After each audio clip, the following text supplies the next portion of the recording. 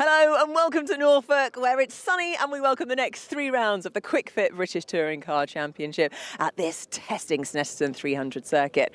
Now, it follows an eventful weekend at Brands Hatch, where the championship is really starting to take shape, and 2 familiar foes have reignited their rivalry.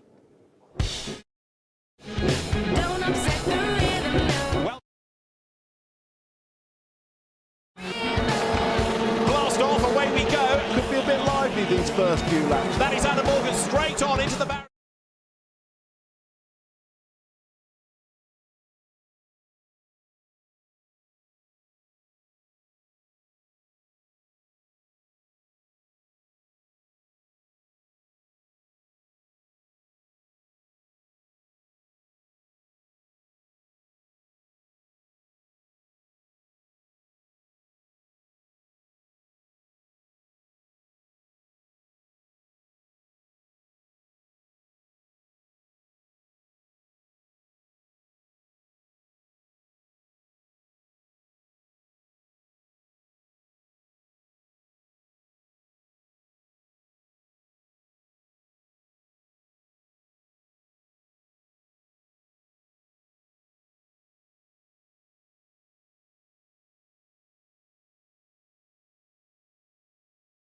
It was some weekend in Brands Hatch. Ash Sutton made it a half-century of wins in the opening race.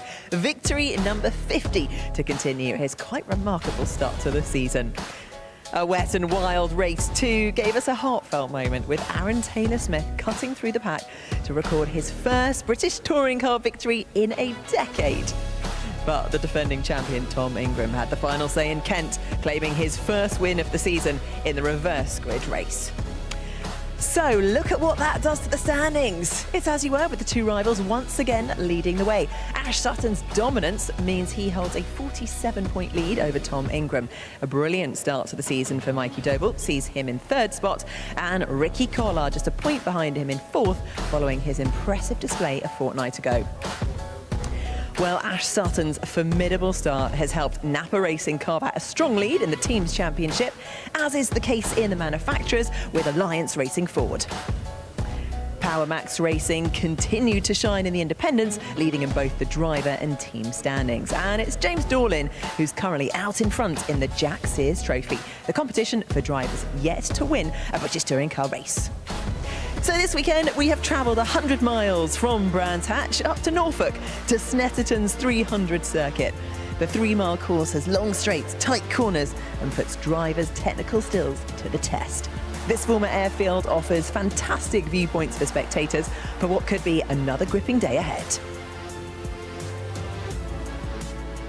Hello and welcome to the Pit Lane Live here in Snetterton. I'm delighted to welcome Tim Harvey. I know you're wondering where Jade and Paul are. They've got sick of us already. No, they will be joining us in a minute. Tim, it's always a beautiful way to start the day, isn't it, in the sunshine? But if we do reflect on a pretty busy Brands Hatch, and it is great to see the 2 old drivers. Didn't take long, did it? Ash Sutton going against Tom Ingram yet again. Yeah, I mean, I always say it, but class is permanent and the cream always rises to the top. And those 2 have been the standout 2 drivers in this championship for the last few years. And it's no surprise to see them up at the top of the point scale. But, you know, luck plays a big part in this, and they'll both have good weekends and bad weekends, and it'll play out and fascinating to watch over the rest of the year. Yeah, I mean, if we look at the performance that we've seen from Ash so far this season, 3 wins, 3 runners-up. I mean, quite outstanding. Yeah, he hasn't bothered with 3rd place on the podium, has he? But he's had all his bad luck in the Saturday qualifying races, and we'll see a bit more of that from this weekend as well. But, you know, he's got the ability to come back through the field, and that's always what gets him the big points. They manage their weekend very well, and as I said, he'll have good weekends, and Tom Ingram will have good weekends.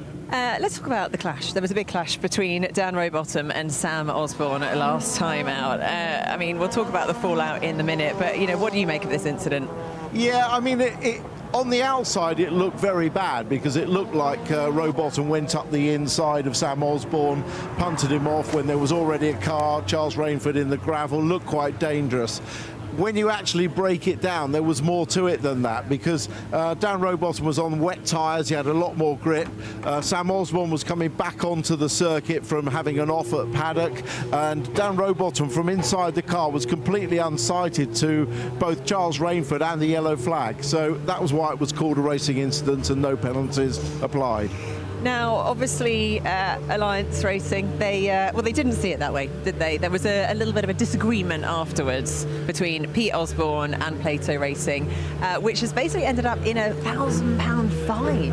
Yeah, I mean, the fine was for using abusive language, but emotions run high, and of course, at that point, Pete Osborne wouldn't have known, all the circumstances. He'd have just seen his son and one of his team drivers being hit and going off in a dangerous situation.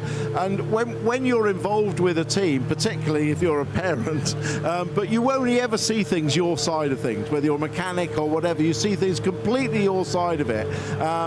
And he reacted in a way I'm sure he says he shouldn't have done, and marched up to Jason Plato and gave him an earful. But we also like to see a bit of fire and a bit of rivalry. Yeah, this is all about emotion, isn't it? And we see the good sides and maybe the not so good sides sometimes here in racing. Just a reminder that we are right on the limit. Now, last time out, one of the standout performances at Brands Hatch was Ricky Collard. I mean, he treated us to some fearsome battles on track and came away with 2 podium finishes. Jade and Paul have gone to catch up with him to find out more about how his season going. Thanks, Nikki. Yes, we're with the man, the myth, the legend. First of all, Ricky, I thought you were retiring. What happened to that? That was a few years ago, wasn't it? Yeah, retired life has done me well. I'm back in the British touring cars, so it's a great place to be, and a fantastic opportunity came in very, very, very last minute with Accelerate and Virtue, and yeah, we're still trying to learn every weekend at the moment, but yeah, every time I get in the car I just get a little bit quicker and a little bit better. Who's ironed your shirts, mate? They look amazing. Thank you, these are fresh out the packet. So yeah, I also do car finance with Virtue, so yeah, if you want to talk to me about finance. You look like one of those guys. I've got to say though, mate, this championship, and Jade will hopefully agree with me, this championship needed a Ricky Collard, and we've got you, mate. Oh man, yeah, no, I drive with my heart on my sleeve.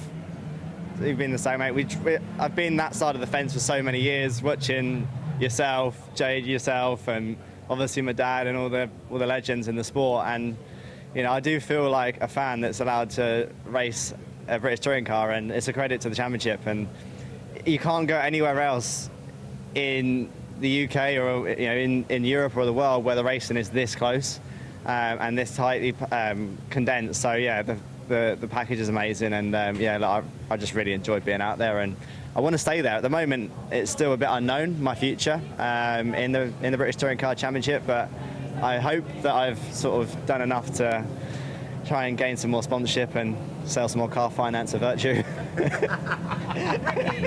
You've just proven there you're so unapologetically yourself. You're always feisty on track. You always have been. We've both raced against you, and we know exactly when you're on track with us because we've been.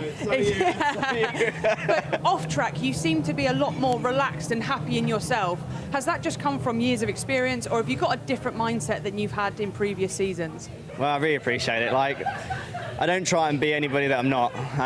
There's a lot of people that have to try and stick to a particular image, and that's great. Some people are very sort of down the line, and I'm not that type of guy. I'm never going to change. You can try and change me, but you're just not going to be able to do it. And I think I have a personality that, it's like Marmite, you either love me or you hate me. If you love me, that's cool. If you hate me, that's also cool. I don't really care. But yeah, no, I just want to just get stuck in and, just try and, like today, as a heads up, I just given 4 tickets away to the marshals. But in the hospitality. So obviously us racing drivers are a bit prima donnas that we're in a race suit for a little bit of time, and we say that it's hot, whereas these guys and girls are outside. So yeah, I'm going to have 4 marshals that I'm going to bring as our guests and sit them in hospitality for their 1-hour lunch break to get them a cold drink. And I don't think I'm a bad guy, but you don't want to get on the wrong side of me in a race car. And I just want to talk through, we have a really hot day today. How do you prepare to go out racing? We've just spoken about the marshals that have stood there, but how do you as a driver prepare for these sorts of temperatures? I must say, racing so many different cars in so many different championships across the world, I honestly do think this is one of the most physical championships. I've done one Spa 24 hours and all these other 24-hour Nürburgring, Dubai, all these ones, but it's just the 24-hour races are hard, but the cars have got air conditioning, they've got traction control, they've got ABS. There's a lot more space sort of to move around in the cockpit. Whereas the British touring car, there is literally no cooling. It's super hot, it's super intense. There's no traction control, there's no ABS. You've got people right up behind you all the time. You're 9 times out of 10, I'm in the back of somebody else as well, which means that the car's getting even hotter. And we've got to do that 3 times a day. So I honestly do think, even with the single-seater stuff I've done in F4, F3, a little bit of F2, this is the hardest and most physical championship I think I've ever done. I'm dreading 3 races. OK, stop moaning, Ricky, but good luck, and we'll see you out there. Back to you guys. Lovely stuff, thanks guys. I mean, he might be a Marmite character, but we absolutely love him. Thank you, Ricky Collard, for that one. Now it's time to find out how the drivers got on yesterday in their qualifying race. It was Tom Chilton who lined up alongside Charles Rainford on the front row, and here is the best of yesterday's race to pole. The lights go out, we go racing at Snetterton, and a good start is made by Chilton as the cars accelerate away. The run now up towards Riches for the first time. Chilton leads, Rainford second and Cook third. And as they come now through the infield at Snetterton, up through Hoggies, on now towards Williams, and it's all changed. Rainford leads, Cook second, and it is Chilton who has been mugged out of all of this. That's Ash Sutton with only 1 second of boost to lap. He gets a toe, he's going to split the Hyundais. He's got Chilton to the left, Ingram to the right. Through he goes, a little tap in the tail from Camish to give him the hurry up, and Sutton goes past the pair. Down the inside, that's Camish just looking for an opportunity to get through on Ingram, but there's no gap left there. They're fighting for race positions here, grid positions for tomorrow. And behind Camish, you've got Chilton, 7th row bottom, then it's to Leon, Morgan and Moffat to round out the top 10.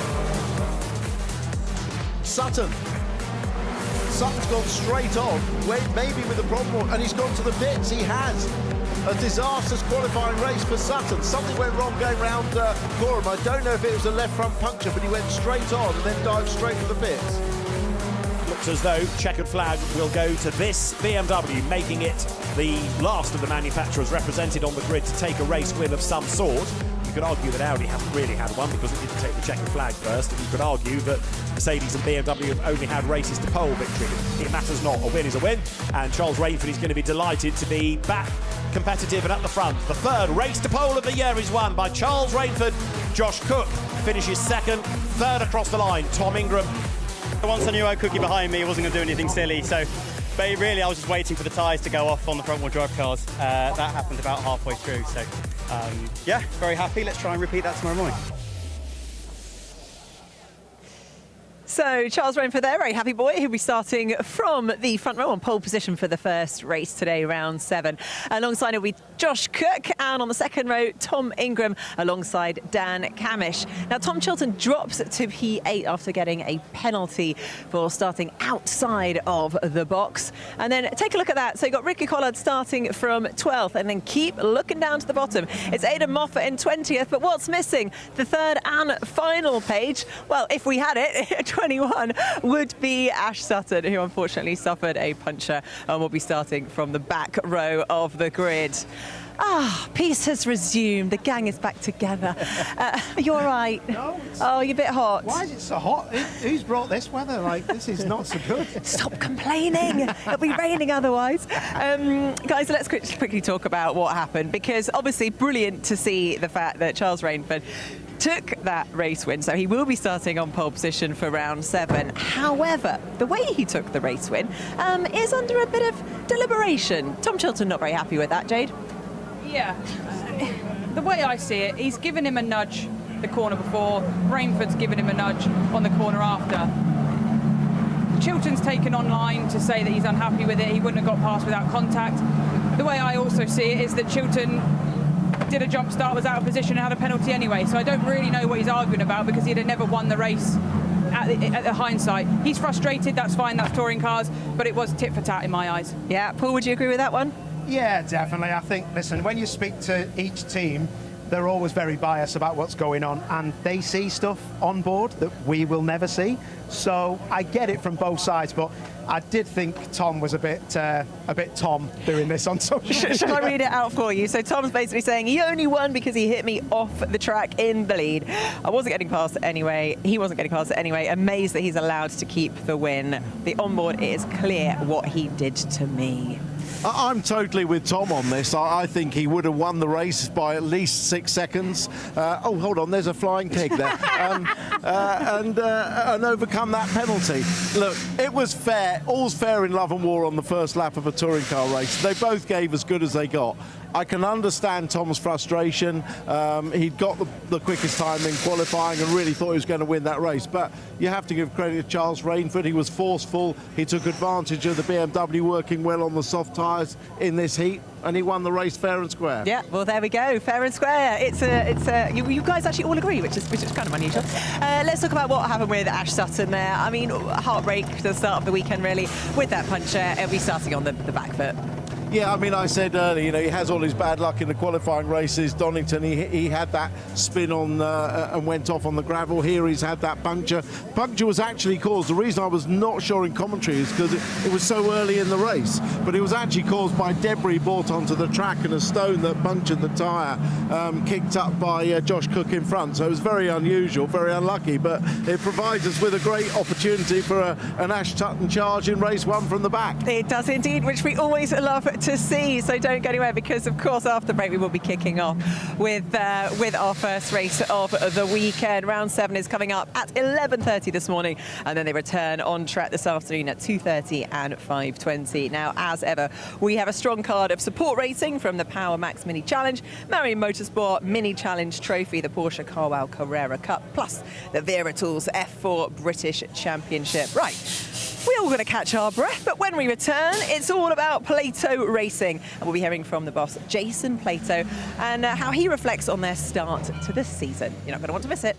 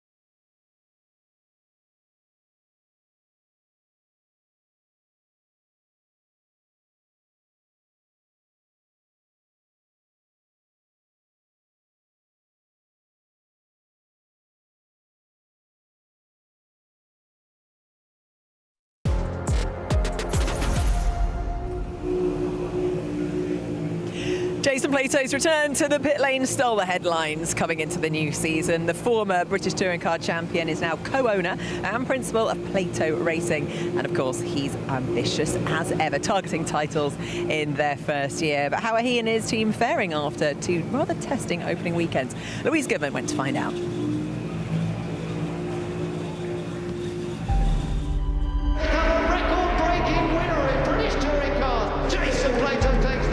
Jason Plato wins the championship. Where do you start with Jason Plato? I'm a disruptor, and that's what I like to be. Is your mojo still there?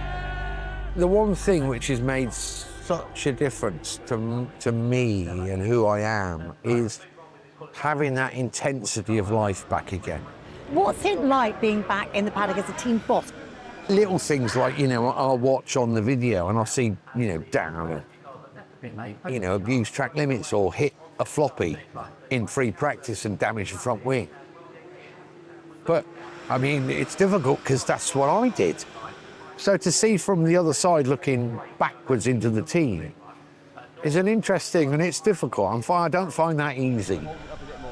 If I'm honest, it's been a disappointing start. We've put a lot of work in over the winter. The team have been fantastic, so I need to clarify what I mean by disappointing. Everyone's done an amazing job. We've got a fantastic crew of people. But I think everyone's felt a bit deflated because we thought, right, we're going to hit the ground and we'll be a little bit more competitive than we perhaps have been. But it's a completely new car, new concept, and we've got a bit more work to do than we thought. The performance we've had has been okay. We've all wanted a bit more. I think we are nudging it along. We are finding bits every time we go out. So we're learning, we're working, and I think this car has the potential to be at the front every weekend.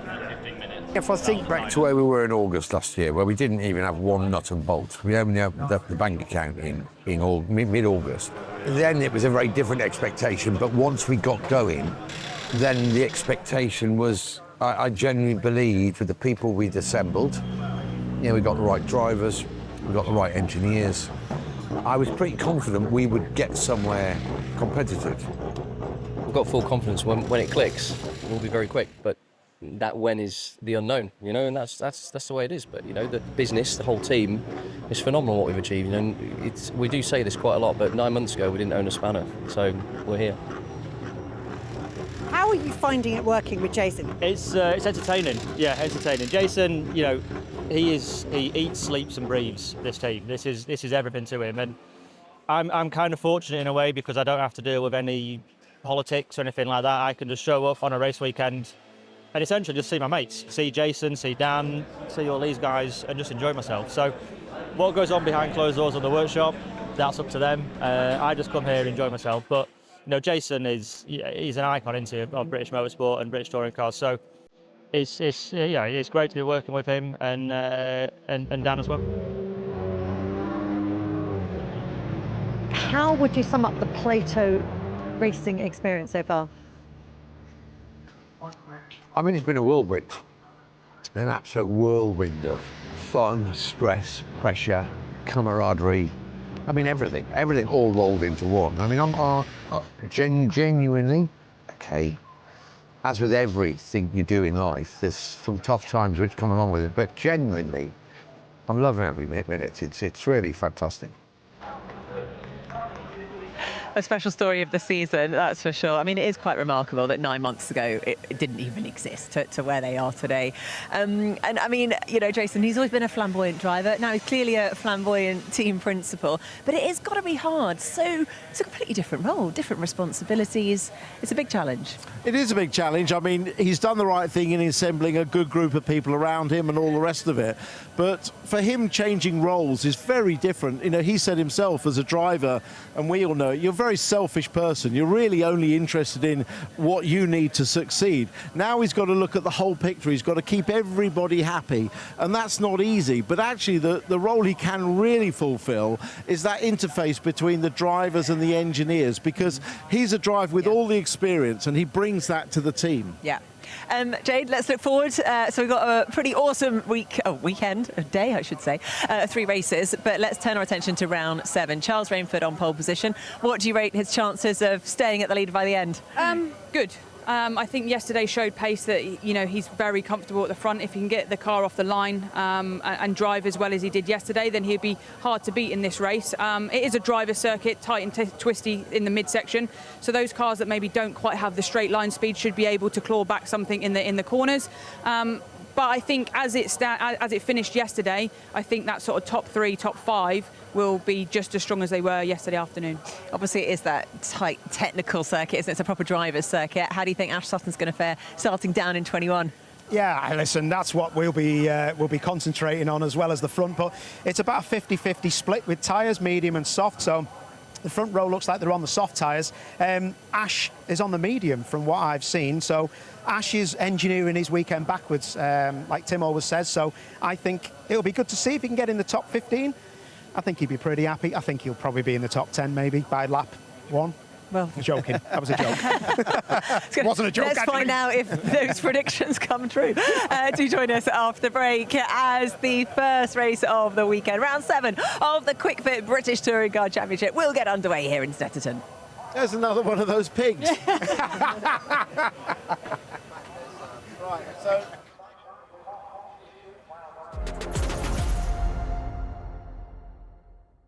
You're watching the Kwik Fit British Touring Car Championship. The action continues after the break. We go racing, a really good start by Gerald de Leon then in the BMW.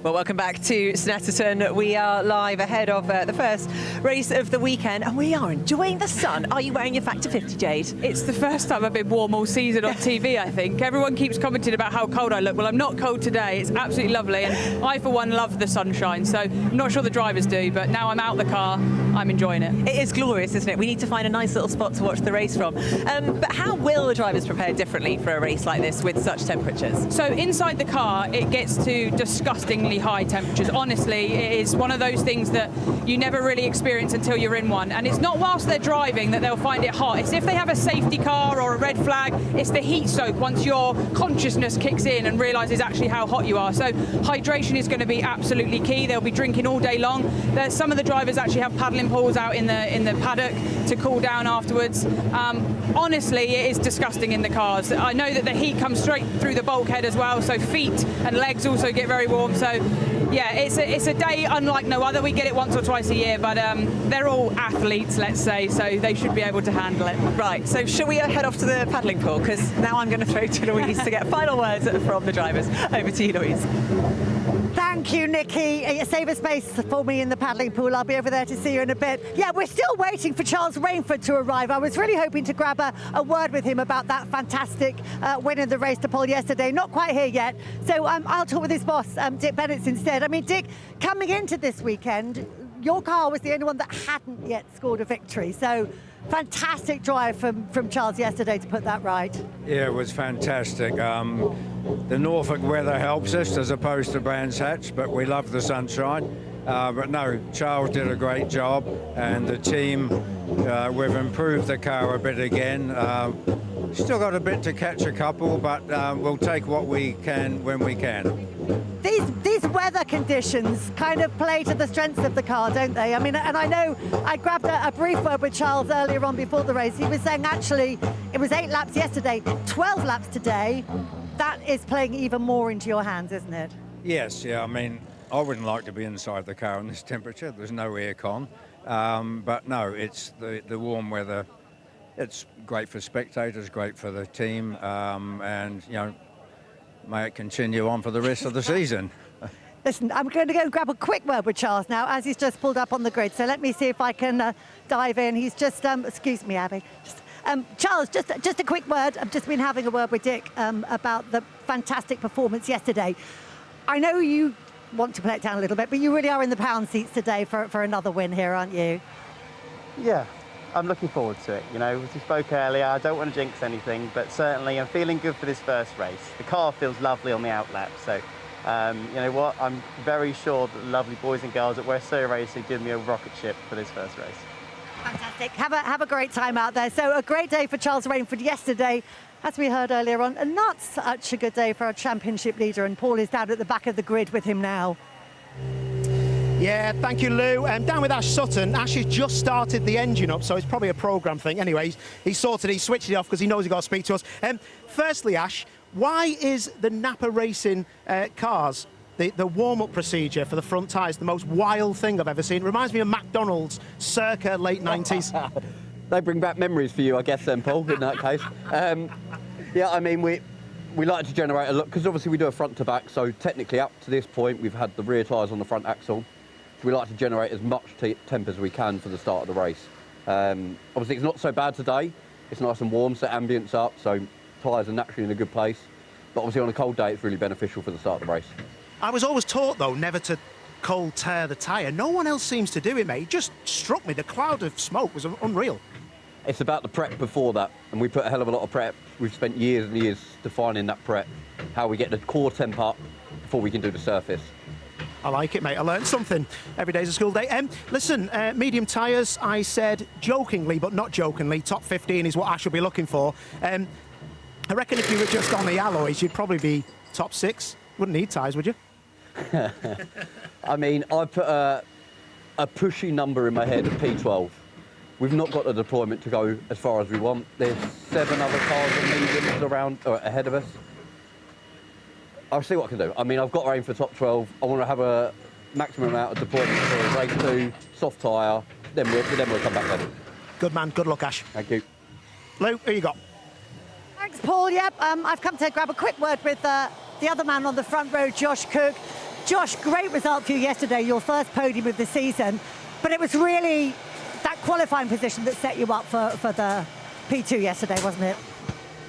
Yeah, I think we've got a really quick car. The chassis is phenomenal. We've been working really well with our engine partner M Sport. We're making good progress. I think we're at a little bit of a disadvantage with aerodynamics, with drag on this sort of circuit. It's very long straight, so I have to make sure that I make up as much as we can in the corners, and that's much easier to do when you've got a clear qualifying lap. Once you're in a bit of a dogfight, it's a bit more difficult because it's difficult to use your advantage of corner speed when you're in traffic. So I think we're in a good place. Need to try and convert this to a solid result and then see how the day pans out. Have a good time out there because it is seriously hot. Chatting with some of the engineers earlier on, we're up to the 30s roughly in terms of air temperature, but it's going to be mid-50s inside that car. So trust me, the guys are going to be earning their money. Tough conditions for them, but a great race coming up, I've no doubt, and that will be after this quick break.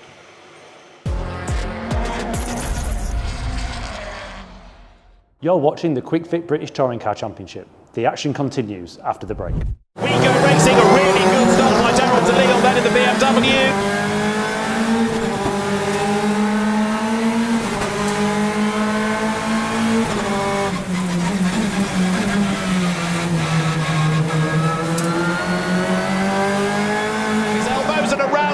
Selby.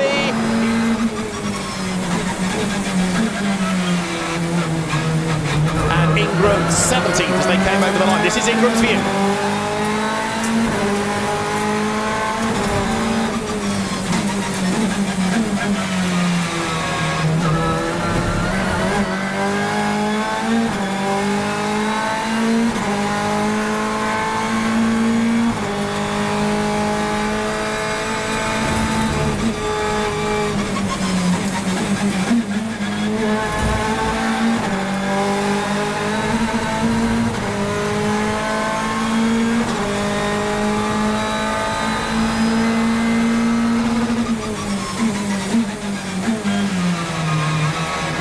Right now, you've got Tom Ingram up into 13th place, and he's still building on that.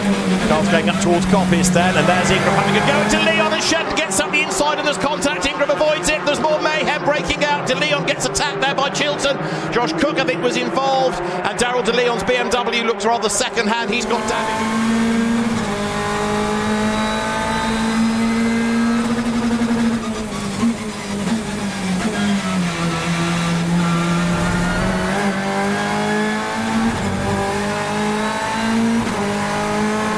Left for the race, Tom Ingram, he's up now to 9th place. Well, we said the top 10 was on the cards, and now look, he's at the back of the queue because he's sitting on the tail of Adam Morgan's Mercedes.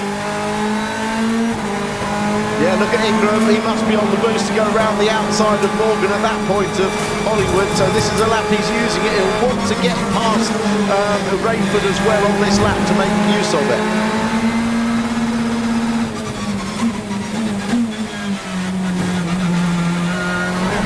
Behind Dexter Patterson is Tom Ingram, and the Team Virtue Hyundai looking strong. He's close enough, not quite close enough to have a go as they drop to the chicane. And Norton Collard have a go at Suttondale on the run into the braking zone. No, the way that Hyundai flicks through the chicane, the change of direction on that car is absolutely fantastic. And Tom Ingram's now done the fastest lap of the race as he tries to catch Aidan Moffat. Look in the background, there they are for fourth. Look at Hyundai if he needs it. This is Ingram lining up to have a go against Moffat, who makes that Audi very wide, but Ingram keeps on coming. This, remember, for fourth place, up the inside goes the Hyundai, and for Team Virtue, Tom Ingram goes ahead of the LKQ Power Maxed Audi. Right, up to fourth place goes Ingram. Now he wants but while they're playing, look what's happening behind. Here comes Tom Ingram. He's almost with them. Cavish up the inside, and if they're not careful, he's going to get up the inside and have a go for second place on the way to the chicane. Ingram is fourth. He's nearly third. Here they come. Three of them for second place. It's Cavish versus Collard. Ricky goes back ahead. Ingram tries to work out which way to go into the braking zone. He doesn't chance his arm around the outside of Cavish there, but it's game on down to Redgate. Ingram on the power, on the boost, level with Cavish, who's stuck behind Collard. Over the line they come. Collard Collard is still second, as now Sutton's got 3 seconds in hand up front. Ingram to the outside line into the corner, tries to go all the way around the outside of Dan Cam, goes a little bit wide. Camish comes up the inside of Collard. Fantastic racing. Oh, this is brilliant, so close. Camish is really fighting hard with zero boost to use, but some great battles and some good placement of the cars by all 3 drivers. Collard, who now has his teammate to defend from. Ingram up the inside, full set, late on the brakes, through he goes.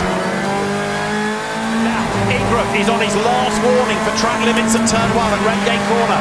So Tom now needs to wind it back in. He's getting a driving standards flag, he's on a final warning. So Spencer Aldridge needs to be on the radio and saying to Tom, right, okay, you're up to second, now chill. And what a start to the season it has turned out to be for him. Round 3 of the Kwik Fit British Touring Car Championship is another Sutton success. Ash Sutton wins at Donington. Tom Ingram from 21st on the grid to 2nd.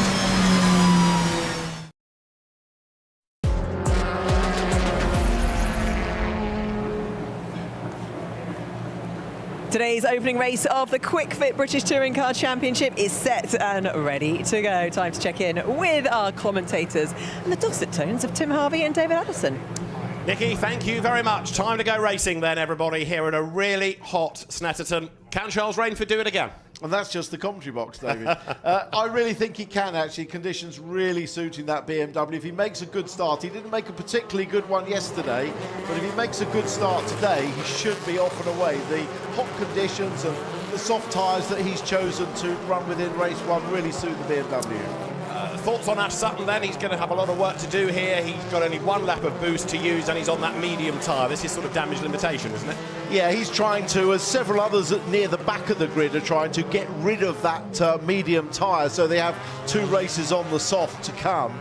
He wants to get rid of it while he's got the minimum amount of boost. Wherever he finishes higher up, unless he were to win the race, he'd have more boost for race 2. So he wants to get rid of it as quickly as possible. Now, before we go racing, let's check in with Ricky Collard. Ricky, not a bad grid position, 12th, but yesterday your car looked quite a handful, didn't it?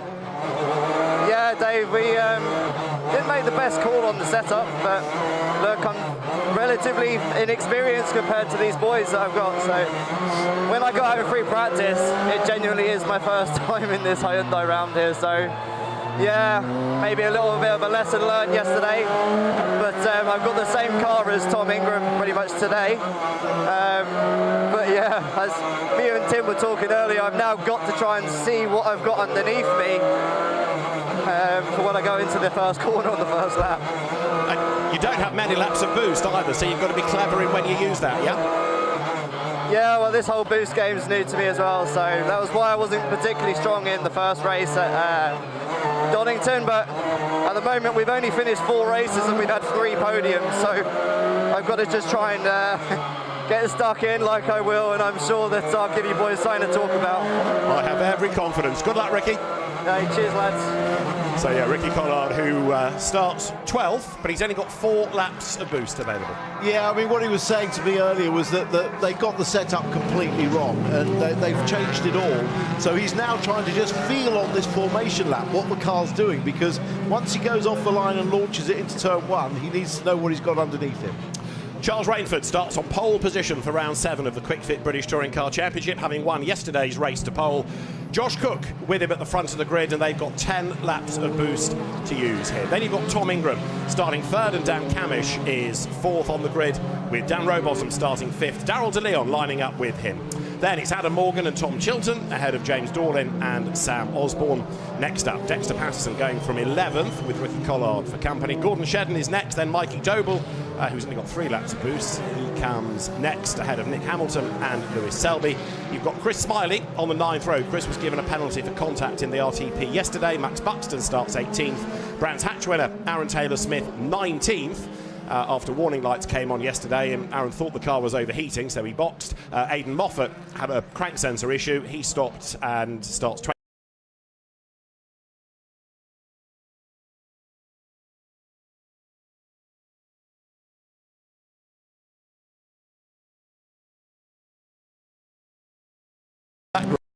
So you can bet on the first lap, when nobody's allowed to use their boost, he will be absolutely going for it. He'll be trying to make as many places as he can on this first lap, but he's then going to be stymied because it's a 12-lap race. Most of those near the back have got a maximum of 10 laps. They can't use it on the first lap anyway. No. So there's only one lap of the race. They can't use all of their boost, so not going to be easy for him. There's quite a nice split here of people on the soft tyre and the option medium. What are we expecting to be the better and longevity thereof? Well, initially the soft tyre is definitely the quicker until the latter part of the race, when the medium will come into its own, but still overall most people near the front preferring the soft tyre.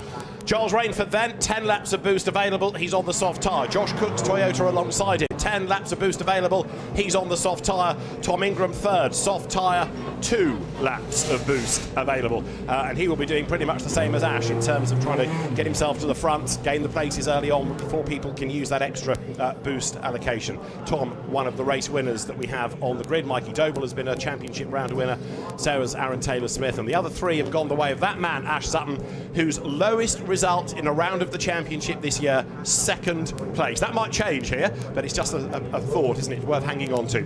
It is round 7 of the Kwik Fit British Touring Car Championship at a sultry Snetterton. The grid is formed. We'll have 5 red lights on. Then it will be action here at Snetterton. BMW versus Toyota. Good launch by Rainford. He accelerates clear, and is he going to be able to build a big gap over Josh Cook on the way down towards Richie's? Yes, by a couple of lengths as Ingram tries to get up the inside. Rowbottom is up the inside of Darrell De Leon, but he can't find a way through as they turn round Richie's for the first time. It is Charles Rainford who has checked out already. He's got about 2 lengths, maybe more even, over Cook, as here comes Ingram on the outside to try to go for 2nd place into the Wilson hairpin. It's Camish 4th, De Leon 5th, Rowbottom 6th. Yeah, much better start from Charles Rainford than yesterday, and look, he's able to stretch his legs already. The front 4 as they were on the grid, but this is a great first lap opportunity for Rainford to stretch his legs. He hasn't even got to defend. Cook's busy defending from Ingram, and that helps Rainford establish a gap.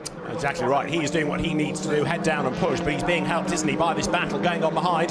Josh Cook versus Tom Ingram. Ingram going for the inside line now. Look, and he goes through for 2nd place. Josh Cook right into the back, trying to find a gap on the next corner then as they go through Hamilton and then up towards Oggies. You've got Dan Camish next ahead of De Leon, then Rowbottom. A little bit of hit and shoulder further back as Gordon Shedden tries to gain ground, and he does so at the expense of Dexter Patterson. And now heading towards Bentley Straight. Look at the gap Rainford has pulled already, but it's now Ingram 2nd.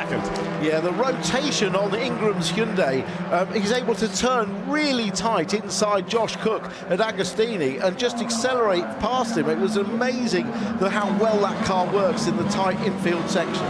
You're on board with Dan Camish, who normally goes pretty well around here, and as the cars thread their way out of the SEG, you've got Ash Sutton, of course, making progress as well on this opening lap. So Ash Sutton trying to get himself up the order from the rear of the grid, and he's doing so. He's 13th already, having started 21st, doing exactly what Tim said he needed to do. Yeah, just the odd 8 places that he's gained on the first 3 quarters of the lap, and he's not done yet. And this is Dan Camish on the opening lap, looking at Tom Ingram versus Josh Cook. This is going down to Agostini. That's the rotation that Tim was talking about as Ingram switches sides, gets up the inside for the next corner.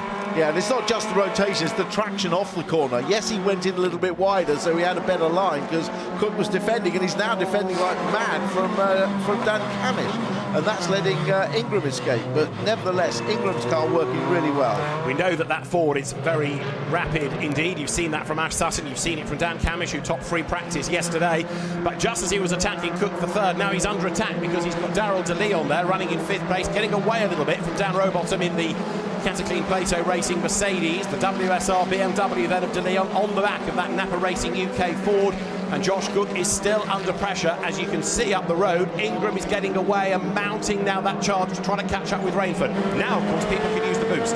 Yeah, they can use the boost on lap 2, and they'll have to decide when to do it. See a dab on the brakes there from Morgan. You can't quite get through that kink, that left-hand kink at Hamilton without using the brakes a bit. Helps tuck the front end in and carry your speed.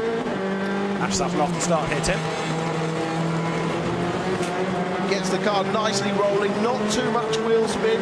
gets good drive. He's got the Audi next to him, but he's a bit blocked in at the start. He's forcing the gap open, and through he goes. And at the completion of that lap, he was in 12th place. So absolutely storming along is Ash Sutton then. He went over the timing line 13th. He's now 12th, and he's not done yet as the battles rage on ahead. And we know that it's a quick car. We know that Ash is very rapid indeed, so he's going to be still trying to get up through the field as you look at Nicholas Hamilton and then Max Buxton going through at the rear of the pack. There is Sutton then through that long ride of Coram, and he's starting to close, is he not, on the traffic ahead. Sam Osborne could be the next target, his teammate. So Charles Rainford leads the way over Tom Ingram, 1.9 seconds the margin. Rainford still with 8 laps of boost available to him, has gone through, and then you've got Ingram in second place. He started, did Tom, with 2 laps, and he's not used any of it. He's doing this on pure pace. There is Ash Sutton going through. He's up to 12th now. Yeah, we'll watch the gap just under 2 seconds between Rainford and Ingram, and Rainford was quicker on that last lap, so the moment he's got it. Osborne ahead of Morgan there under braking for Wilson. So a switch of places between those two. Morgan and Osborne squabbling. Osborne going back ahead as James Dorlin had jumped past them last time. Charles Rainford, of course, is also the leading independent as well as the outright race leader. Watch this, here comes Sutton. That was teed up nicely. Morgan not fighting too hard. I thought maybe that Sutton's teammate Sam Osborne would let Sutton through before attacking, but no, he's getting on with his own race, and fair play to him, passing Morgan, and now Sutton goes through. Morgan on that medium tyre, same tyre compound that Ash Sutton is using, so Ash getting himself even further up the order, and he's now well into the points as well. He's only going to get better if he can continue this pace, and of course if other people might trip up ahead of him. So we work lap 3 in this 12-lap 7th round of the Kwik Fit British Touring Car Championship, and Adam Morgan tries to come back at Ash Sutton. So that new for this year, Ford Focus Titanium, which has proved to be a bit of a pocket rocket, having to fend off the new Mercedes there, the A35 of Adam Morgan. Big dive being made a bit further back. Lewis Selby trying to get past Dexter Patterson, but Dexter in the Audi, the Steel Seal Powermax racing car, fends off the Napa Racing UK entry of former mini racer Lewis Selby, remember, in his first year in touring cars. This is the leader. Let's see what the gap is as they come across the line. Visually, it looks very much the same. I know the camera foreshortens it. Remember, it was 1.9 seconds before, and they come across the line now, and it's 1.7 seconds with Ingram setting the fastest lap on that lap. So through they go. Ash Sutton is about to come across the timing line, and he's up to 11th then. So 13th, 12th, 11th after 3 laps. All of this from the very back of the grid. Life gets tougher, of course, from here on in to gain more paces. That is Selby passing Patterson, who gives him a bit of an assist through the corner. They lean on each other again. Lewis Selby proved at Brands Hatch that he's not to be trifled with, just ask Aidan Moffat. And right now, Dexter Patterson looking for a way by, and they've also got Chris Smiley in the mix.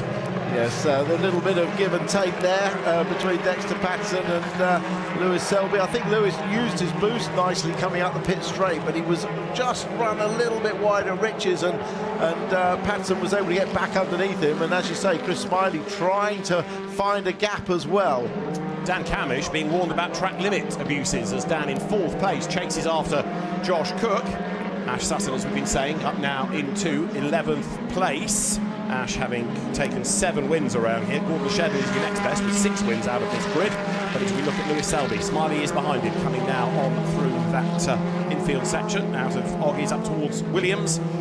Ricky Collard, in the meantime, that we spoke to on that green flag lap, has made progress as well. He's gained 4 spots. He's up to 8th, and he's not done yet either. It's a bit early for Camish in the race to be starting to pick up the track limits warning. Next one could be 5 seconds, so he's got to be careful, and not just for this lap, for the whole of the rest of the race. Ricky Collard here, turning his way towards Bomb Hole and then on towards Coram Curve. The car looked a real handful in the qualifying session, the qualifying race to pole yesterday. But today it's a lot more compliant, and you can see the progress is being made. Yeah, further black and white warnings for Gordon Shedden and Sam Osborne. Okay, and the warning is one thing, but you get more of them, they start to tot up and tip you over to the penalties. Right, Charles Rainford versus Tom Ingram have gone through. The gap's up 2.1 seconds now as Charles Rainford continues to be able to use the boost, but he's got to be careful here, Charles. He's got 8 laps to go and 6 laps of boost available, so he needs to manage it. Yeah, he needs to make sure that at least at the end of the race he's got the same number of laps as Ingram, so he can defend. These two still going at it, Patterson and Selby. And Patterson again on the inside, Lewis Selby on the outside line. Just up the road ahead of them, look, is Gordon Shedden. Behind them is Chris Smiley trying to join that battle as well. And you're looking on the inside graphic picture at what's happening out of the back of Dan Camish's car. But it's ever so busy here, look, as Smiley tries to find a bit of real estate to get past Selby, and he can't do it. The new for this year Audi ahead of the new for this year Ford. And then that Restart Racing Hyundai of Chris Smiley. Still Chris finding life a little bit tough to get past the Ford. In the background though, look, you've got Nicholas Hamilton coming up to have a go there at Aidan Moffat, and Nick Hamilton goes through. Nice move. Yeah, very good move. Carried some very good speed through Palmer's and was able to slip up the inside into Agostini. Nice driving, Nick. Now there is Dan Camish versus Daryl De Leon. This is for 4th and 5th places. Again, onto Bentley Straight they come. Josh Cook, I think, up the road has steadied the ship, hasn't he? He's got away from Dan Cam. Yeah, he looked vulnerable, didn't he, in the first couple of laps, but as you say, he very much steadied the ship now, and Camish is fighting off De Leon. That's where his focus is now. The BMW will get even stronger as the race goes on if Dan Camish suffers any front-wheel drive tyre degradation, but so the BMW is going to be tough for Camish now. He's also on that track limits warning as well. Absolutely right. Daryl De Leon then in the same car, same sort of car that Charles Rainford is leading the race. In other words, the WSR BMW. We know it's quick because Charles is proving the point, and Daryl De Leon also has 10 laps of boost available. Ash Sutton update, he plateaued in 11th place last time around, so he's edging closer to Sam Osborne. But for WSR, Charles Rainford leads the way. There is Sutton then over the timing line, and he is in 11th place. The gap between him and Sam Osborne, 1.2 seconds, 21st to 11th. Yes, doing well. The other one doing well is the man we spoke to on the warm-up lap, Ricky Collard. He's up to 8, so clearly those setup changes are making that car work better, and he's got his teammate Tom Chilton in his sights. There's Dan Camish then with Daryl De Leon behind him in that WSR BMW. Busy weekend for WSR because they're also running yesterday and tomorrow at Alton Park in British GT. Many of the GT mechanics have flown down to be here today, and then they fly back to Alton Park for the 2 1-hour British GT races tomorrow, in which they run a BMW. Of course, it's in GT4 spec. It's Ernie Graham and Colin Turkington, the 2 drivers, and Colin's quite enjoying life in a different form of the sport, and WSR expanding with this new programme for this season. That's Dan Rowbottom going through, Tom Chilton behind him, then Ricky Collard, so that's 6th, 7th and 8th. James Dorlin is going well in 9th place there, look, for Restart Racing, and in 10th spot, Sam Osborne with Ash Sutton edging closer. Yeah, I'm amazed that Bollard's still there on the inside of Oggies, because they're all literally cutting across the inside of the curb there, but it's managed to stay the course. That's not a place where track limits is enforced. That one is. You can see the yellow camera sensor there for track limits on the exit of Williams. Adam Morgan coming towards us, and behind him, look, there's a right old scrum. Mikey Doble at the head of the queue, desperately hoping for a bit more boost for race 2, which he will get given his position. Remember, these are championship position allocated boost levels, but then it's race position allocations for races 2 and 3. So starts to shuffle things around again. Dan Camish there having a long look in the mirror, and another long look in the mirror, because he knows Daryl De Leon is there and trying to find a way past him. This is coming over the timing line. Rainford has gone by, leading England by 2.7 seconds. It's Cook 3rd, Camish 4th, and look, De Leon is right there behind him. Dan Camish with only 5 laps of boost available, and he's certainly under pressure. Well, he's got 3 laps left, but De Leon has got 4, so De Leon's got 1 more lap with boost to Camish. Well, that was a great insight in that camera to how much a driver has to keep being aware of him, how much he's got to look around him.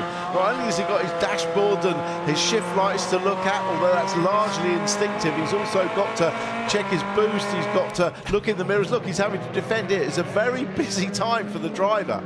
And he's not that far behind Josh Cook as well either, so he's also focusing on what might be there.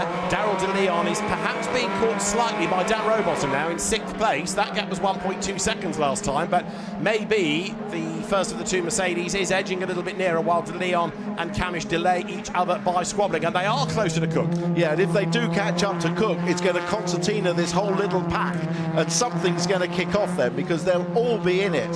There goes Tom Chilton, there's Ricky Collard, so they're all going to close up.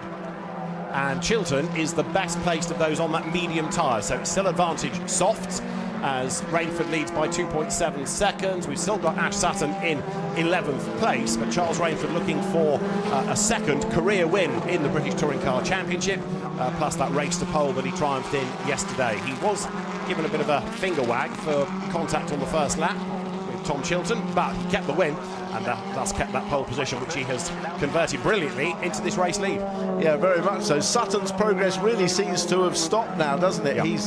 He's got as far as he can at the moment on that medium tyre. He has got teammate Osborne in front of him, but he's a second and a half up the road. Maybe Osborne will give him that place later in the race, but of course Osborne wants to fight for Jack Sears points as well. So coming over the timing line, Rainford to Ingram, 2.5 seconds. Now Daryl De Leon ahead of Dan Camish. The change for 4th place then means it's WSR BMW's 1-4. Bit of a surprise that Dan Camish has dropped back. Yes, OK, he doesn't have the same boost allocation going into the race as Daryl De Leon, but Danny's always very quick around here. Yeah, but if you remember, I said De Leon had one more lap of boost. They now have equal number of laps, so clearly De Leon used that boost on the last lap to get that pass, but they're on equal number of laps left now. So are we anticipating that Dan might be able to come back? Let's see whether that gap widens between the two of them. We've only got 5 laps to go. As you look at James Dorlin, who has had a really impressive start to his season with Restart Racing. James did a part season last year, remember, with Speedworks and the Toyotas, but change of team, change of car, change of pace as well. He's going really well. Yeah, definitely going very well indeed. I think this group will actually, the best chance now is for De Leon to catch Cook, and he is catching Cook. That BMW, as I said, quicker in the latter half of the race. If he gets up behind Cook, then Camish and Rowbottom could catch up again. Here comes the pass on Camish from the back of his car, and it's just a straight pass down the straight. Nothing Camish can do to defend that. So there is Charles Rainford then, way out in the lead for WSR, and if he can hang on to this, it means that WSR will have won a touring car race in 15 consecutive seasons, and that's your replay of De Leon's move. Yeah, that's the completion of the move down into the S's, and clearly nothing. I mean, Camish wouldn't have even tried to defend that because he knew he was on the boost and would have to let him pass. But look, De Leon is catching Cookie, and if Cookie defends, it will slow them all up. And therefore, in doing that, he's getting away from Dan Camish, which goes back to my earlier point of why is Dan perhaps struggling, because you don't anticipate him to fade away, because we know he's a quick driver, absolutely. But also, Camish is being caught by Rowbottom, and there ain't much love lost between those two after Brands Hatch last year. Quite definitely not, but it does show there's a very good pace in that Mercedes A35, because Rowbottom catching Camish in a Napa Ford Focus Titanium is a good sign for the Cataclean Plato Racing that their car is definitely getting more pace in it. Got to make up 7/10 of a second then, and he's got now just under 4 laps in which to do it. So Rainford leads, Ingram leads Cook, then Daryl De Leon, 3/10 behind over the line, with Camish and Rowbottom rounding out the next battle. And there, look, De Leon is just about ahead of Josh Cook, isn't he, as they come down towards Agostini. Daryl De Leon, as the second half of the race unwinds, now making really good progress. Through he goes, so that puts BMW's 1-3. Yeah, maybe, just maybe Cook's decided it's not worth trying to defend because it'll let all the others catch up as well. He's maybe better off letting De Leon go and just trying to tail him. So let's see what happens in terms of Daryl De Leon now doing anything about Tom Ingram. I think Tom's too far up the road, nearly now 4 seconds away, as there goes the Toyota, Josh Cook from the front row of the grid, but the boxy shape of the Corolla perhaps compromises more than anything here. And against all the other fastback or saloon shapes, the Toyota's starting to struggle, but Josh is not giving up, is he? Look, as he weaves around in the mirrors of Daryl De Leon. He might not be able to do it on pure pace coming down the Bentley straight, but if he can distract Daryl De Leon, there might be a chance. He thumps the curb, he gets up onto 2 wheels, gets away with that, but I think De Leon is getting away as well. Yeah, if you look at the lap times now, the leader Rainford in the rear-wheel drive BMW, he's some 8.5 tenths slower than his best lap, but the front-wheel drive cars, you talked about Cook. I mean, Cook is actually 1.5 seconds slower, so it shows how much the tyres are going off, particularly on the front-wheel drive cars. Looking back here from Ricky Collard's Team Virtue Hyundai at the Restart Racing example in the hands of James Dorlin, the Yorkshireman coming up to have a go at Ricky as they come past the pits once again. And if James is on the boost, he's going to get even closer, but Ricky goes very, very, very defensive. You you've got to be brave to get past Ricky Collard, and James Dorlin is a brave guy, no question, but Ricky Collard's Hyundai just must be a little bit wider than James Dorlin's because he can't find a way past him. Yeah, I think in Formula 1 terms that would be classed as moving under braking, wouldn't it? I don't know. But yeah, Ricky's going to put up a stout fight for sure. So we currently are on lap number 10 out of the 12. Charles Rainford heading for career win 2. Tom Ingram heading for points with Ash Sutton still there in 11th place. But even so, from 21st on the grid, that is quite something. There going through is Daryl De Leon, that's 3rd. Josh Cook in that red and white and black Toyota is 4th. Dan Camish is 5th. And Rowbottom actually 6th. Hasn't been able to arrive quite on the tail as hoped. It's still 7/10 of a second. Yeah, and that other gap I talked about between Ash Sutton and his teammate Osborne that was the second half is now 2.7 seconds. So Sutton hasn't got any more pace in that car, but he'll be very pleased to get rid of the medium tyres and to get more boost for race 2 and 3. So there you've got the James Dorlin Hyundai going through. Sam Osborne is behind. Osborne in turn 2.7 seconds up the road from Ash Sutton, and there is evidence that Napa seemingly very happy to let people have their own races. No phone call to tell Sam to let Ash by. No, absolutely not at the moment anyway. And Osborne is still in this battle, isn't he? Because he can still gain ground, because as Collard defends from Dorlin, Sam Osborne, Silverstone winner last year, is right there. Out of those 3, he's the only one with a touring car race win to his name. Collard has won on the road but not kept it. James Dorlin has not yet done so. Sam Osborne has had that 1 win. So there they run out of Coram Curve, and it is 8th, 9th and 10th with 11th Ash Sutton. Rainford is on to now his 11th lap, 2 to go, and he's 4 seconds up the road over Ingram. Yeah, he's got this comfortably in hand if he doesn't make any mistakes. He knows how to manage the tyres to the end of the race, although this race is slightly longer, 12 laps as opposed to 8 that they did yesterday. He should be okay to manage it till the end of the race with that comfortable gap he's got behind him. Rowbottom is a little bit nearer this time to Camish, and it's come down from 7/10 to just under 4, and he's got just under 2 laps in which to do it. So let's see whether Dan Rowbottom, returning to a Mercedes, the type of car that he made his touring car debut in those days, the C-Class. Let's see whether he can find a way by. As here is Osborne trying to make the move around the outside of James Dorlin. That means they've dropped back from Ricky Collard, and Sam Osborne runs out of road. Has to slot in behind Dorlin now on that sprint down towards Agostini. Dorlin straight away covers off the inside line. Here comes Osborne to the outside. Can he cut back and do a nice cut back like we saw Ingram do? Probably. Oh, that was clever driving by Dorlin. He blocked the inside, didn't he, on the exit from the corner, forcing Osborne to try and go around the outside, but that's not really on there. Now they come up to Woggies, and it's important for Dorlin to stop the car nicely on the apex so he gets a good drive off it. Has Osborne got the boost to use down the back straight? Let's see.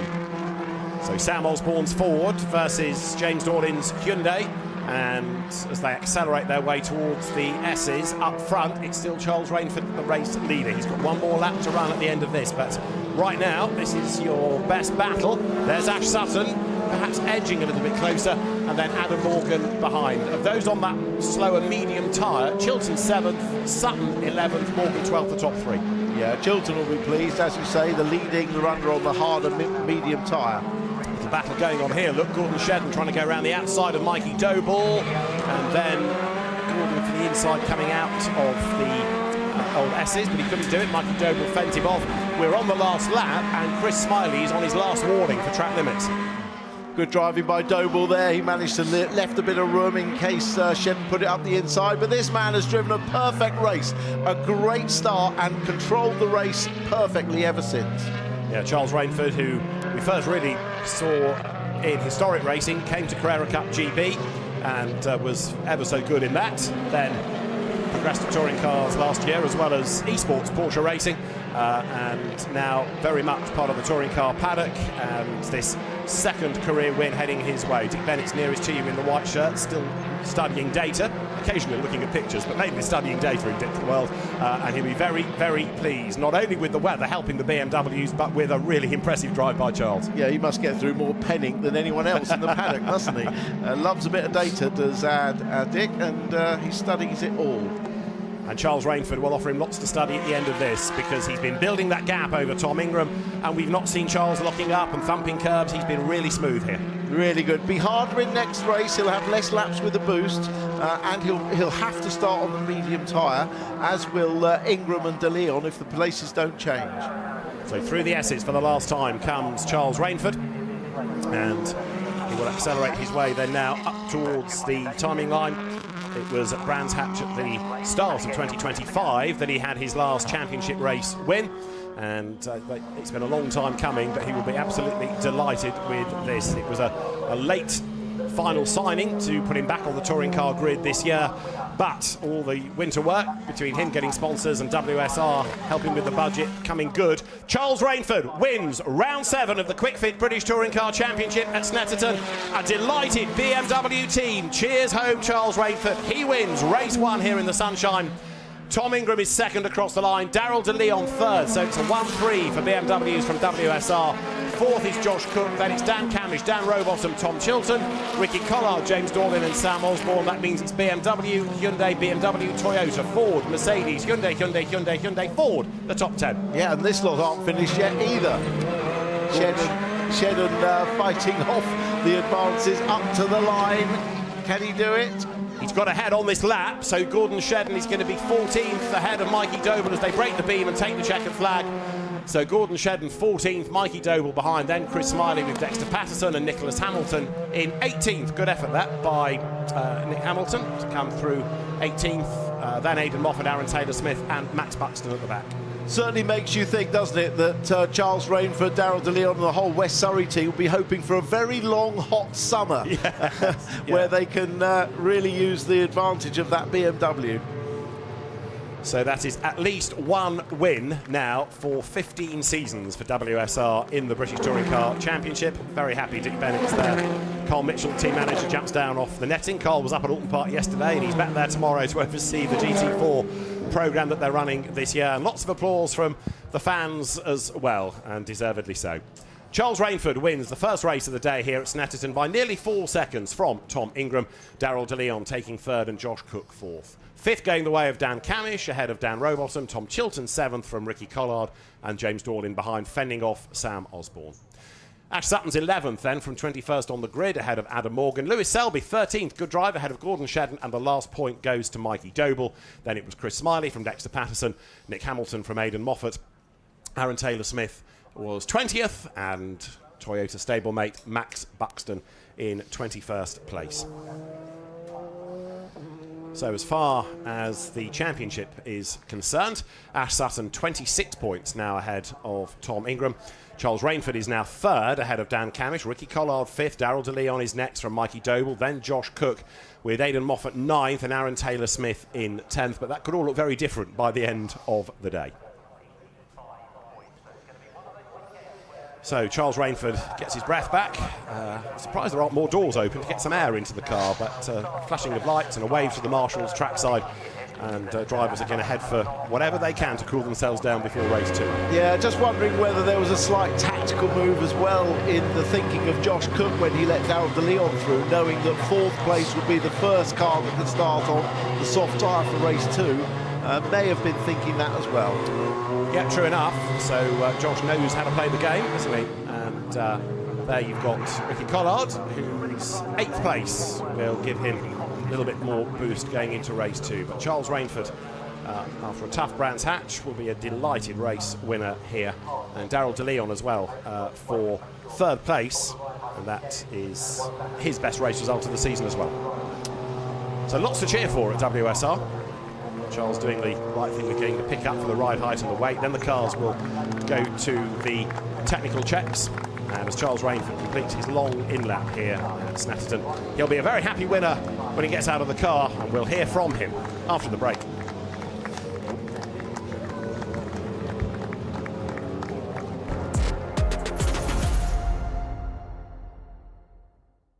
Stay with us, more coming up after the break. 18 laps ahead of us. There will be 5 red lights that go on before they are extinguished to get things underway.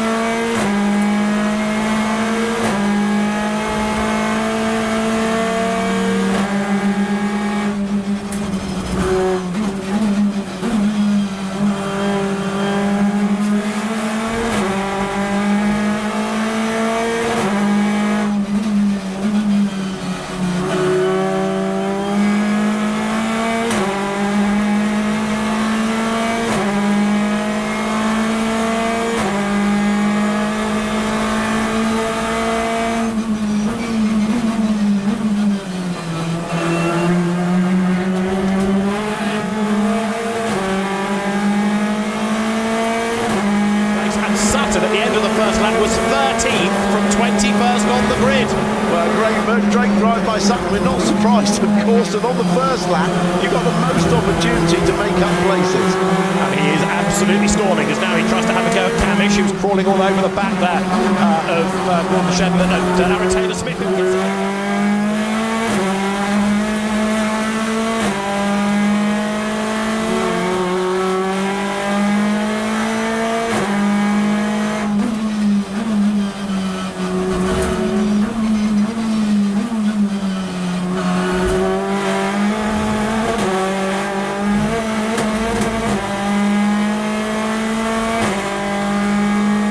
Sutton goes through 9th, and Ash Sutton's having a go for 8th on the outside of Gordon Shedden as they come down towards Redgate. Shedden with a puff of tyre smoke claims the place. Sutton tries to tighten the corner. There's a bit of a gap on the inside, but no, you don't, says Gordon Shedden. Yeah, Shedden knew what was going to happen there. They come back from Sutton, so he just held it a little bit on the apex.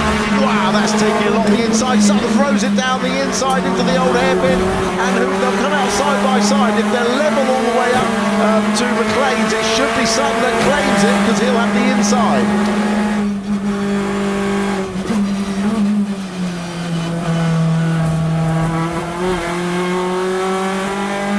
Sutton is in 8th place from 21st on the grid. So Ingram, Cook, Rowbottom, Rainford, Doble, Morgan and there's a drama at the chicane because Josh Cook is off the road. Josh Cook is off the road, so that means it's Ingram leading. Rowbottom is up to 2nd. In 3rd place now it's Rainford. Doble is 4th. Morgan is 5th. Sutton's into the top 6.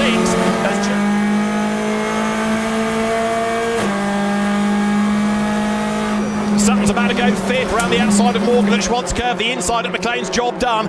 Ash Sutton for the podium from 21st is a real possibility here. Let's see.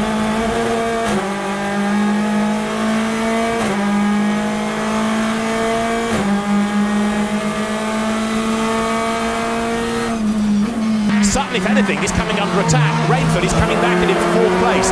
You're looking at Doble out of the chicane, coming up towards the line. This is Charles Rainford's view, and look, he is right back on the tail of Sutton. Yeah, look at that. And Sutton couldn't drive a more defensive line. He was on the white line on the inside there. Morgan joining in right behind.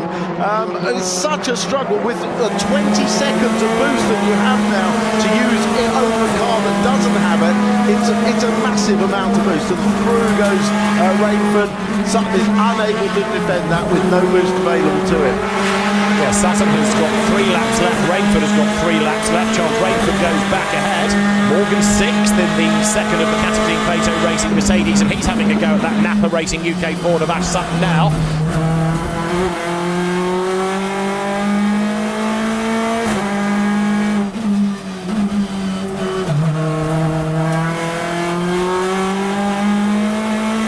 The checker flag awaits. Tom Ingram wins round 1 of the Kwik Fit British Touring Car Championship. Mikey Doble 2nd. Dan Rowbottom is 3rd across the line, but Ash Sutton will be 3rd. Adam Morgan will be 4th. Charles Rainford 5th. Dan Cowie 6th. And Shedden.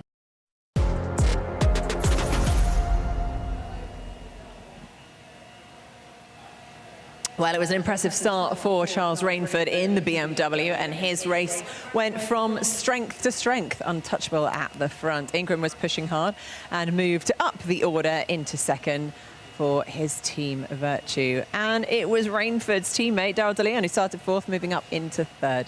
Congratulations to West Surrey Racing. 2 young, promising drivers on the podium. Celebrations all round. Let's go down to Louise Goodman and hear from our winners. Thank you, Nikki. I mean, Charles, I could see from the look on your face and the reaction on the team's faces as well when you came in. That one means a lot, doesn't it? It does. It's relief, you know. When you're starting on par, as we spoke about earlier, you can only go backwards from there. So, you know what? The race was controlled beautifully. I was really, really happy with my performance and the performance of the car. And yeah, control it nicely, and now we get the medium tyre.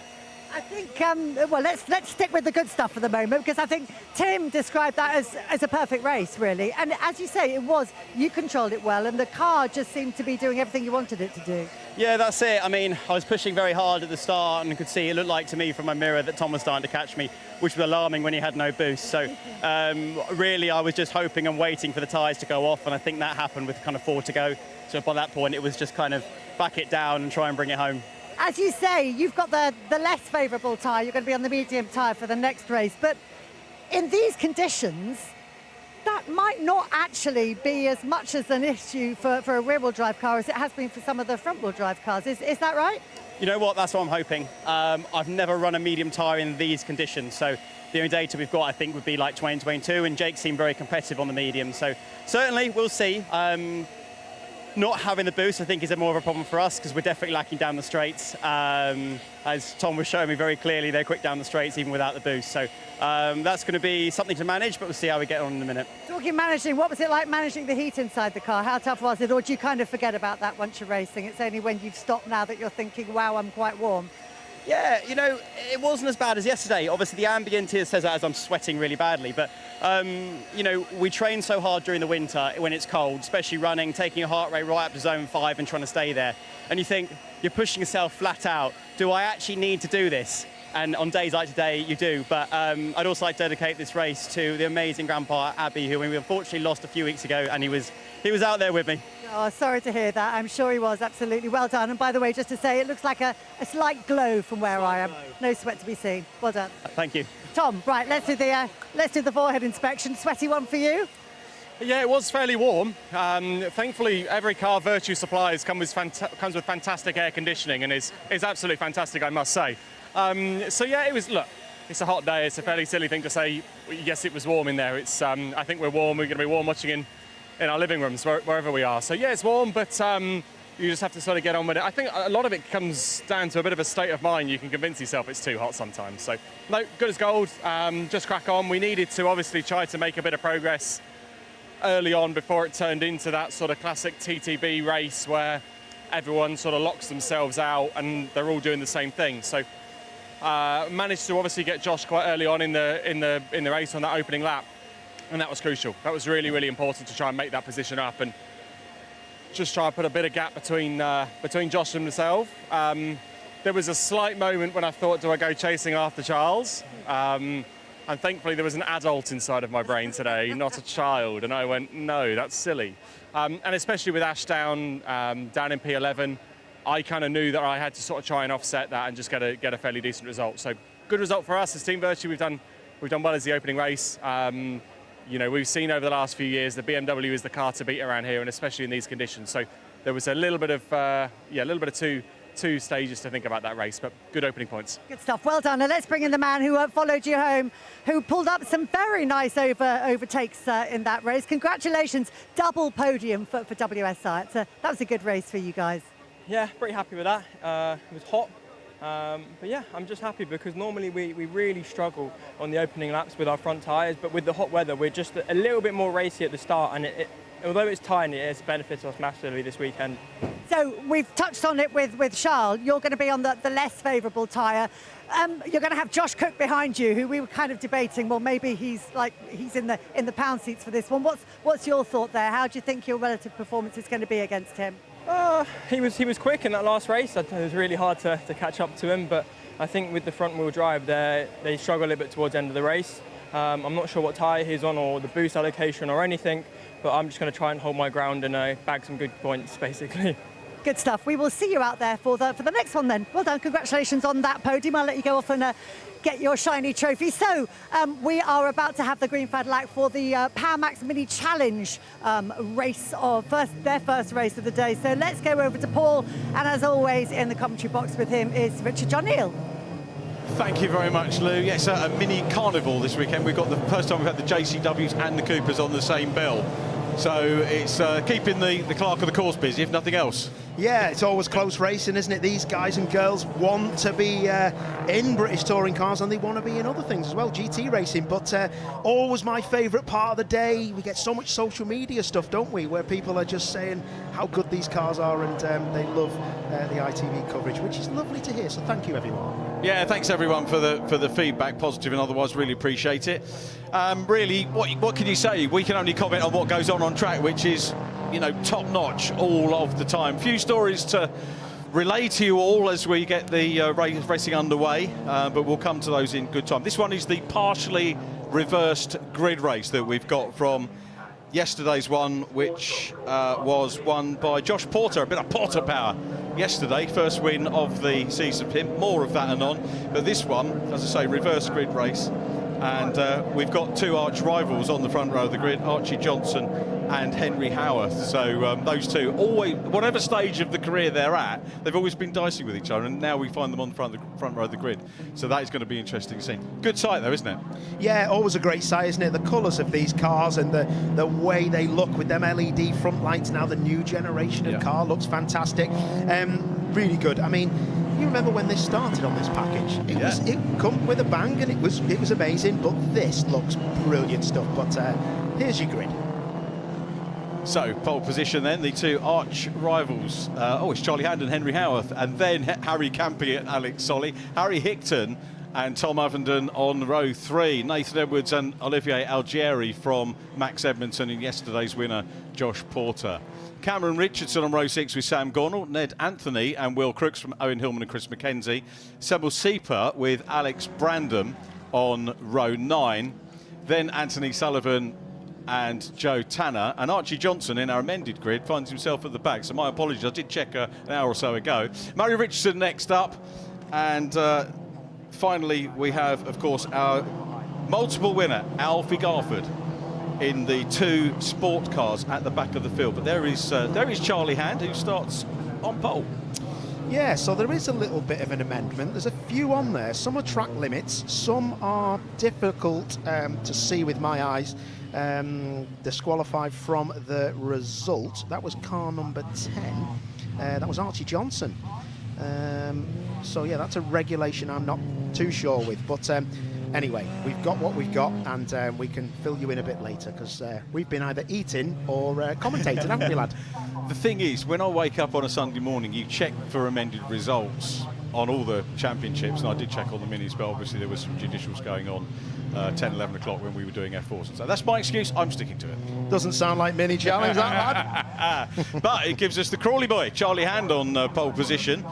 Had that nasty smash at Donington, came back, did well at Brands Hatch. He's racing with a little bit of a dodgy wrist. He's strapped up. He went to his physio before he came up in the week. And hopefully it will be okay. Good little character is Charlie. We saw Alfie Garford at the back, currently unbeaten in sport. We're down to 2 sports cars, which is a pity, but it's also a mark of the success of sports bringing drivers into JCWs. No more time for any more build-up. We are very nearly ready to race. Charlie Hand on pole position. Let's see what he can do. He gets away well. Henry Howarth is in P2, the Jam Sport man. And away we go. BTCC Motorsports, Charlie gets away well. Henry Howarth nips across to try and cover the inside line into Riches for the first time. Harry Campy there as well. Alex Solly in the mix. I think Alex Solly down from 4th into 5th place, but decent clean start so far. But this is where you get the stuff in the background, isn't it, on turn 1, and probably a little bit of bundling and bunching here on the hairpin. Yeah, it usually is a little pinch point, but it looks like there's a lot of respect going on, and that is such a shame. That is Alex Brandon, isn't it? What an absolute nightmare there for him. So he's off the track. Hopefully he can get back on. But a great start, wasn't it, by our leader, as we've got cars just jostling for position. Harry Hickton on the outside run there was quick in testing and then came into qualifying yesterday. Harry Hickton in the 64 car. 4th position battle going on at the moment. Harry on the left as we looked at his shot, trying to get around the outside of Alex Solly. Down behind him as well, we've got Nathan Edwards. Nathan racing, he's stocked up on antibiotics from his GP. He's got tonsillitis. We'll keep an eye out for him in the 21. There is the red tree car, a new livery, new name on the car for him, but a little bit under the weather is Nathan, but you wouldn't know that from where he is racing hard here in the early stages. Yeah, usually the adrenaline takes over, as you've probably heard before from commentators who have been drivers, and you really want to just get in the car and you forget about it. You're absolutely flat out. Talking about flat out, here's your leaders, and this is down the Bentley straight. Look at this then, we could get a change, but no, that weave, it isn't to warm the tyres, it's to break the toe. Charlie Hand trying to get Howarth away from him, but really good stuff. Who's going to be side by side? There's a few of them coming in a bit quick, but they've all got it slowed down, and this is a really good first lap. It is, so it's Hand out front at the moment. Henry Howarth busy following him and trying to put him on. Henry's only his 2nd meeting in the JCW, so we'll see what the Jam Sport man can do. Harry Campy looking pretty sharp as well in 3rd place. Great to see Harry there. Alex Solly in 4th is the leader of the Pro Alloys cars as they come on to centre straight at the end of the first lap. Let's see. Howarth can't quite get close enough at the moment. Temperature's going to be an issue as well. You don't really want to be following someone all the race. Yeah, you don't want to be following people all through the race. You can get a little bit of a warm engine, you can get warm brakes, you can overheat those tyres, but everyone just trying to look out for each other, and it is really, really good first couple of laps, but these two are starting to look at getting into them. Hickton is giving him a workout. Solly's going to have to be careful. Ria's locking on Howarth, and that is Nathan Edwards. Can he get it stopped? They're all checking up. Yeah, Yar's definitely at the back, so it's Howarth, Campy, Solly, Hickton trying to, as you said, get involved as well. I think has maybe got his problems from yesterday sorted out. There's a car in the background with a Kwik Fit banner across the front of its car, and that's going to be a nightmare. That car will have to retire because that's going to overheat. What there is at the back. Okay, we'll try and pick up on who that is. Yeah, not what they want, for sure. They're already getting alarms. Yeah. They're already slowing down. It's Crooks, is it? Be careful there. What a disaster, Will. Yeah, Will Crooks had his first Directors class win yesterday, so hard lines for him in this one, but at least he's got that first Directors win under his belt now. Where's he going to pull up? Is the one as we watch Nathan Edwards getting stuck in here, so Edwards side by side with Sam Gornall, and Will still trying to snowplow his way round. Yeah, you've got to be careful there because he'll have alarms on already, or he might have some other damage we don't know about. Look at Howarth in that purple and white fronted car. Just really, I would say that he's getting out of the heat of the lead car. I think a few of these are on the limit here already. I'd say that there's no way that you would want to come out of the toe of another car because being behind another car is faster. So that hot wash over the front of the car from the engine and gearbox and everything that's hot on these mini cars, it must be the reason why Howarth is trying to get out of it, to look after brakes and look after tyres. And this Charlie Hand character, he was very nervous through that corner. That was great to see. I love front wheel drive. The rear is just a trailer. I love it. Yeah, it's good fun, isn't it? And the Mini's always giving us good entertainment, really good field. As we said, the drivers moving on from JCW Sports. The P2 driver here is one of those, as we review. Just wait for small cars to come through so we get noise, but we don't. Here we come, though, with the midfield runners getting stuck in. Olivier Alger in the mix, and that is a shock. Max Edmondson gets bundled down. Yeah, was that Ovenden who knocked into him, or they tapped each other? Something went on in the middle of that first corner. It's a fast corner to have a little bit of contact with, but hopefully he's gathered it all up. Campy down the inside of Solly. Oh, I thought he was just going to turn across the front of him. Look at that for respect. Brilliant. Look at that, though, from the 64. Hickton, go on, son. Solly round the outside actually to try and get that third position, and we've got Harry Hickton in the mix as well. Gornall's come up. Gornall, I think, was disqualified for the tyre misdemeanor again. We had some non-registered tyres on in qualifying, and that put him down the order, but came through. Obviously this one is where he finished in race one. There's stunning progress from Gornall in race one, and Solly gets it all over the grass. This is going to help Harry Campy reconsolidate or retake third position now as we watch Gornall going round the outside. I'll tell you what, if Gornall could get a podium here, building on his DQ from qualifying, that is going to be some result there. 3 wide. Hickton's trying to bomb the 64 car up the inside. Can he do it? 3 wide in the JCWs. How on earth do you get 3 cars through Williams? But look at this now. They are 3 abreast. They're going to go under the tunnel. Please stay with this shot. Who will back out? Who's the bravest? Who's it going to be? Round the outside of your teammate. Oh, how'd you like it? Turn across the front. No, they're still side by side. Gornall on the outside, Solly on the inside. And now Hickton goes, lads, wait for me, I'm coming through. I'll tell you what, Pro Alloys have got some real quality drivers, haven't they? Edmondson, Solly, Gornall, the other 2 great little drivers as well, learning their way in this formula, but 2 quality drivers battling it out, and Hickton did well there just to take a little breather off the gas. Just watch how it was going to sort out. He will now reconvene and get back on the gas and trying to get involved again.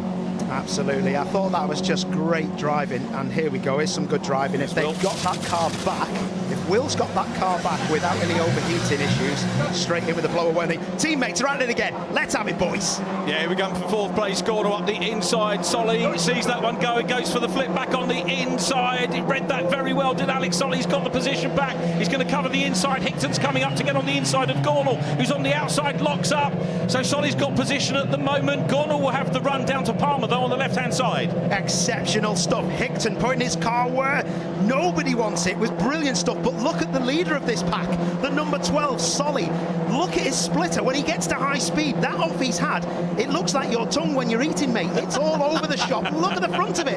It's going to cause a massive massive vibration. He'll think that his tyres are flat spotted round the outside. His teammate Gornall going for it. Is he going to push him out? Will it be? No, it's respect again. This is great driving. Yeah, Hickton must be thinking, what can I do to get on terms with this pair in front of me? Nathan Edwards wants to try and join in as well. He's down in 7th place. Olivier Algieri in 8th. Tom Ovenden, championship leader, down in 9th, but significantly ahead of Max Edmondson as the two of the Pro Alloys boys get stuck in again, still side by side. Gornall on the inside. Solly is there again, and it's Gornall that goes up into 4th position and has got the fastest lap. Beautiful driving, just so much respect. Look at the front splitter on Solly's car. That will be making the worst noise. The aero, look at it, it's going to smash off the car. It's got to. At 140 mile an hour under the bridge, but Hickton now says, well, I'm going to try and go past you. If he gets this done, that'll be impressive. That front splitter, I can't tell you the noise that it makes. You think the front of the car's coming off, and in a British touring car you've got radio, they can see, they'll go, don't worry about it, keep going. You will think that's flat spotted front tyres or the flat floor on the car, where you can see it's just flapping out of control. Now what's he going to do? Is that going to be in his head, or is he going to ignore it? One thing we're not ignoring is Algieri trying to close up on Nathan Edwards. Just behind this battle we've got, well, things have calmed down a little bit at the moment. Who we've got behind them? Ovenden Porter, who won yesterday and is in 10th place, so hasn't made any progress. That is how competitive this is. So it's Charlie Hack still leading, Henry Houth in 2nd place, Harry Campy in 3rd doing a grand job and fighting everywhere else. Wow, well, you know what, I was talking about the number 12 with the front splitter flapping, because it's taking the rear of the car with it.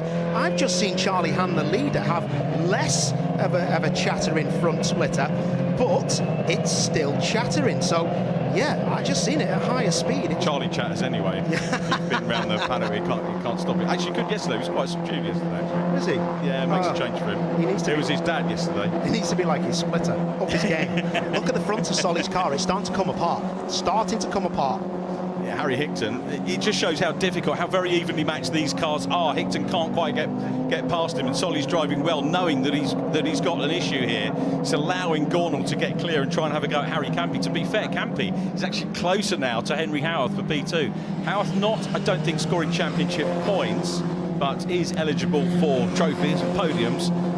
Only joined us last time out at Brands Hatch after having struggles to try and sort his budget out, but it is great to have Henry Houth back with us.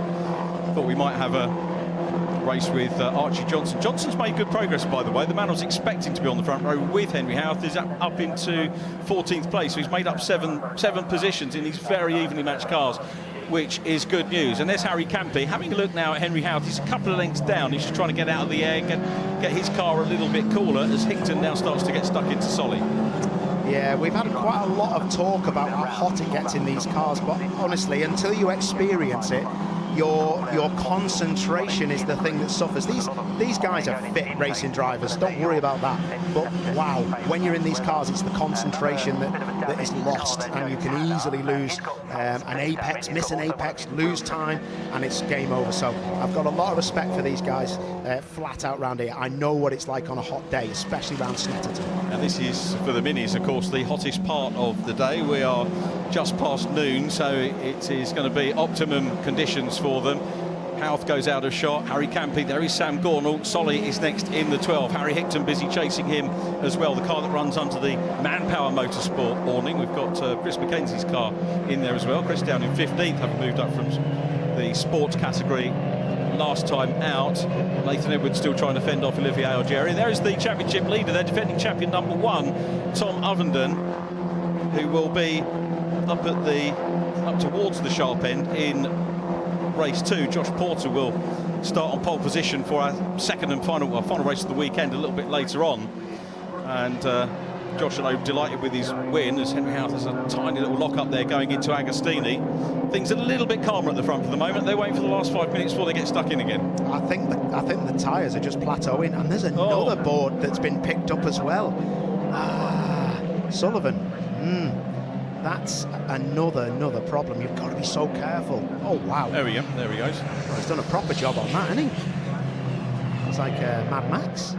Jeez. I think we had Alfie Garford going past him, so Alfie is, still top sport runner at the moment. Sam Gornall goes down. There is Anthony Sullivan.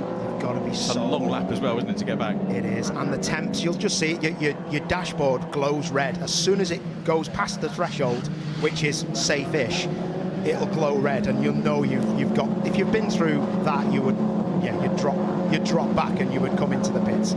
You would know that if you've gone through some boardings, you're going to have a bit of an anger. What's going on here? Look at that. Looks like the sides of my hair flapping around in the wind. I thought we were going to go nostril hairs. No, you've had it too hard. You've had it too hard. Joe Tanner, though, look at a lot of these cars are getting front damage from running maybe wide. You only need to clip one side of the splitter, and that's it. But, you know, they've got technical flags, the meatball flag, as we call it, and, yeah, you've got to be careful. If you've got stuff like that flapping, it can obviously come off, go in the crowd, hit a marshal, can go anywhere. So, yeah, I'm sure they're all on top of it and seeing what's going on. Well, look at this. This is a big old battle. Go on, little tap there. Yeah, that was a change, wasn't it? Gornall up into third place, managed to get up onto the podium. That's what we were talking about earlier on. The man who was DQ'd from qualifying, worked his way up into a mid-grid starting position with this one, and now he's got up onto podium pace as well. Superb stuff from Sam Gornall, who raced Clios in Europe last year. Whether he's going to be able to close down Paul in 6 minutes on Howarth and Hand ahead of him, he's not that far away, to be honest, and he's got good pace. Gornall, fastest lap of the race, 2:06.402. Unsurprisingly, quite a way away. The lap record here at the old bodywork, the old configuration, Sam Weller. Going back, I wonder, I hope Sam's well, if he's watching, 2 minutes 2.325. Yeah, that's a good effort. Tell you what, there's a lot of rear locking on Howard's car. I've noticed, looks like a right rear. We see a lot of smoke and you think, oh, it's front brakes. It's not, it's the rear. Rear left is locking in the high braking zones at the hairpin. Yeah, that number 42 there. Just see there's a lot of rear locking. A lot of drivers like it because it turns the car in before they have to turn the steering wheel. But yeah, I just find it fascinating. It's a good old squabble here, though, wasn't it, Rich? Yeah, and my apologies, it was for fourth place, not third, getting ahead of himself there as Gornall makes the move. Very neatly done into Rich's on the inside of Harry Campy. So, still Charlie Hand out front. Are we going to see, is it too early to start nervously talking about a Charlie Hand win here?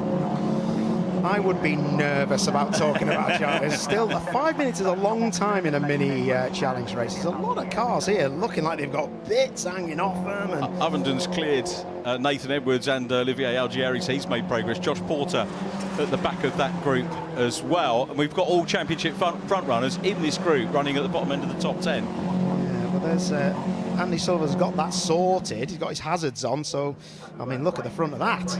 That is not good. That's drop. Is that dropping fluid, or is it just a little bit of smoke from that front left of that damaged car? I hope it hasn't put anything on track. Yep, fingers crossed as we go back to our second position battle now. Henry Howarth, we'll look in his mirrors, not worried too much there, but it's getting closer. Down the inside goes Sam Gornall. Henry didn't look worried on the way into the hairpin, but now Gornall's got the run. Howarth knows he's got the inside run for the next corner. 3 left corners on the bounce here. Can Gornall brave it on the outside? He's got it. He's got his nose in front, but Howarth is going to again pop the car down the inside. They're side by side, and Gornall gets the run and gets the move completed. Howarth, though, back on the attack straight away. Yeah, that's absolutely brilliant stuff. Do you know what got him past that? Obviously exceptional driving, but Howard's car, that 42, there's too much rear bias on that, and Gornall's seen it, and he knows when you start locking rears, if you attack, you can really put the person off who's got locking rears, and they can lose brake pressure. So a lot of side-by-side stuff going on, but I think he might have this done. Solly's had to have 2 goes at it. Oh, yeah, nowhere to go there, Hickton, but great stuff this is, guys. Yeah, the Pro Alloys team, we're getting physical out there now, and Hickton's going to try and get back in. He comes onto the Wellington straight, and they're going to be side by side going for the bird up round the outside. Do you know what's horrendous is when you're side by side with a driver like this, and you're thinking, I don't want to go under the bridge side by side. Who is it going to be? Because it's looking. Look at the front spoiler on Solly's car. Can he get it done round the outside? Hickton, so brave doing that. He's got to turn across the front of him, doesn't. Thinks about it. Brilliant driving this is, but he's got to watch out now because they've got cars behind that are going to catch him. Bit of dust on your tyres, bit of oversteer into the bomb hole. Good work. Yeah, great racing from the JCWs, and this is just highlighted, this reverse grid race, how difficult things are to pass and make progress. Here's a replay. Yeah, look at the rears are locking, and as soon as you see rears locking in a car, that 42, if I was if I was Gornall, that's exactly what I would do, is look at the rears locking and think, I'm going to dive, because if he press that brake pedal harder, it's going to try to spin him. And that's what you need to do as a driver. Always look at what's going on in front of you. Sam Gornall qualified P2 in the original session yesterday, so he's kind of back where he was, but it was Josh Porter who out-qualified him yesterday before the DQ. And remember, that wasn't for a performance problem, it was simply admin on the tyres. You know, we had that with the top three. Brands Hatch in contact here, Algieri to the side of Tom Ovenden. They both recover from it, but have lost a little bit of speed.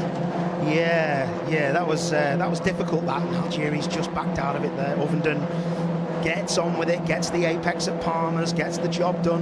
Great shot, that, isn't it? Look at that. Oh, you beauty. We got Max Edmondson there in a right old tangle. That was proper oversteer. Great stuff. Max was back out in Civic Cup, wasn't he, last week? He did a good job as well. He was, didn't he, the last race? Yeah, he was rapid at Thruxton. It's hard to jump in a different car. They're not on slicks, they're on different tyres, and it's a very, very, very tough championship, the Civic Cup. And of course, like Max, we've got another ex-Civic Cup champion, Matt Luff, who is in the Coopers that we're going to see later on. So it's people talk about steps up and down, but both of those championships, you know, they're equal to me. Massively, yeah. Definitely. It's I've covered the Civic Cup a lot, and I've always said it's one of the toughest UK championships. When you got Josh Files coming in for one round, these guys are proper. So Hickton on his own at the moment in fourth place, trying to close down on Harry Campy. It's Hand, Gornall and Howarth, the potential podium finishers at the moment. Howarth on maybe for a first JCW podium. Back to Algieri. Porter right behind him as well, finally getting his first win of the season. Here is Charlie Hand, though, the youngster from Crawley in Sussex, 22 years of age, and remember had that nasty shunt at Donington Park. Great that the team have bounced back from that. This is going to be great for BBC as they come on to the last lap. Very slightly uphill across the line. He's just got 3 miles to go. Yep, I fear for our P3 man Howarth, because I think Campy's going to be all over him in a minute. There you go. Look, let's see if he catches him on the brakes as he goes through turn 1. You watch this hairpin at turn 2, the rears that lock on the 42, unless he's done something about it with the brake bias. It's a real struggle to get the car slowed down. The car's on its nose, the rears come up in the air, and the car just locks those rears. But he seems to get it under control. And if Howarth does make P3, I'd love to know if he does love 50 pence pieces as rear tyres. And that is Richardson. Yeah, Cam Richardson. Shame to see the Napa attack coming to a close. 7 seconds remaining on the clock, and the best part of a lap to go as they go down through Agostini for the last time. Howard locks up again. Campy trying to close down. Both of them looking for their best results here. So however that finishes, it's going to be a best for them. Yeah. I was just laughing to myself, sorry, because is that round the outside? That is a good effort. Archie. Go on, Archie, lad. Oh, go on, Owen, that's it. Just fire him on the grass then. That's lovely. They actually didn't touch then, fair play. No. There's great driving from these guys. But I was just laughing to myself because if Louise Goodman, if she's interviewing these guys, and Howard finishes P3, just a little bit of advice, and it's £250 plus VAT from Paul O'Neill. You need to put on a full turn, Howarth, of your front brakes, please, mate, because those tyres, I feel very aggrieved for. Jamie Gowen's probably already made the note anyway. Yeah, that's probably invoiced him already.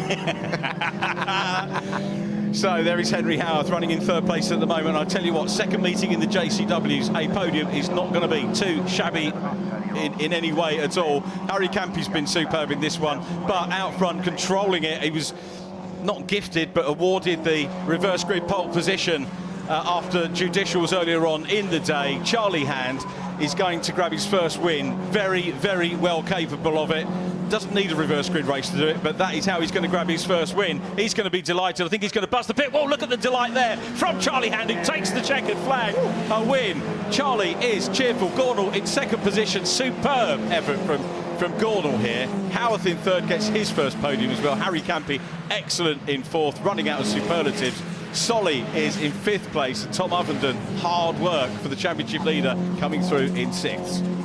Yeah, brilliant stuff, and the rest of the field come flowing through. It's been a great race, and real respect from everyone. I'll tell you what, it sets up a good final race later on in the day. We've got Porter Ovenden, that's Algieri. He's going to be lining up third on the grid provisionally for our last race of the weekend, with Max Edmondson on his outside. Hard lines, Olivier. That's bad news. Yeah, the one thing I will say is that I've never seen so many cars with the windows open, and that just shows how hot it is. You would never, ever have your windows open for aerodynamic reasons on some of the biggest straights and longest straights we've got in the country. So, yeah, very, very interesting how hot it's getting in those cars. The second car here, the black and green Wera Tools car, makes an 8th sport category win. 8 out of 8 for Alfie Garford. As we go back to Olivier's car. Interesting. Did you see the middle of the tyre? The tyre are delaminated, and I don't know if it's been rubbing. That looks like it's been rubbing where it's broke. Hey, rubbing, you ain't racing, are you? Yeah, exactly. I'm watching a lot of American films. I like it. Charlie Hand, great to see another first-time winner. I know the mini paddock could be buzzing for him, and it was a reverse grid. It was tough for the front runners from yesterday to try and work their way through, but Charlie Hand took that initiative, as you have to, with both hands, even with his... We'll see. Louise can ask him how his wrist is. He's sandbagging, isn't he, surely? Yeah. I tell you what, I'm impressed with that podium. Like you say, it's good, isn't it? There's a story on a lot of drivers on that podium, which is great. Oh. Is he had a failure, or is he had some kind of... He had contact with Tom Ovenden with that side of the car, didn't he? Yeah. So there was a little bit of contact with Algieri and Ovenden there, which is a shame. So maybe that's broken it, but yeah, the tyre I think was a result of the wheel being rammed into the wheel arch. But I think we're going to get your results now. I think we will in a minute. It's a very long lap for these drivers to work their way around and try and cool down as they make their way to Parc Fermé. Charlie Hand takes a maiden win. Sam Gordon in second position from Henry Howarth and Harry Campy, with Alex Solly 5th. Tom Ovenden is 6th from Josh Porter and Harry Hickton. Nathan Edwards 9th from Max Edmondson. Owen Hillman next up. Archie Johnson did make it up onto the rookie podium, and he's 12th overall from Cam Richardson and Ned Anthony. Joe Tanner in the directors, I think another win for him in the directors, in 15th from Samuel Sieper. Chris McKenzie is next from Alex Brandon. Then Alfie Garford winning the sport category from Murray Richardson. Standings, Tom Ovenden still there, 12 points clear. Max Edmondson, though, keeping him honest all the way through this very hot weekend at Snetterton. Olivier Algieri in 3rd from Sam Gornall, with Harry Hickton in 5th. In the rookies, it's Algieri top of the stack from Gornall, then Will Crooks 3rd. Samuel Sieper is in 4th place ahead of Anthony Sullivan. Sport category headed, well, I'm not sure that's quite correct, because Will Crooks isn't in the sport category, and Alfie Garford, though, is winning that one, and indeed the rookies from Murray Richardson, and we'll get confirmation of that for you a little bit later on. There are the cars making their way down with, as you can see, most of the team members in shot there from Pro Alloys, who I think have 5 cars under their awning, and applauding all of the cars. Such a colourful sight, it really is, as they make their way down the say down the pit lane. It's actually uphill, as you can probably see from the shot. Alfie Garford goes through in the 88, and they have one more race to go later on in the day, which is a straightforward fastest off the front race, the fastest from qualifying, setting the grid there as they make their way down towards Parc Fermé, which I'm guessing Charlie Hand is already at the moment, and he'll just be computing, Charlie, what that means to him, and hopefully preparing a few wise words for Lou, who he will have a word with at some point. Okay, so we're going to take a quick break. Time for tea and bickies for you guys at home, or preferably a cold drink, but please join us with our podium interviews in just a couple of minutes.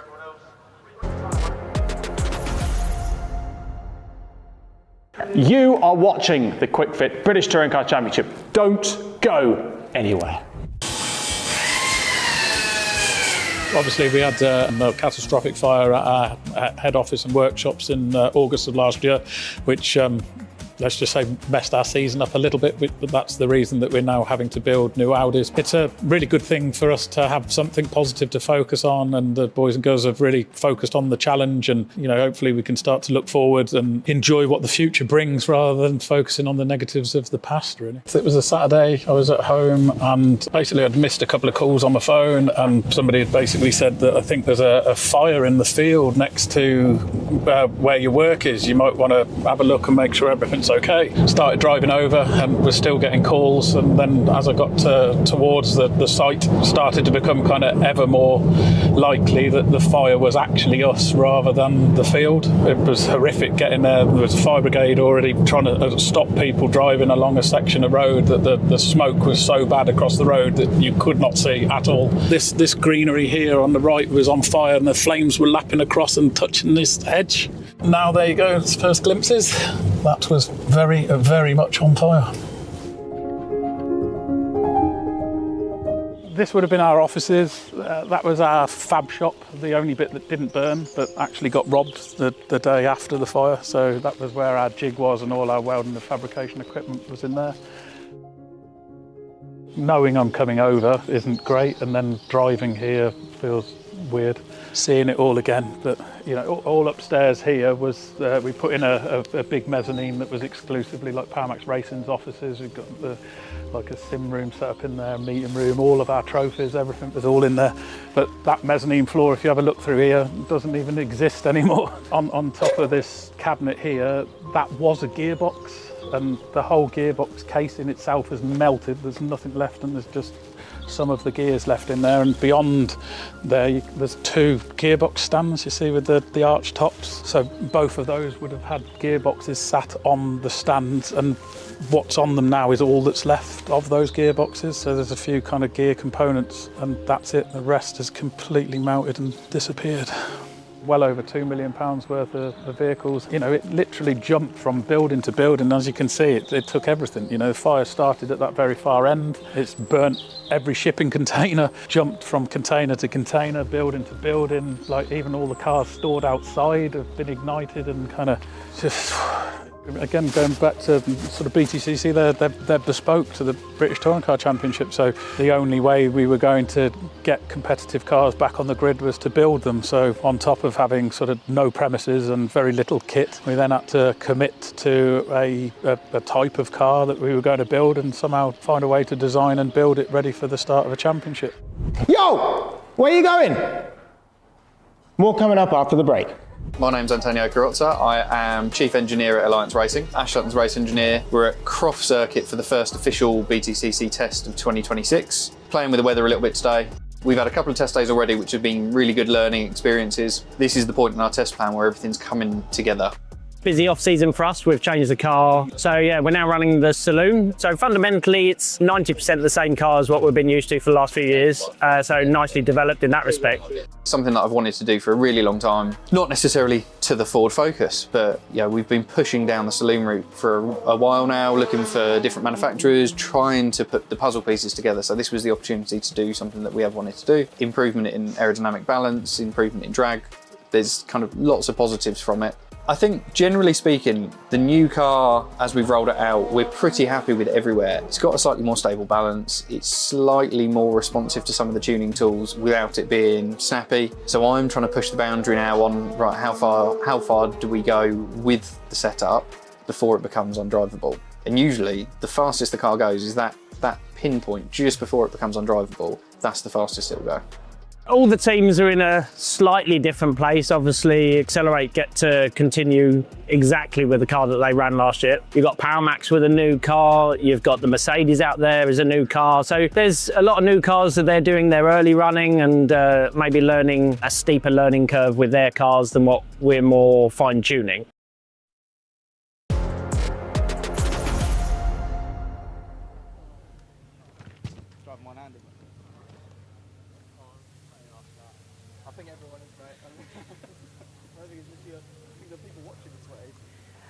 Well, congratulations, Charlie. First win of the season, and I mean, what a win. Yeah, beautifully controlled. Thank you very much. Yeah, it was a great race, to be honest. Led from start to finish. Had a bit of fuel surge in the last lap, which was a bit twitchy for me. I could see Sam catch me from behind, so I was just like, come on, keep going. But we got it across the line, and I couldn't be happier. Nerve-wracking moment. Was it plain sailing up to that point? Yeah, pretty much. I mean, Henry did put a bit of pressure on me through the first few laps, but I managed just to build a bit of a gap, and then I could see them battling behind me. So I thought, like, I can calm down a bit now. Get your head down. And so really, you've just got to, how much are you looking at focusing on what's ahead of you at that stage, and how much are you, I guess there comes a point when you just forget about what's going on behind, or do you? I mean, I think you're always aware of what's going on behind, especially with the big TV screens around the circuit. You can see who's battling who, so it's actually quite helpful. But it's more just about tyre management, especially in this heat. Your tyres just cook so easily, so yeah, it's just about managing the car. How did they hold up? Not very well, to be honest. It was, I don't think there's much left of them. Well, congratulations. That was a really good result for you. Sam, what a result for you as well. I mean, talk about turnaround from where, you know, the qualifying issues yesterday to getting that P2, and some great overtakes en route as well. Yeah, that race was amazing. It's probably one of my best drives I've done. Yeah, yesterday was quite disappointing after qualifying second to be disqualified on a technical infringement. But no, we've bounced back today, and we've shown everyone what we can do. 3 wide at some point, you know, including with your teammate. Just talk us about when you were coming up with behind Henry and the move you pulled to get past him. With the heat, it was important that just to just stay in behind, make sure we're not overheating the engine, so just pulling out, and then he just left the gap on the inside. I was late on the brakes and just got the pass done. Good. It was good stuff. Well done. Now let's bring in Henry. Henry, you looked like your car was a bit of a handful. I think that rear left tyre was giving you a bit of jip, wasn't it? Yeah, definitely. We were struggling a bit on Friday trying to get this fine-tuned. Obviously, this is my second weekend in the car, so still getting to grips with everything. But the team have been really helpful, and we're going to see if we can sort that rear left out this afternoon before our final race. But no, it was a really good race. Well, a little bit of advice from Paul O'Neill on that one. He says you need a full turn on the front brakes, and that'll be £250 plus VAT for the advice. But having said that, I mean, you looked like you were having an enjoyable race, and as you say, I mean, not long in this championship, so to get that podium finish, good result. Yeah, no, it was amazing. Obviously, like Charlie said, I tried to put in under some pressure on those first couple of laps where everything was a bit cooler.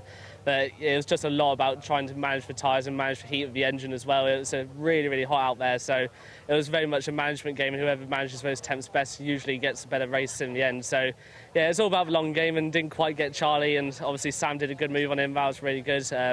But yeah, no, we'll take what we learned this race into a final race and see if we can move up some positions. Good stuff. Well, we look forward to seeing how that final race goes on for you later in the day. We'll let you get off to the podium now, pick up some well-deserved silverware. Right, we are going to head off for a break now, but when we come back, we're going to be looking back and doing a little bit of analysis on the first touring car race here earlier today. See you in a bit.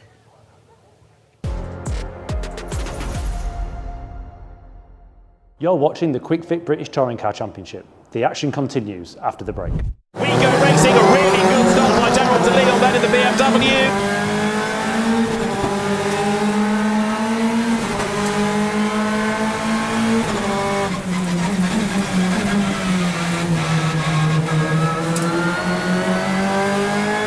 His elbows, and around goes Lewis Selby.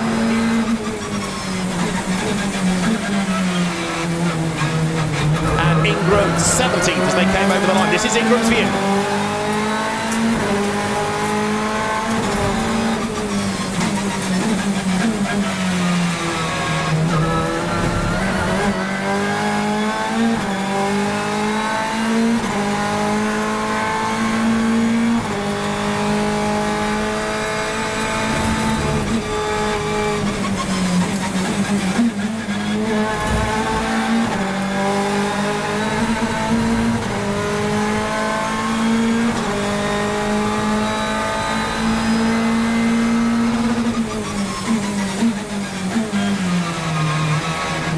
Right now, you've got Tom Ingram up into 13th place, and he's still building on that. Carl's going up towards Coppice then, and there's Ingram having a go to Leon, and Shetton gets up the inside, and there's contact. Ingram avoids it. There's more mayhem breaking out. De Leon gets attacked there by Chilton. Josh Cook, I think, was involved, and Daryl De Leon's BMW looks rather second-hand. He's got damage.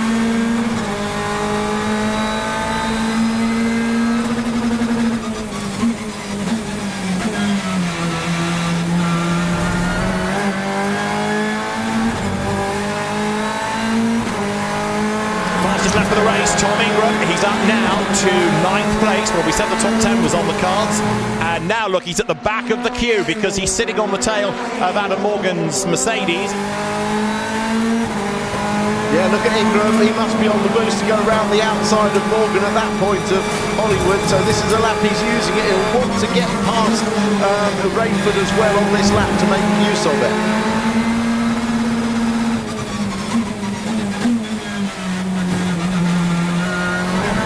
Behind Dexter Patterson is Tom Ingram, and the Team Virtue Hyundai looking strong. He's close enough, not quite close enough to have a go as they drop to the chicane.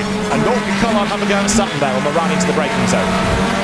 No, look at the way that Hyundai flicks through the chicane. The change of direction on that car is absolutely fantastic. And Tom Ingram's now done the fastest lap of the race as he tries to catch Aidan Moffat. Look in the background, there they are for fourth. Look at Hyundai if he needs it. This is Ingram lining up to have a go against Moffat, who makes that Audi very wide, but Ingram keeps on coming. This, remember, for fourth place. Up the inside goes the Hyundai, and for Team Virtue, Tom Ingram goes ahead of the LKQ Power Maxed Audi. Right, up to fourth place goes Ingram. Now he wants but while they're playing, look what's happening behind. Here comes Tom Ingram. He's almost with them. Camish up the inside, and if they're not careful, he's going to get up the inside and have a go for second place on the way to the chicane. Ingram is fourth. He's nearly third. Here they come. Three of them for second place. It's Camish versus Collard. Ricky goes back ahead. Ingram tries to work out which way to go into the braking zone. He doesn't chance his arm around the outside of Camish there, but it's game on down to Redgate. Ingram on the power, on the boost, level with Camish, who's stuck behind Collard. Over the line they come. Collard is still second, as now Sutton's got 3 seconds in hand up front. Ingram to the outside line into the corner, tries to go all the way around the outside of Dan Cam, goes a little bit wide. Camish comes up the inside of Collard. Fantastic racing. Oh, this is brilliant, so close. Camish is really fighting hard with zero boost to use, but some great battles and some good placement of the cars by all three drivers.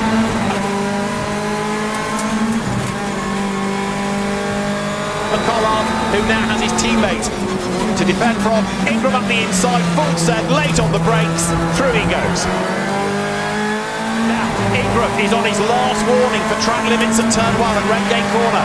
So Tom now needs to wind it back in. He's getting a driving standards flag, he's on a final warning, so Spencer Aldridge needs to be on the radio and saying to Tom, right, okay, you're up to second, now chill. And what a start to the season it has turned out to be for him.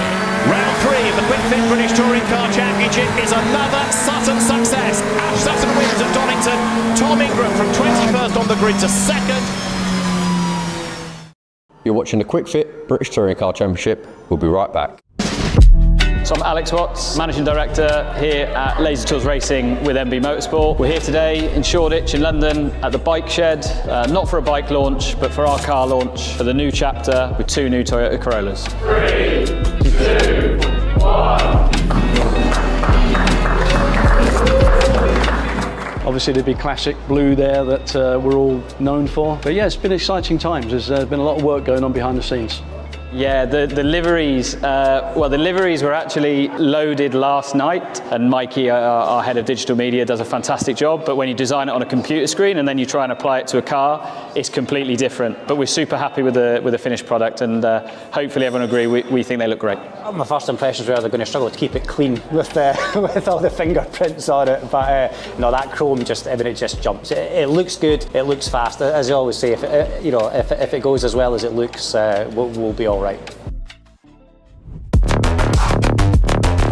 Hello everybody, welcome along to the Team Virtue livery reveal. We're going to have loads of people down here. It's going to be a great event. The cars are behind me. Tom and I will be revealing the new cars ahead of the 2026 season, and we can't wait to get going.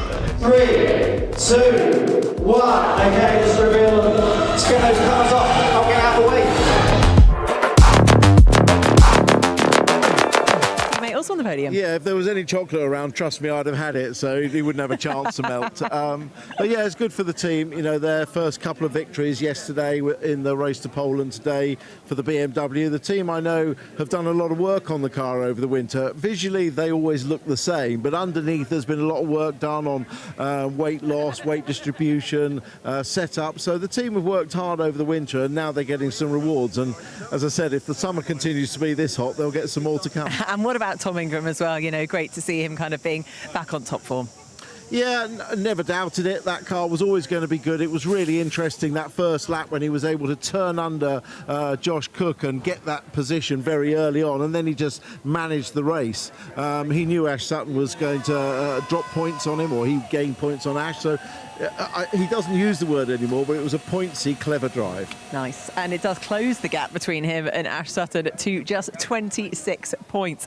And then, of course, Dowdalian, who is also behind on the podium. So congratulations to West Surrey Racing. Right, it is now time to go racing once again for some Viritals F4 action. It's Timo Youngling on pole position with Cash Felber alongside row 2, Jarrett Clark and George Proudfoot-Nolder, Joseph Smith and Ethan Hall completing the third row. Fourth row, Dries van Langendonk with Scotkin Lindblom, Theo Palmer on row 5 with Ethan Lennon, Adam Al-Azhari and yesterday's winner Lewis Werrell starting on row 6. Cameron Nelson and Tommy Harfield on next, Cole Hewitson and Jabba Al-Sabah ahead of Henry Mercier and Ethan Carney. 10th row, Chiara Batig and Roman Felber, Vegard Clementson with Leon Headfors, then it's Jackson Wolney and Alfie Slater back on row 12. 13th row, Hani Sadiq and Mate Kobahidze, Kit Bolofsky and Sun Anju in row 14, row 15, and completing the grid, Peter Oriofsky and Daniela Sutton. There's Daniela Sutton coming into 30th place on the grid. I haven't spoken to Daniela. I did have a nod at Daniela, but you're in the familiar with the CDRs. Yeah. All well in the team? Absolutely, yeah. It's been not a great day yesterday for any of them, but obviously with Hartfield going in the wall at T1, Mercier was wiped out by, I think it was Bolofsky, which I said he missed him, but he actually did clip his rear wing and took it off. But let's see what happens. Second race of the weekend here at Snetterton. Timo Youngling on pole position, gets it off the line well. We look back, it's always a dodgy moment, isn't it? And there is one there. Joseph Smith gets squeezed into the wall. He's going to be out of the race. Bad news for Joseph. That, I'm guessing, Phil, will be safety car straight away as Cash Felber looks around the outside. If he can brave it out around the Wilson, we get more drivers going off on the grid. If he could brave it out here, the Fortec driver in white and red. Fortec had a decent weekend last year. I was going to say he'll have the inside for Palmer. That's not going to be the case, and it is Youngling that will lead them down into the first of 3 left-handers, which is Palmer. Dries van Langendonk on the outside, looking to make a few passes already. Round the outside of Jeff Hall there, he's championship contender. He's up to 4th now. Proudfoot-Nolder in 3rd. I did think he was going to be quite quick in this race. He's been quick in testing. As we see Dries go around the outside of the hairpin. Can he make it work? Is Proudfoot-Nolder going to give him room? Yes, he is. Up to P3. Great driving from Proudfoot-Nolder and Dries van Langendonk. That was so fair, Phil. Yeah, absolutely. Yeah, you've got to be fair. When the car's alongside you like that, you've got to give him a little bit of racing room. So great driving from Proudfoot-Nolder. Jeff Hall now all over the back of him. Can he make a move coming into T7? Doesn't look like it, but this is great driving at the front so far. Not so great for Clark and Smith, the teammates at Virtuosi. I was wondering whether those guys were going to have a coming together in this race, being so close on the grid. Real shame for them, though. Before it started, who do you think was going to win? Has it changed? It's changed now, hasn't it? Yeah, you should have asked me before. I'm now going to go for Dries. I nearly, when you asked me earlier before we went on air, I wasn't going to go Dries, but now I am. So I was going to go Joseph Clark, but yeah, I think both of our predictions probably gone out the window. But yeah, Dries is up into 3rd place. Yeah, Fortec last year, easy to forget they had 2 podiums last year. So not really a surprise to see Cash Felber, building on his experience of being at the front, and Fortec put a good car together around here. Yeah, Fortec had a podium last time out as well at Brands, but this move again round the outside, coming into the braking zone of turn 4 at the hairpin, manages to get right around the outside, didn't even use all the exit as well, so yeah, made it a little bit easy for Dries there, did Proudfoot-Nolder, but yeah, Proudfoot-Nolder needs to get his head down now, follow Dries, who's obviously the championship leader, and see if he can get closer, as I say that, as he locks up coming into turn 2, which is going to give Jeff Hall a bit of a run. You can see Lindblom and Lennon fighting hard there as they come out of the hairpin, but we've got one of the CDRs off. That's Peter, isn't it? Yeah, Oriofsky wasn't with us at Brands Hatch, but I think he's doing 7 rounds. Is Piotr had a fairly decent race yesterday. So Adam Al-Azhari, race winner here last year, looking down the inside. So Al-Azhari, a lot of the rookies that have come back this year, there are even more rookies, but such is the amount of testing in F4. If you're a rookie, you know, the year before. It doesn't necessarily follow that you're going to have a successful season this year because it is so strong. No, exactly. Hartfield as well. I think he's got past the winner of race 1 there, passing Well as well. Got pushed a little bit wide coming out of turn 2. So Well not having the best of first few laps. He's actually in 9th. He's now going to be, is he 11th or 12th? But yeah, Hartfield on the move. Safety car. Yeah, not a surprise. Scrambled because of the incident around the start-finish line. A little bit weird for the drivers because obviously the safety car is going to come out after where the car was up against the wall. I'm guessing, I feel you're having to try and have a look out the window and see if you can see. Yeah, sorry. We need to move the commentary box to 45-degree angle, don't we? Yeah, so this is for the incident. Oh, no, this is for this incident. It won't be for I didn't think it could be the one at the start because obviously that was a while ago. It would have been later. They've obviously moved that car of Smith's out of the way. But let's have a look at the replay of the start where we saw Clark and Smith have it coming together. You can see Smith there. Oh, Clark. Yeah. Unfortunately, Clark has gone one way. He's seen Smith get a really good start, and he's tried to defend it now. Yeah, a little bit clumsy that. It wasn't necessary. I think that maybe he didn't make the best of starts, but don't cover it off too late because there's a barrier there. So it's a double name swap. We're going to see Clark going to the Clark, and we might see Palmer going into Palmer later on. Oh, that was a big one. That was Pilters, we didn't see that one. That's going into the braking zone of turn 2. Yeah, he's gone right over the top there. Of is that Clementson or was that Kobakidze, I think it was. Yeah. Cashwell was second, Van Langendonk third. That would probably be the one to look at, really. Felber and Van Langendonk second and third. And if Dries can make a move early on, which he needs to do with only 7 minutes to go, to try and catch in and maybe get the win. But a P2 in the reverse grid race will be fine for him. Alazari and Well fighting hard as they're coming into the bridge. Well goes round the outside of Alazari, has the inside for the next spot. Can he come back and get the switch back coming out into Bomber? It doesn't look like it. Great driving from Well. I love seeing this from Werrell because it's not easy getting your first win off qualifying pole as he did yesterday, but he's parked that, he's done that, and he's come in, he's got his mind focused on making up places here. This is marking him out for me, Phil, as a championship contender. He's got up into where he's in 4th in the championship now, and with drives like that, the others are going to be saying, hang on, I think we need to maybe rethink where the challenges are going to come from. Werrell's got Lennon behind him as well, we'll be keeping an eye on. We saw Dries Van Langendonk getting closer to Cash Felber a little bit further up.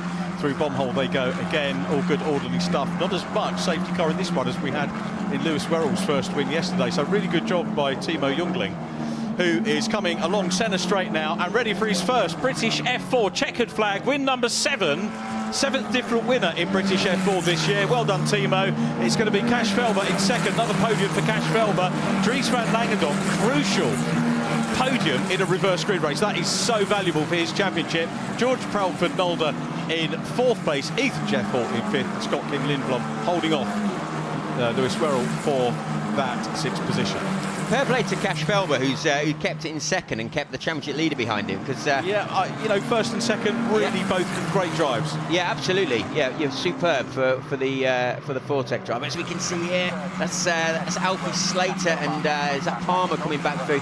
Palmer's just got down the inside and unfortunately made the contact and pushed Slater wide. But it could be a racing incident. I need to see the start of that. But back to the winner of the race, Timo Jungling. Fantastic drive from him. Fantastic job from the guys at JHR as we see Wolney take the flag in 27th. Yeah, and just trying to work out whether he will grab any points. Nice clean livery, isn't it? That nice, plain white helmet and a white car, very distinctive, and it's almost sort of old-fashioned in the way it looks, but it looks really clean. Here's Jungling, though, based in Essex, the young Swede. Super job for him. Came the usual route, like most of the drivers, making their way up through karting. And a massive day for him and for JHR. 2 out of 2. Will they make it 3 out of 3? We'll see. But another first-time winner for us here at Snetterton. Timo Jungling then takes it by 2.772 seconds from Cash Felber. Great drive from Cash as well. Dries Van Langendonk 3rd from George Proudford-Nolde, and then Ethan Jeff Hall in 5th. Scott King Lindblom 6th from Lewis Werrell. Ethan Lennon in 8th position ahead of Adam Alazari, and the top 10 completed by Jarrett Clark. Cole Hewitson next from Jabba Al-Sabah and Cameron Nelson. Henry Mercier and Chiara Batic 15th from Ethan Carney. and Vegard Clementson. Kit Belowski in 18th, ahead of Theo Palmer and then Joseph Smith.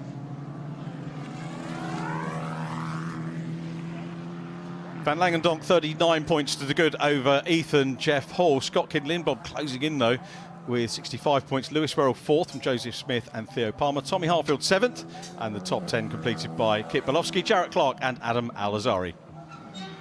Van Langendonk also, of course, rookie championship leader ahead of Lewis Werrell, with Jabba Al-Sabah in 3rd and Cameron Nelson 4th, ahead of Timo Jungling, Mate Kobahidze rounding out our top 6.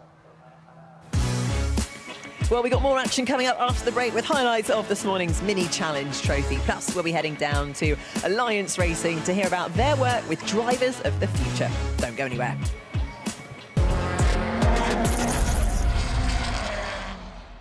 Stay with us, more coming up after the break. 18 laps ahead of us. There will be 5 red lights that go on before they are extinguished to get things underway.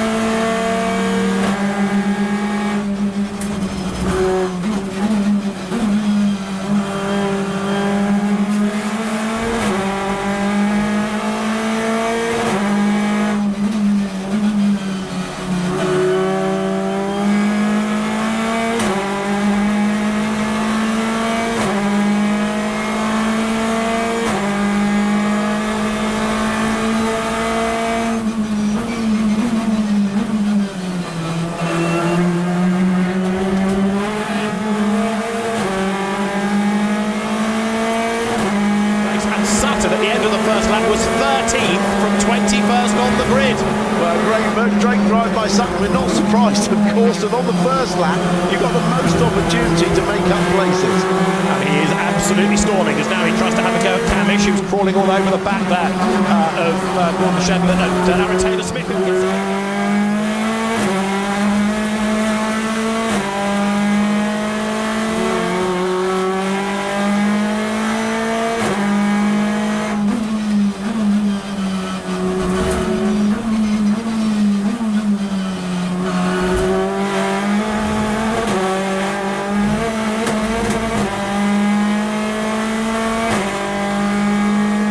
Sutton goes through 9th, and Ash Sutton's having a go for 8th on the outside of Gordon Shedden as they come down towards Redgate. Shedden with a puff of tar smoke claims the place. Sutton tries to tighten the corner. There's a bit of a gap on the inside, but no, you don't, says Gordon Shedden. Yeah, Shedden knew what was going to happen there. The comeback from Sutton, so he just held it a little bit on the apex. Wow, that's taking it along the inside. Sutton throws it down the inside into the old hairpin, and they'll come out side by side. If they're level all the way up to McLean's, it should be Sutton that claims it because he'll have the inside.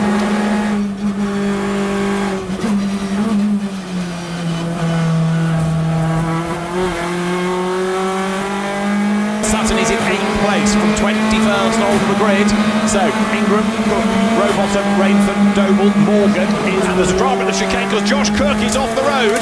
Josh Cook is off the road, so that means it's Ingram leading. Rowbottom is up to 2nd. In 3rd place now it's Rainford. Doble is 4th. Morgan is 5th. Sutton's into the top 6.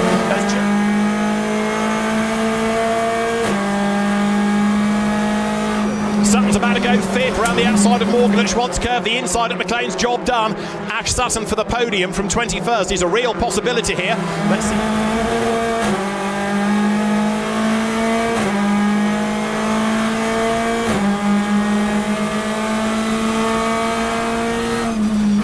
Sutton, if anything, is coming under attack. Rainford is coming back and in 4th place. You're looking at Doble out of the chicane, coming up towards the line. This is Charles Rainford's view, and look, he is right back on the tail of Sutton. Yeah, look at that. And Sutton couldn't drive a more defensive line. He was on the white line on the inside there. Morgan joining in right behind. It's such a struggle with the 20 seconds of boost that you have now to use it over a car that doesn't have it. It's a massive amount of boost. And through goes Rainford. Sutton is unable to defend that with no boost available to him. Yeah, Sutton has got 3 laps left. Rainford has got 3 laps left. Charles Rainford goes back ahead. Morgan 6th in the second of the Catalin Pato Racing Mercedes, and he's having a go at that Napa Racing UK Ford of Ash Sutton now.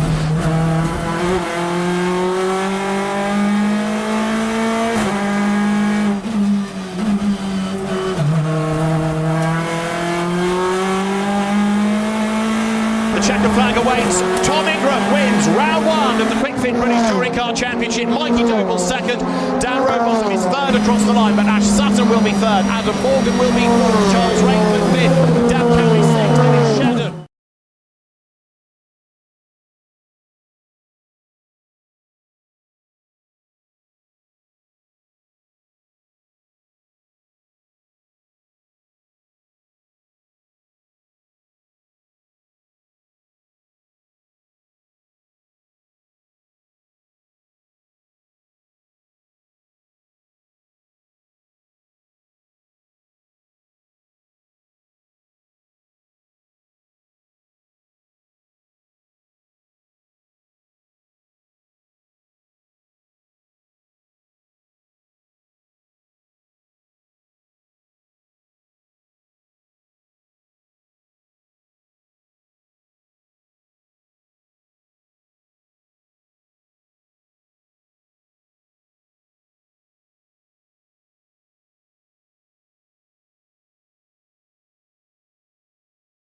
Back to racing with 4 wheels and time to enjoy the best of this morning's action from the Marion Motorsport Mini Challenge Trophy. Pole position to Chris Doble in this partially reversed grid. Alex Keynes alongside from Richard Jepp on row 2, and Isaac Doble completing the 4th position on the grid. Leo Robert, can we start again, sorry.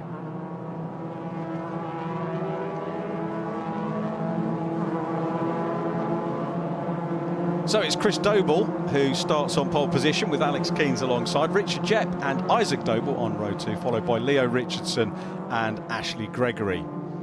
Henry Foote is on row 4 with Harry Smith. Josh Salvadore next up from Matt Luff. Josh Wilby is on row 6 with the man who won round 4 and therefore starts 12th on the grid. That's Luca Marinoni Osborne. Behind them, Gerald Julius and Leona Theobald, followed by Gio Santora and Daniel Patterson. Beanie Rees, our camera car, is next up from Jonathan Wilde. Behind them, Lewis Fleet and Finley Groom, Lexi Powell and Blair Dryborough on row 11, and row 12, Eleanor Rees and Adam Curtis. A great grid, and our first look within the TOCA weekend at the the Coopers for this season. They've already had one round, which was at Silverstone, I think 7 weeks ago, so a huge gap to prepare, which for some drivers was worthwhile because there was a couple of incidents, a couple of cars getting very badly damaged, and we'll talk more about those as the race day unfolds. But we're on board with one of many newcomers. We were on board with Beanie Rees, one of the Wera Alliance Racing Academy, a 4-female racing team, and they've got lots of students helping out in terms of the engineering support, as actually have many of the other drivers and teams on the grid as well, which we'll talk about. But no time to give any more background because we're looking at Chris Doble and Alex Keynes, the defending champion Alex Keynes, on the outside of the front row. They get away well and head down towards Riches for the first time. Everybody makes a good start, and it's Chris Doble, one of this year's rookies, moving up from junior formulae last year, that leads them down into Riches. Keynes has a look round the outside, but ultimately slots in with Richard Jepp, another rookie, in 3rd place. Probably easier not to reel off all the rookies because there are absolutely loads of them. Really good field of very well presented cars now as they head down towards the next left-hander, which is Hamilton, and it's Alex Keynes, who had a little bit of a nightmare yesterday. Qualified reasonably well, he was up the front, but then had an issue which dropped him back to 11th in the race, so he started P2 for this partial reverse. Move up the inside, and there is contact between 2 of the cars, and Richard Jepp, the winner of the directors category yesterday, was the man who got speared there. Richard Jepp, a very welcome and talented addition to the Marion Motorsport Coopers, but won't be getting anywhere near a podium in this one. More is the pity. Now, who made the contact with him? We'll try and work that one out for you, but it's Alex Keynes who is there. Doble coming under pressure from Ronnie Smith, who's running well in this one as well. So the big battle at the moment is on for P2. Gonna have a look at what happened from this move.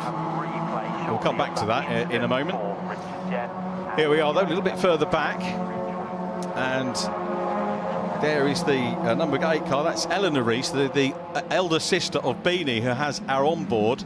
But it's Alex Keynes, who was championship leader, as we said, after Silverstone.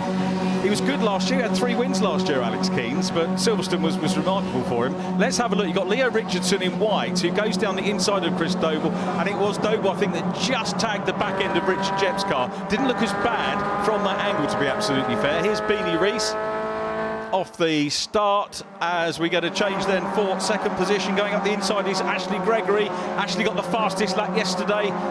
Was, you might remember in previous seasons, has been a race winner, but there is contact again. They're all getting stuck in. That's Harry Smith getting involved there. The Red Lightning McQueen livery is Josh Salvadore, the youngster from Chelmsford. Pretty much a home run from him, and he's got a little bit of bodywork damage on the really is immaculate number 10 car. Go and see that car in the pack. It looks great. Now the Lightning McQueen logo, of course, means it's a great looking logo and it engages with the young fans. But the truth of the matter is he's got that livery because he hasn't got any big sponsors at the moment. So there around the outside is Matt Luff, who finished, he's in the 72, the plain black car, finished second yesterday. And Matt leading the championship after yesterday, taking over the lead from Alex Keynes. Replay here from Beanie Reese. It's a little bit wide as Beanie, first year of car racing, was a youth motocross champion. So fair play to Beanie. And as I say, it's a really big team effort with the Wera Alliance Academy. There in the 65 car is another of the Doble family. That's Isaac Doble, the reigning BRSCC Fiesta Junior champion. And in case you're wondering, are they all related to Mikey, the touring car driver? Yes, they are. Both the Dobles are related. Isaac is a younger brother of Mikey Doble, and Chris Doble is a cousin. And Chris and Isaac came up, both of them in Fiesta Juniors last year. A great rivalry between the pair. It was Isaac who won the championship.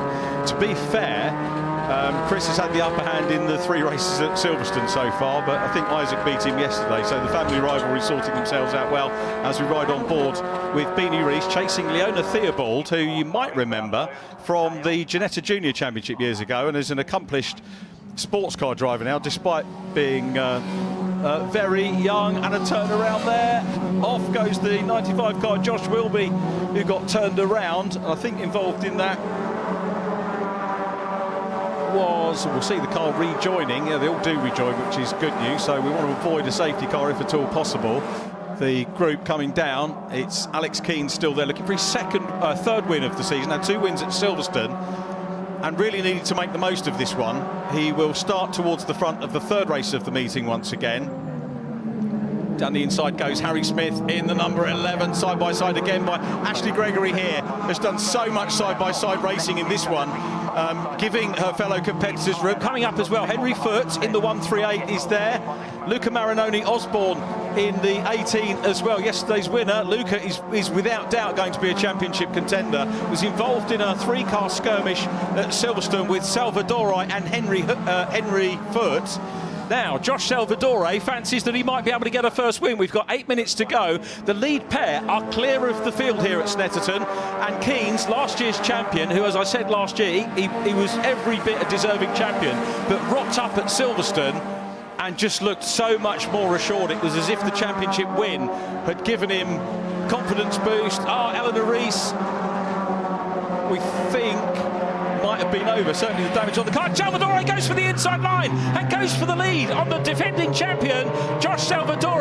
Brilliant move from the driver of the number 10 down the inside. They're still side by side, and Keynes has got the line, remember, coming down into Palmer, the left-hander. Keynes is through, the Silver Lake car back out front, but the Lightning McQueen car will take the battle back. Safety car for me. Really bad news for Josh Salvadore. That's the reason why we've got the safety car. Eleanor Reese's car, we think, might have trip. Eleanor, as you can see, out of the car, which is great news.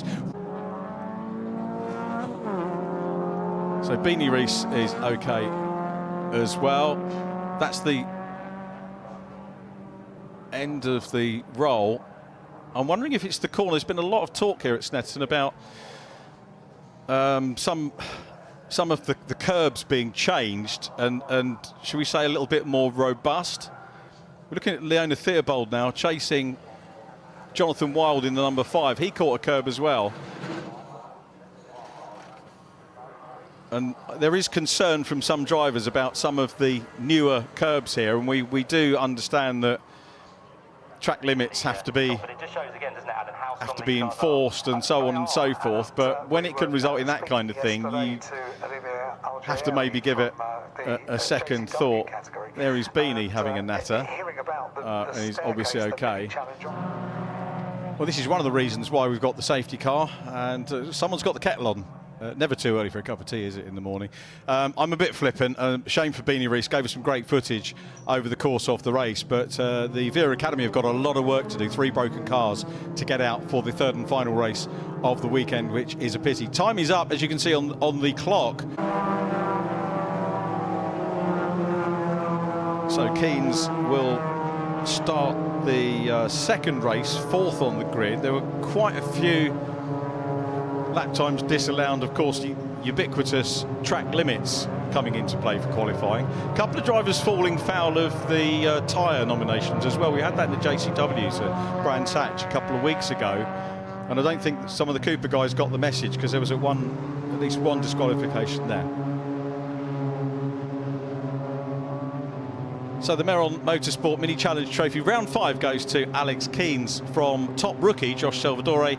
Luca Marinoni Osborne in 3rd. Ashley Gregory was 4th ahead of our 2nd rookie, that was Isaac Doble. Henry Foote in 6th, Harry Smith in 7th, and 2 Dobles on the rookie podium, Chris Doble in 8th. Giovanni Santora, best result for him, in 9th position from Matt Luff. Then it was Daniel Patterson and Jonathan Wild, the Scottish pairing ahead of Jarrell Julius.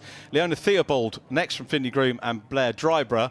Lexi Powell in 17th from Josh Wilby. Louis Fleet in 19th, and then we're into the drivers that had some problems, headed by Beanie Rees, very sadly, who will appear in 20th.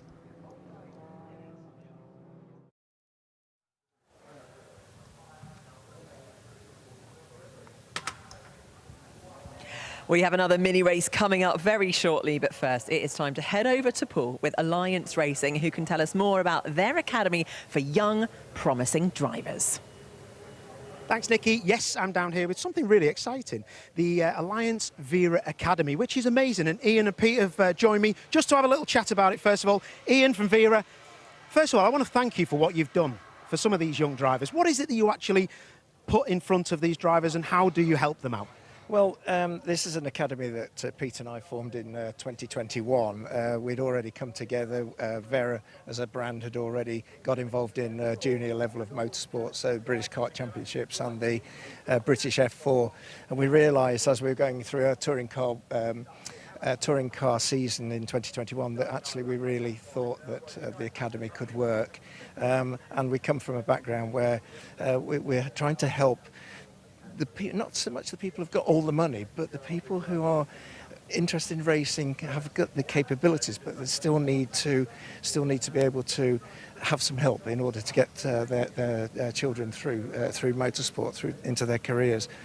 And what we've come together to do is to use our money to help them just get that edge over the rest in the fields, and to give them the ability to become of commercial interest to future sponsors. So we're launching them on their way in their careers, and we see how far we can take it. Well, I think you absolutely do an amazing, thing. There's not many of you, is there, Pete? You're one of the nicest people I think I've ever met. It's because you're a northerner, Pete, but you're fully involved. You love it, don't you, mate? Yeah, I do. I mean, just like Ian said, what we've got here is we've got a set of families that come racing. As we know, racing's an expensive game to get into, and to try and get somebody to the top is even more difficult. I mean, over the last few years, people don't really know about us a lot, and as we've grown, you'll see that we've had different people come and join us. We've got one young lady this weekend, Rachel Roberts, who's in Canada, racing on the F1 Academy. So for me, we need to give something back to motorsport, and I think everybody's too eager to get something out of motorsport. but we decided that it was time to put back in, and that's what we do. And overall, we've probably raised over 600,000 this year alone. So we try and keep beating that each year to give these young girls and guys the chance to progress their their skills and their ambitions. And for me, that's the main reason why we do this. It's something we're really passionate about. And I love that. And the most important people here, quickly, guys. Will, you're racing in the Porsche Carrera Cup. It's amazing, isn't it, what they're doing for you? Absolutely brilliant. Like they've already said, back in 2023, it really kick-started my career and enabled me to go from sort of the grassroots up to entry-level professional motorsport. So yeah, it's been fantastic for me. Both the commercially side and also all the rest of the support that we get from being in the academy.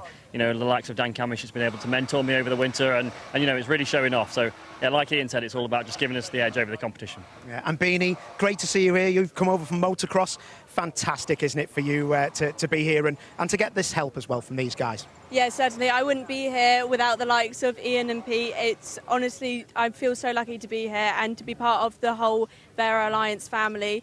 We are a complete family unit, and we all have support with Will in Porsches, and to see that maybe that's the route that we could take, and then seeing Ash doing so well, we have support all around us in every way possible, so we're all very, very lucky. Beanie, you're better at media than I am. You just directed all of that to the camera. Back to you guys. Well done. What a brilliant initiative. Great insight there. Thank you so much for that, Paul. Now, after the break, we will resume our live action. Plus, we'll be finding out more about Charles Rainford. Don't go anywhere.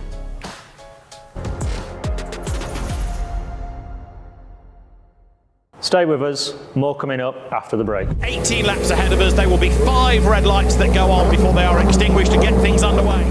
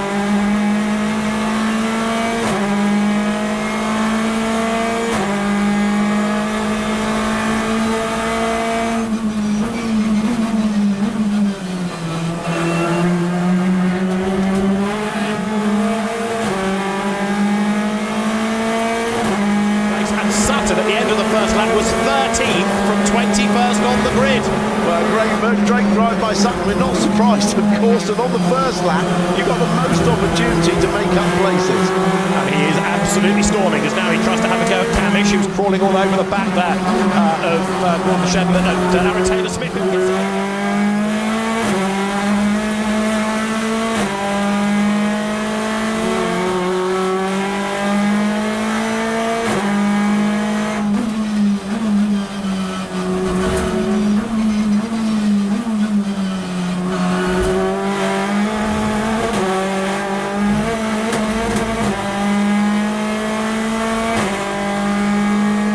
Sutton goes through 9th, and Ash Sutton's having a go for 8th on the outside of Gordon Shedden as they come down towards Redgate. Shedden with a puff of tar smoke claims the place.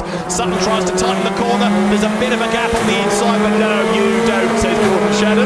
Yeah, Shedden knew what was going to happen there. The comeback from Sutton, so he just held it a little bit on the apex.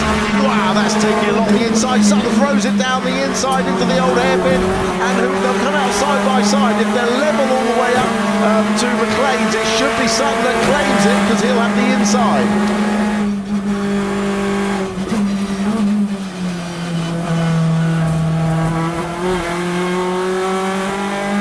Sutton is in 8th place from 21st on the grid. So Ingram, Cook, Rowbottom, Rainford, Doble, Morgan and there's a drama at the chicane because Josh Cook is off the road. Josh Cook is off the road, so that means it's Ingram leading. Rowbottom is up to 2nd. In 3rd place now it's Rainford. Doble is 4th. Morgan is 5th. Sutton's into the top 6.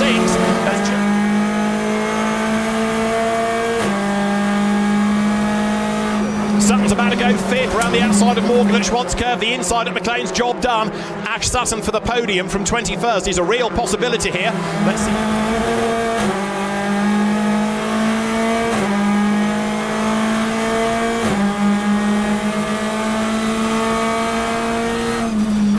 Sutton, if anything, is coming under attack. Rainford is coming back at him for fourth place. You're looking at Doble out of the chicane, coming up towards the line. This is Charles Rainford's view, and look, he is right back on the tail of Sutton. Yeah, look at that. And Sutton couldn't drive a more defensive line. He was on the white line on the inside there. Morgan joining in right behind. And such a struggle with the 20 seconds of boost that you have now to use it over a car that doesn't have it. It's a massive amount of boost. And through goes Rainford. Sutton is unable to defend that with no boost available to it. Yeah, Sutton has got 3 laps left. Rainford has got 3 laps left. Charles Rainford goes back ahead. Morgan 6th in the second of the Caterpillar Plato Racing Mercedes, and he's having a go at that Napa Racing UK Ford of Ash Sutton now.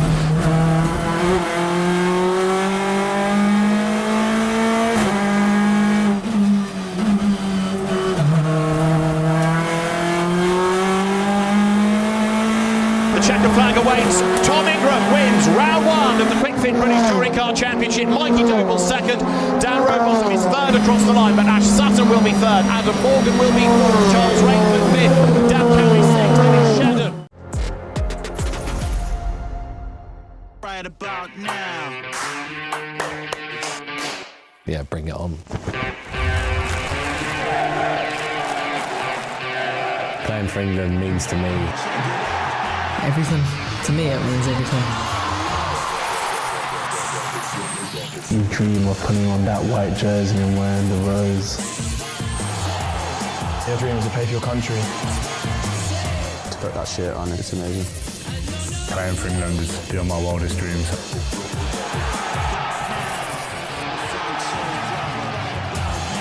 The Lionesses. 3 Lions. England rugby. Live and free on ITV. The home of England. So much to look forward to here on ITV, the home of England. A reminder, we'll have the 3 Lions opening match at the FIFA World Cup live and exclusive on ITV. Plus, their 2 World Cup warm-up matches. Thomas Tuchel's side begin their preparation with a clash against New Zealand. That's on Saturday the 6th, ITV1 from 8:15. But for now, it is time to resume our live action with the Mini Challenge Trophy. Let's head up to our commentary team, Paul O'Neill and Richard John Neal. Thanks very much indeed, Nikki. Yeah, very excited because our extra mini coverage. And before the break, you were chatting to the Wera Alliance people, and there are some teams that we're familiar with behind those. Yeah, there is, and I was speaking to the guys offline, and they were just saying, you know, oh, I forgot to mention this and I forgot to mention that. So on behalf of those guys, I just want to say thank you to the Avago Racing team and Team Parker Racing as well, who are fully involved in it, Richard. And the great thing is, some teams would be invoicing every 5 minutes, and these guys are on the programme and are helping these young kids out as well. Fantastic. That is an absolute mega job. We'll talk more about other teams that are helping youngsters in terms of racing a little bit later on. But Jarell Julius, who was very much involved in the action in race 1, which we saw the highlights of earlier on, having a pit lane start. So Julius, obviously with some issues getting to track, and he's going to have his work cut out starting at the back. It's going to be P24, isn't it? So a fair bit of work to do. Wondering if we're going to be able to catch up as well with one of the drivers at the back when they go off the green flag, which is Finley Groom, who's right at the back. Actually, before that, we're going to have a look at the... I don't think Beanie's not there, is she? Beanie's not going to take the start. We were just getting a call from our director of whether we could look at the car that had the issue, Beanie Reese's car, but curse of the onboard camera. Yeah, it's one of those things, as you were just saying, weren't you, to me, that the F4 car as well has been offline with the onboard camera. But yeah, real shame for Beanie, you know. I just spoke to her then. I said, just take from this, it's character building, and that's the way it is. Here's your grid. Luca Marinoni Osborne on pole position from Matt Luff, Josh Wilby and Josh Salvadore next up from Alex Keynes, and Henry Foote lines up in 6th. 7th on the grid, Ashley Gregory with Harry Smith. Then it is Chris Doble and Richard Jepp, Leo Richardson and Isaac Doble on the 6th row of the grid, followed by Daniel Patterson and Giovanni Santora. Gerald Julius pit lane start, as we saw. Leona Theobald next to him. Lexi Powell and Beanie Reese, the two teammates together on row 9. Then it's Lewis Fleet and Eleanor Reese. Jonathan Wilde and Adam Curtis ahead of Blair Dryborough. And at the back of the grid, Finley Groom. A little bit of a story about Finley. If we can pick up on Finley Groom at the back of the grid. Interesting one, he's a local driver, well, local-ish. It's his home round. Oh, okay, so Gerald Julius was late on parade. I think Ria will be talking to him. Well, I think he'll be getting grounded. Ria won't like that. Ria Beauchamp, who's the champion. They do signal them early enough, because I was in the paddock this morning and they get half hour's notice. Finley Groom nominated the wrong tyres and wrote the wrong tyres down the sheet, so he was DQ'd from qualifying and he's off the back of the grid. Right, it's nice him, he's waving at the marshals there just on his warming up. Really nice. Can I just tell you something? Yeah. People will be saying, oh well, you deserve it for that. I cannot tell you, now owning a team with a friend of mine, Alex, getting all of that done when you're trying to get a car out is hard work. It's easy to make an administrative error. Is that the right word? Yeah, it is. Yeah, it's very, very good indeed. He's an Ipswich-based driver, which, believe it or not, that car is Lydia Walmsley's old Cooper, which is one round here. So I said, no pressure, Finley. He owned up to the error, the admin error. I said, don't worry, we've all done them, mate. But yesterday was a dreadful day. Disqualified from qualifying because of that. And then the fire extinguisher went off in the car as well. So he had a real fun day yesterday. I've had that as well. It's difficult when the fire extinguisher goes off. You're wondering where all that foam's coming from. I had it twice to me my whole career. There's a really interesting clip on the internet somewhere of Johnny Adam back in 2009. I think I was in the race. They were on board with him talking. ITV were talking to him. I think it was Tim Harvey talking to him. And the fire extinguisher went off and he's looking round thinking, where's all this white foam coming from? So it does happen, and sometimes they shouldn't do, but they just go off for a crazy reason. So yeah, I feel his pain, because once that's happened, retired, car done. So, we'll see what happens to him in this race. Got a bit of progress to make up, and I'm sure he'll be keen to do that one. Someone hoping to progress away from the front and away from the field is Luca Marinoni Osborne, the Arsenal supporter who was rocking his Arsenal shirt around this morning. Yeah, there were a few boos as well, particularly from his team boss, who's a Brighton and Hove Albion fan. They've had a sterling year as well.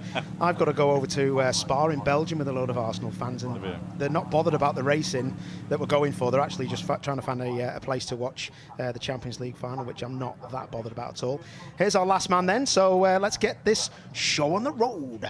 We will indeed. So, Luca Marinoni Osborne had a win in race 1. Good progress in race 2 as well. Let's see what he can do from pole position here at Snetterton. The sun is shining. We're about to have some great motor racing courtesy of the Merrill Motorsport Mini Challenge Trophy for the Coopers, who get underway now.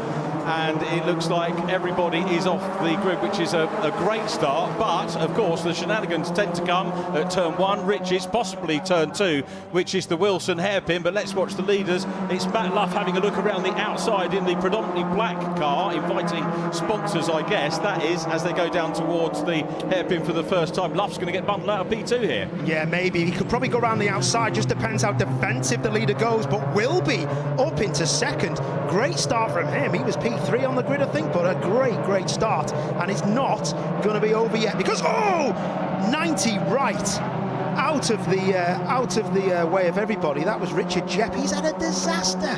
Both races that we've seen today off before turn 2. What a horrendous. He deserves better, Richard Jepp, the 40-year-old from Portsmouth, runs in the City Car Cup, Pro-Am racing, using lots of young people engineering their cars. They're running under the Westbourne. Westbourne are giving them awning space. Westbourne themselves have got lots of youngsters from local unis, and they pay for them to go abroad with them and race, do a fantastic job, Westbourne. So many youngsters involved. Actually, the guy we were looking at as well, Finley Groom, he's got somebody from the local uni helping him out as well. The teams all get involved and help youngsters get their first step on the ladder. Yeah, I've done a little bit for Student Motorsport. The guys there do fantastic things. It's great to see them carrying that over and coming into the TOCA package and being able to showcase their talents on this fantastic platform. The weaving has already started.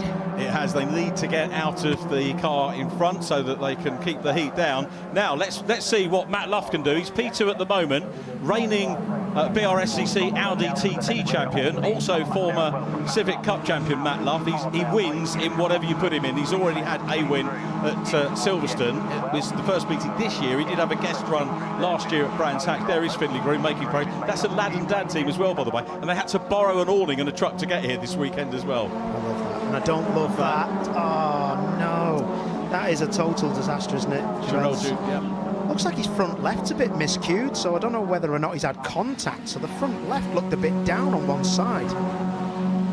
Oh, that... I would not be surprised if that hasn't got a front wheel on it. Yeah, it looks that way, doesn't it, Paul? Oh, yeah. It's, well, there you go. It's dropped. So maybe curb strikes on that front left are doing damage to the cars, maybe. But, yeah, we've seen that a bit today, haven't we? He was very frustrated there, wasn't he, Jarrell, which is a pity. Here comes Matt Luff, though, having a go. Pings it out. This is quality learned from Civic Cup and the Audi TT Cup. Matt Luff gets into the lead. Now we've got, this is a championship battle on now, but look at Wilby. Josh Wilby in the mix as well, and Wilby's going to have some. This is classic Mini Cooper racing. Yes, it is. About 10 of them have arrived in a WhatsApp chat here. This is brilliant. This is what Mini is all about. This is going down to the second hairpin, and Matt Luff has got to be careful he doesn't turn across the front. He's going to go from the lead down to fourth if he's not careful here. Yeah, he's going to get hung out to dry here if he's not careful. We'll see whether they give each other room on the exit. Luff staking his claim for P2 at the moment. Does get forced wide. Marinoni Osborne in the 81 looking up the inside. Josh Salvadore, who got the fastest lap in race one, his first year, that Red Lightning McQueen livery. Oh, that's Henry Foote on the grass. Henry manages to rejoin safely. Tons of cars for P2 at the moment. Wow, this is brilliant, this. I love this. Wilby will be looking in his mirror going, see you later, guys. But I'm telling you now, Salvadore's getting fully involved in this, isn't he? Well, very good runs at the moment. Only one car in that team, MRM, Mike Ritchie's team. Jarrell is out safe and well, which is good, but hopefully we're going to see a lot of him. 24-year-old ex-Carter, really personable young man, and the best to come yet for him in the Mini Challenge as we watch Matt Luff in P2. Matt now really needs to do without the challenge from behind and try and not let Wilby get away here, I guess. I tell you, this pack is full of, in my opinion, the best drivers in the UK on the club scene. This is a great little package of drivers, this now. It's a very tight championship, isn't it, this year? So many really good rookies. And if we look further down the order, you've got Giovanni Santoro, who's running in 12th, has actually come over from America to race in the British Mini Championship at 16. I mean, they've realised how serious this is. Yeah, that says a lot. You can see there's a little bit of an overlap. Don't know if Salvadore missed a gear there. He's down with the Dobles now, isn't he? Yeah, and Doble's gone round the outside of him. But look at this now, all the train. You sometimes wonder, how is the leader getting caught so quickly by people who are battling? It's because of the toe. They can work together. It's like NASCAR. As I heard a load of squealing in my earphones there, but Wilby is now having to defend when he looked like he was having it all his own way. Yeah, he does have to defend. Marinoni Osborne looks up the inside. He's going to be able to chop across. He does. Grabs the line as they head down towards the first of the three left-handers at Palmer, so will be under pressure. Marinoni Osborne next up. Then we've got Alex Keynes coming up into the mix as well. Fastest lap for Keynes. That's the Silver Lake car, the number one in fourth place at the moment. Then we've got Henry Foote, who after his wide moment, he's still there in fifth and challenging well. Then Ashley Gregory up into P6. So Gregory not out of this one as well. Then Harry Smith in the mix too at the back of the group. Yeah, Henry's involved in this as well, Henry Foote, and in that 138 that's just ducked back underneath Matt Luff. But look at the second pack as well. This is just fantastic. This is the ITV Sport Director's nightmare. Where do you look next? But some good names there, lad. Doble and Doble. Doble and Doble. Two cousins. It's Isaac Doble in the blue car that is the younger brother of Mikey and son of Mike Doble. For those of you longer in the tooth like me, remember Mike Doble racing. He was a good lad. It was Mike, great to see him here today and smiling and enjoying. Yeah, it's unusual for Mike to smile, but he was smiling this morning when I saw him. He was. Well, I don't really know Mike Senior that well, and he'd come and seen me. Oh, that's a little bit of contact that before.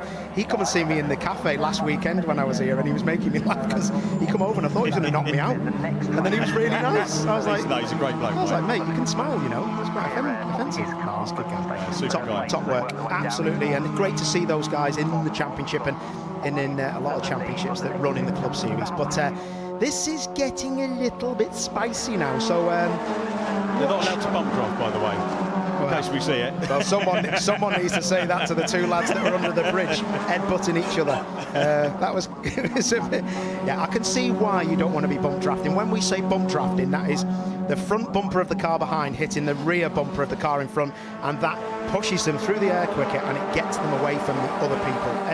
I don't really agree with it because some people don't like it and some people get caught out with it. So yeah, it's the best thing is to just make it platform. No, it's not. Yeah, I agree with that 100%. 3 drivers from Silverstone the first round had damage, 2 of them right in the mix at the front. As we watch Leo Richardson trying to get involved, had a disappointing race 1 back to the front. Luca Marinoni Osborne was involved in an incident in race 1 at Silverstone, climbed his way through the rest of the meeting to get back onto the podium at race 3 at the first event. Henry Foote got wiped out in the first race, didn't take part in it, but big effort from him and Race Car Consultancy's team to get him back on track. And then the third driver was Josh Salvadore, had damage as well, but he managed to get his car home from the 3 races. And the young American lad, Gio Santora, he got wiped out in race 2, unfortunately. So it was a lot of damage at Silverstone. None of it malicious or intentional or anything else, but lots of effort by teams to get drivers back on track, which they have done this weekend. Yeah, not ideal. Just a quick one. I just seen on one of our rear shots that championship man, Alex Keane, Keynes was looking like he had a little tap on the brakes a couple of times into slower corners. He's running P3 at the minute, and I think that's a telltale sign that brakes are getting warm on some of these cars. So yeah, Keynes was definitely having a little tap of his brake lights. I've seen them flash. It depends if you've ran over the exit curbs and you've got a long brake pedal. You're pushing the pads back to the disc, and I think I just seen him flash then just before he went under the bridge. So yeah, I think he's just getting a little bit of a long pedal. Talk about long pedals, Osborne was a little bit wide there, but Keynes is still in the mix, so what do I know? Let's see what happens. We've got extra Coopers this year as well with 4 rounds. This is the double round, if you like, with the JCWs. We look forward to seeing them at Thruxton as well, where the draft is going to be super important. Lewis Fleet coming under pressure here from Lexi Powell, daughter of Steve Powell, the British truck racing driver. Had a great weekend last time out, did Steve Powell, and Steve here supporting Lexi, Charlene's wife here as well. Lexi's mum busy supporting the family as well. Busy racing family, and Lexi doing a great job as part of that team that you met earlier on in the day. Yeah, it's great to see, isn't it? Track limits for 81 and 138. Luca Marinoni Osborne, the leader, and Henry Foote. Interesting. So we talked about bump drafting. It's so difficult not to do it because if you get blocked in, all you want to do is fly and headbutt the car in front to make it go faster. So it's difficult to get yourself out of that way of thinking. But you name me a championship that is as close as this. And there's not much braking in these cars because they're momentum based. The brake pedal is literally actually your nemesis, and that if he gets round the outside of him, will be. I am going to run on that track. I'm going to open his door and shake his hand at 120 miles an hour. It's a good effort. He's going to lose it. He's going to lose his place. Well, you don't have to do that, Paul. Osborne maintains the lead, but this is Wilby trying the outside run. Is he going to be able to do it? Alex Keynes on the inside reads that well. If he's got the pace out of the corner, he could tee up the run down towards Hamilton. I don't think he's going to do it. Osborne's still there. Keynes still busy himself trying to get up into P2 at the moment. They develop a little bit of a gap back to 4th position. Matt Luff still in the group there. 1st, 2nd and 3rd getting away at the moment, but eventually we do get a change. Keynes with his nose up on the inside consolidates P2. Now he's got to try and hunt down Marinoni Osborne. If he has got a little bit of a brake problem, Keynes, it isn't showing, and I've got to say that yeah, he'll have a little bit of clear air now because the Osborne has actually just gone off in front. That'll be see how he's not followed him. That tells me that the brakes are overheating. You would follow that car to look for the toe to get closer to the leader. So I think he is grateful of that fresh air. That is a typical Ashley Gregory move, around the outside, just having it large. That's all she ever does, round the outside, the hardest way. If she could go on the grass and do it, she would do that as well. She's great. Yeah, doesn't worry about the outside. I was saying in race 1, probably learned that confidence to go around the outside from her short oval racing background. That's how you make the passes. Ashley this year, she was running under different awnings last year, but effectively family team. This year running with Accelerate, so a real chance for her. Yeah, definitely. She does make me laugh Ashley, because I know her quite well from doing work with her now and again, but she always sends me all of her onboards, and she's like, watch this crash or watch this and watch that. She literally loves a massive around the outside manoeuvre. If it comes off, it's a bonus. If not, she'll still send you and go, watch this. So looking at the battle for P3 at the moment, Matt Luff heading the group that's in 4th place, trying to close in the 72. Car runs a little bit wide, track limits. Matthew Luff, keep away from that green stuff. That's ours, not yours.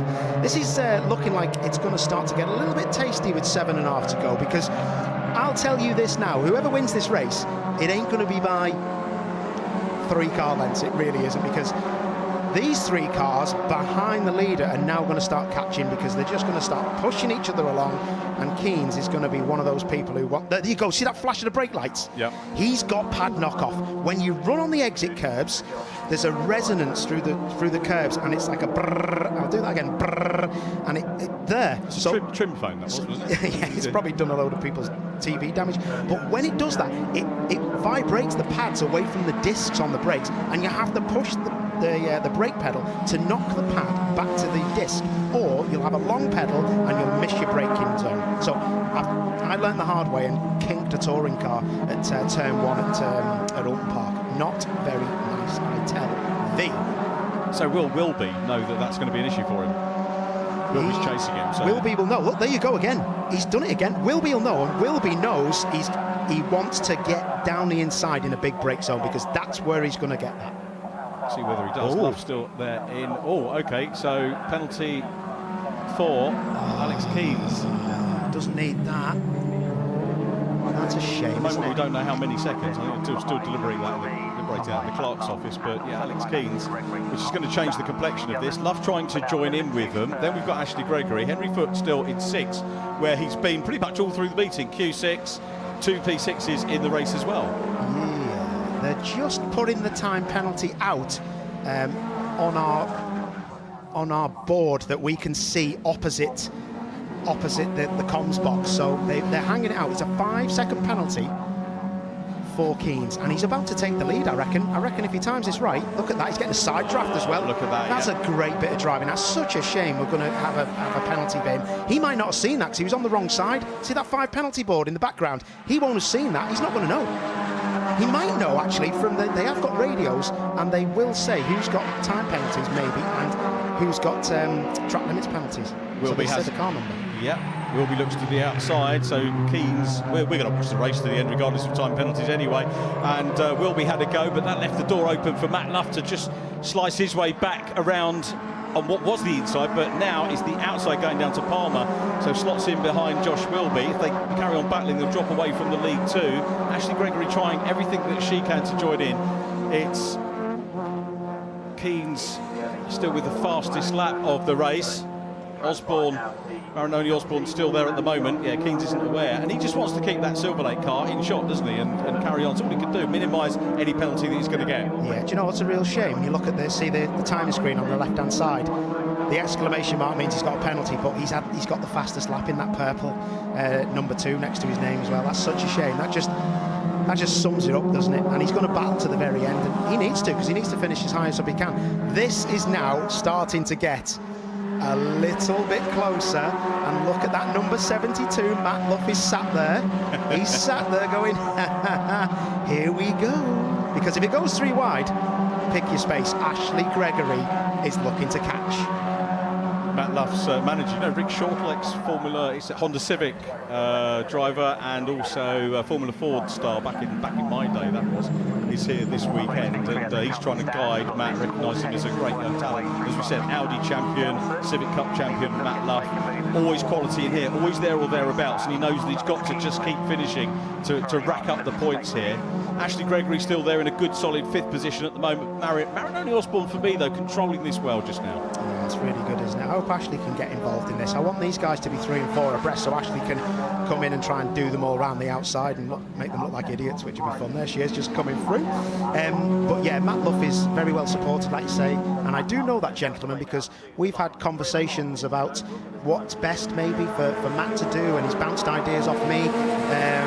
But I always say to people, if you throw enough mud, some of it will stick, and that's how I went racing. That's very good. I think I said Civic CRX, Richard, Honda CRX. Yes. Apologies, Rick. So, we're picking up Matt Luff, and he gets a 5-second penalty as well.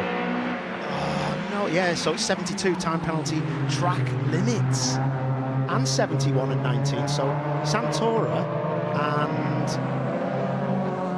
number 19, Chris Doble. They're all told about this in the driver's briefing, and rules are rules, and I used to hate track limits, I still do, but track limits are track limits. Unless you get fired onto that power pad and you can't do anything about it, then you've just got to be careful. Keynes, I thought would have had a go there in that number 1 car, but I think he really is thinking about not braking too late and maybe drilling into Osborne with a little bit of a longer pedal. I've driven so many cars with long pedals, and it just ruins your race, because the pedal, you're never that confident. You get into the brake zone, and the longer the pedal is, the more the rear brakes seem to lock. These cars, remember, have ABS as well, so that is sometimes a little bit more of an easier thing to deal with if you're ABS fans, it isn't. Well, we've got the time penalty sort of Damocles hanging over a couple of drivers, but we can enjoy the race as it will unfold to the flag. This one should be the penultimate lap by the time clock. Ashley Gregory distant 5th at the moment. Might potentially get a podium out of this, though, with the time penalties. So Ashley will take that for sure. We've got Henry Foote still in 6th position. Yeah, she's only 2 seconds down, so that's looking like a potential podium. Potentially, so we'll see as the race leaders come again. Marinoni Osborne controlling this one very well, and it is Keynes in P2. Sorry if anyone heard that noise in the background. It wasn't they're not turbocharged, these cars. It wasn't a dump valve from 1997. That was actually my hay fever, so sorry. Oh, look at that. That was a big slide coming up. Who was that? I did see that slide. That was Wilby. Wilby was wild. He's going to get Luff into the back of him now. So Wilby's going to get P2 on the timing screen, and Gregory's going to get P3 as they head on towards the last lap. So 1 lap to go. Marinoni Osborne has been really good here for Team Westport. But now Alex Keynes, with that sense of Mini Cooper timing, is having a go. P3 is going to be the one that's going to capitalise on this, but look at this. Keynes down the inside. He timed it brilliantly. Wilby thinks, I'm having a bit of this. Please, no contact, but he's going to get up to P2. Keynes couldn't get it stopped. He's going to take the lead. Brilliant. Keynes could not stop the car. Was that the pad knockoff? But he's coming back at him through Palmer's. This is a really, really difficult corner to get right. Osborne's back in the mix. Will be down the outside. Where is it going to end? They'll be side by side. Will he go track limits? No, he won't. Down to the hairpin. We've got no breath left. Go on then, RJN. Your go, lad. Here we go then, side by side. They've got one more left-hander here for Keynes, but if Wilby can hang on, he'll be into the right-handers and maybe get the lead. Osborne in 3rd, closing up on them well. That's the last of the left-handers. It is Keynes still there. What can Wilby do? Gregory's trying to close up as well. Henry Foote in the back of shot. They're still side by side. And it's Alex Keynes. They have a little bit of a cuddle as they go through that corner. Now here they come up towards Williams and onto the long straight here. But it's Keynes that's out front. Remember, time penalty hanging over him. It's Marinoni Osborne P2. Will be on the inside for 3rd. The reason he's still racing, Richard, you're dead right. 1, he might not know, but 2, let's just win this race and let's go to the clock and let's show them our videos. This is not over. Yeah, you just don't give up on it, and that is what Alex Keynes is doing. But here comes Josh Wilby, side by side. Wilby's having a go. Is he going to be able to go through the 95 car on the outside? The man from Conisbrough, fourth in the championship last year, and that is why he throws it around the outside. But there's a gap on the inside, and here comes Osborne on the inside. On the outside, it's going to be the Silver Lake car of Alex Keynes, and it's Marinoni Osborne that comes through. Oh, Marinoni Osborne, he's done it well here, but look at this. Keynes is back on the inside. He's down the inside. He's on the grass. There's no contact. Absolutely fantastic. Ashley Gregory's involved. Is she going to steal P3? Who's going to win this?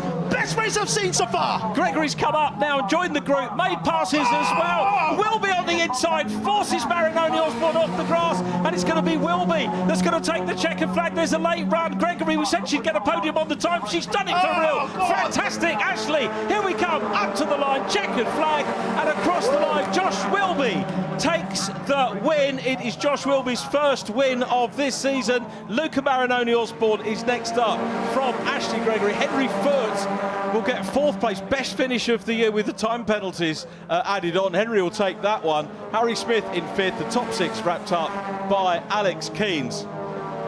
Cars still coming across the line, and there are shenanigans going on right the way. Finley Groom getting stuck in right at the end. He's got a time penalty as well, but hopefully has enjoyed the race on his home circuit as he bounces back on the tarmac. Oh my word. I'm struggling here a bit for breath. That was unbelievable. Again, the way I mean, we could expect the same when these guys join us at Thruxton. It's all about the timing, isn't it? Like the Caterhams that we see and enjoy so much. Yeah, legends that reminded me of, and they are all legends for that. Joshua Wilby, you take a bow, lad, because that was timing, that was aggressive, but not over the top. It was beautiful to watch, and it'll be worth the 250 quid's worth of damage on that 1979 front bumper. Josh, just 20 years of age, we don't get to see the drivers and consider that there is so much young talent. We've got the Director's Trophy for the older drivers in this as well, but Josh got his window down, acknowledging the fans and of course the marshals. Big thank you to the marshals today for great, splendid work as ever. Yeah, I was just about to say about that, and look at that, that's lovely. That's what it means. That's what it means. That's all the top work, the big effort. We've got to say, though, big thanks to the marshals. They're walking around in stupidly hot overalls. Great stuff. Josh Wilby takes the win. Team Avago getting the win. Their first win of the season. Luca Marinoni Osborne next from Ashley Gregory and Henry Foote. Harry Smith in fifth from Alex Keynes and Matt Luff. Isaac Doble got the better of his cousin Chris again, with Leo Richardson in between in ninth. 11th goes to Gio Santora. Good drive through from him. Daniel Patterson next. Richard Jett recovered well. He finished in 13th. Ahead of one of our Wera Alliance team members, Leona Theobald. Louis Fleet next up from Lexi Powell in 16th. Jonathan Wild 17th from Blair Dryborough. Then Adam Curtis and Finley Groom completing our top 20. There is Josh, who's done a pretty quick slowing down lap as well, such as he would want to do to try and get cool in the car. Luca Marinoni Osborne, I'm sure, will give him a firm handshake after this. Ashley Gregory, for me, great value for money there as well. Sitting back, fifth, away from that lead group, closed in.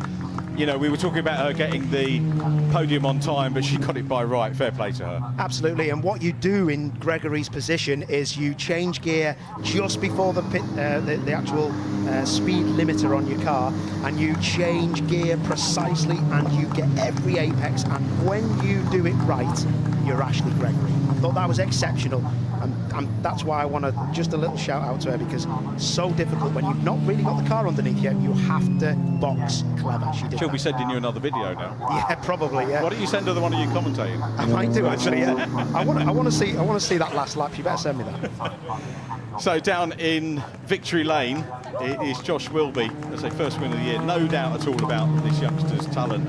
As you said at the start of the race, Paul, the talent bank that we've got in the Coopers and in the JCW so strong. It's where everybody wants to be. As we said, we've got youngsters coming over from the States to join us. Josh is happy about that. The team rightly happy about that. Let's have a look at the championship standings. Alex Keane's 17 points clear of jointly now second place Matt Luff and Luca Marinoni-Osborne. Josh Wilby fourth from Harry Smith. Josh Salvadore is in sixth. Ashley Gregory now into seventh. A pair of Dobles behind them. Isaac leading Chris and Daniel Patterson wrapping up our top 10. In the rookies, it's Isaac from Chris Doble, Josh Salvadore next up. Richard Jepp is in fourth from Daniel Patterson.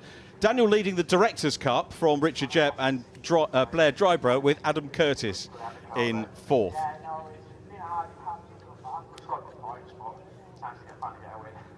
So, celebrations down in pit lane. We'll be back with the word with the winner in just a couple of minutes. Please stay with us. Well done, congratulations. You are watching the Kwik Fit British Touring Car Championship. Don't go anywhere. Obviously, we had a catastrophic fire at our head office and workshops in August of last year, which let's just say messed our season up a little bit, but that's the reason that we're now having to build new Audis. It's a really good thing for us to have something positive to focus on, and the boys and girls have really focused on the challenge, and hopefully we can start to look forward and enjoy what the future brings rather than focusing on the negatives of the past, really. So it was a Saturday, I was at home, and basically I'd missed a couple of calls on my phone, and somebody had basically said that I think there's a fire in the field next to where your work is. You might want to have a look and make sure everything's okay. Started driving over and was still getting calls, and then as I got towards the site, started to become kind of ever more likely that the fire was actually us rather than the field. It was horrific getting there. There was a fire brigade already trying to stop people driving along a section of road, that the smoke was so bad across the road that you could not see at all. This greenery here on the right was on fire, and the flames were lapping across and touching this hedge. Now there you go, it's first glimpses. That was very, very much on fire. This would have been our offices. That was our fab shop, the only bit that didn't burn, but actually got robbed the day after the fire. So that was where our jig was, and all our welding and fabrication equipment was in there. Knowing I'm coming over isn't great, and then driving here feels weird. Seeing it all again, but all upstairs here was we put in a big mezzanine that was exclusively like Powermax Racing's offices. We've got like a sim room set up in there, meeting room, all of our trophies, everything was all in there. But that mezzanine floor, if you have a look through here, doesn't even exist anymore. On top of this cabinet here, that was a gearbox, and the whole gearbox casing itself has melted. There's nothing left, and there's just some of the gears left in there, and beyond there there's two gearbox stands, you see, with the arch tops. So both of those would have had gearboxes sat on the stands, and what's on them now is all that's left of those gearboxes. So there's a few kind of gear components, and that's it. The rest has completely melted and disappeared. Well over £2 million worth of vehicles. It literally jumped from building to building. As you can see, it took everything. The fire started at that very far end. It's burnt every shipping container, jumped from container to container, building to building. Like even all the cars stored outside have been ignited, and kind of just... Again, going back to sort of BTCC, they're bespoke to the British Touring Car Championship, so the only way we were going to get competitive cars back on the grid was to build them. So on top of having sort of no premises and very little kit, we then had to commit to a type of car that we were going to build, and somehow find a way to design and build it ready for the start of a championship. Yo, where are you going? More coming up after the break. My name's Antonio Carrozza. I am Chief Engineer at Alliance Racing, Ash Sutton's race engineer. We're at Croft Circuit for the first official BTCC test of 2026. Playing with the weather a little bit today. We've had a couple of test days already, which have been really good learning experiences. This is the point in our test plan where everything's coming together. Busy off-season for us, we've changed the car. So yeah, we're now running the saloon. So fundamentally, it's 90% the same car as what we've been used to for the last few years. So nicely developed in that respect. Something that I've wanted to do for a really long time. Not necessarily to the Ford Focus, but yeah, we've been pushing down the saloon route for a while now, looking for different manufacturers, trying to put the puzzle pieces together. So this was the opportunity to do something that we have wanted to do. Improvement in aerodynamic balance, improvement in drag. There's kind of lots of positives from it. I think generally speaking, the new car, as we've rolled it out, we're pretty happy with everywhere. It's got a slightly more stable balance. It's slightly more responsive to some of the tuning tools without it being snappy. So I'm trying to push the boundary now on, right, how far do we go with the setup before it becomes undrivable? And usually the fastest the car goes is that pinpoint just before it becomes undrivable. That's the fastest it'll go. All the teams are in a slightly different place. Obviously, Accelerate get to continue exactly with the car that they ran last year. You've got PowerMax with a new car, you've got the Mercedes out there as a new car. So there's a lot of new cars that they're doing their early running and maybe learning a steeper learning curve with their cars than what we're more fine tuning.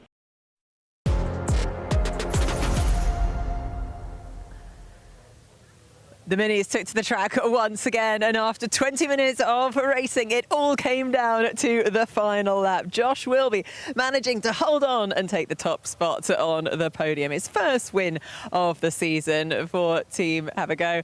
And I'm delighted to say that he's here with me now.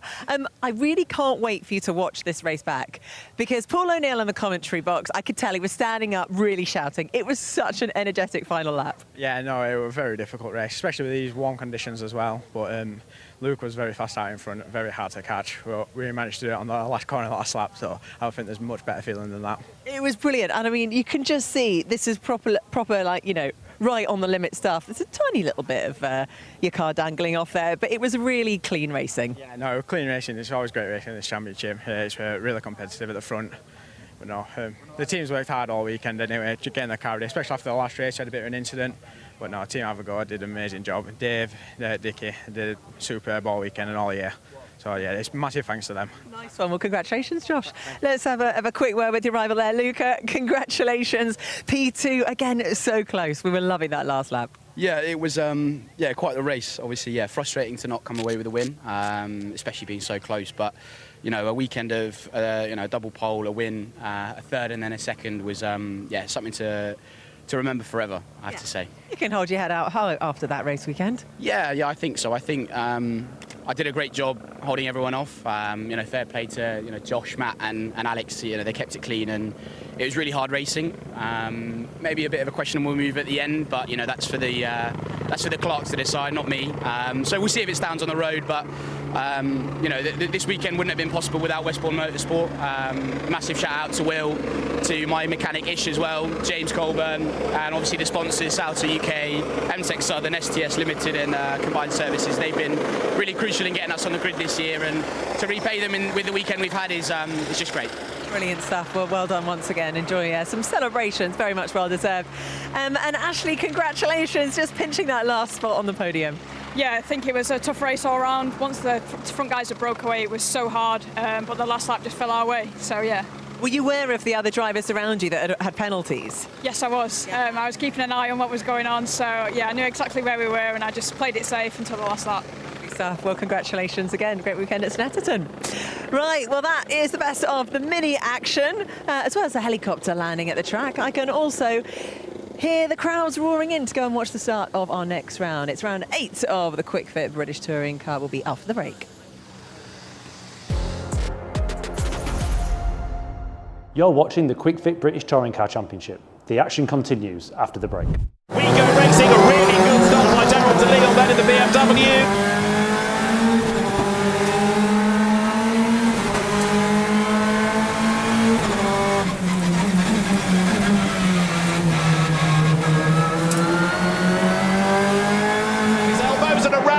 Selby.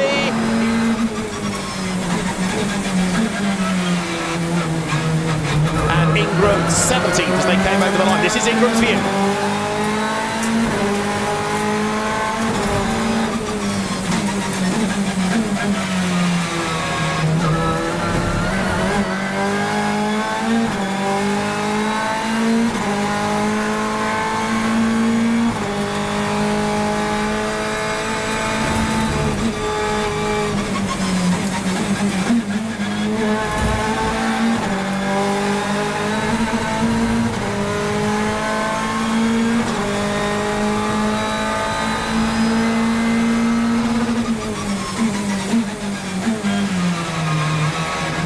Right now, you've got Tom Ingram up into 13th place, and he's still building on that. Carl's going up towards Coppice then, and there's Ingram having a go to Leon, and Shetton gets up the inside, and there's contact. Ingram avoids it. There's more mayhem breaking out. De Leon gets attacked there by Chilton. Josh Cook, I think, was involved, and Daryl De Leon's BMW looks rather second-hand. He's got damage.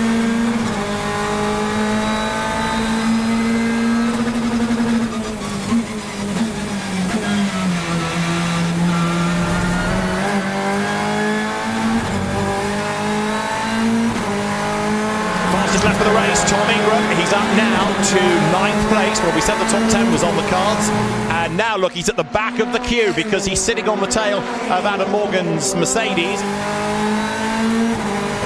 Yeah, look at Ingram. He must be on the boost to go around the outside of Morgan at that point of Hollywood. So this is a lap he's using it. He'll want to get past Rainford as well on this lap to make use of it.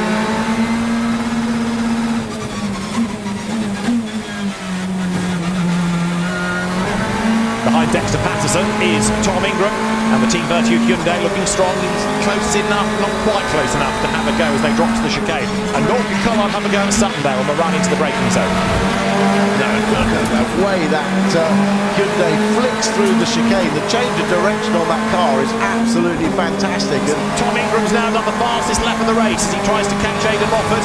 Look in the background, there they are for fourth. Look at Hyundai if he needs it. This is Ingram lining up to have a go against Moffat, who makes that Audi very wide, but Ingram keeps on coming. This, remember, for fourth place. Up the inside goes the Hyundai, and for Team Virtue, Tom Ingram goes ahead of the LKQ Power Maxed Audi. Right, up to fourth place goes Ingram. Now he wants but while they're playing, look what's happening behind. Here comes Tom Ingram. He's almost with them. Cavish up the inside, and if they're not careful, he's going to get up the inside and have a go for second place on the way to the chicane. Ingram is fourth. He's nearly third. Here they come. Three of them for second place. It's Cavish versus Collard. Ricky goes back ahead. Ingram tries to work out which way to go into the braking zone. He doesn't chance his arm around the outside of Cavish there, but it's game on down to Redgate. Ingram on the power, on the boost, level with Cavish, who's stuck behind Collard. Over the line they come. Collard is still second, as now Sutton's got 3 seconds in hand up front. Ingram to the outside line into the corner, tries to go all the way around the outside of Dan Cam, goes into the big wide. Cavish comes up the inside of Collard. Fantastic racing. Oh, this is brilliant, so close. Cavish is really fighting hard with zero boost to use, but some great battles and some good placement of the cars by all three drivers.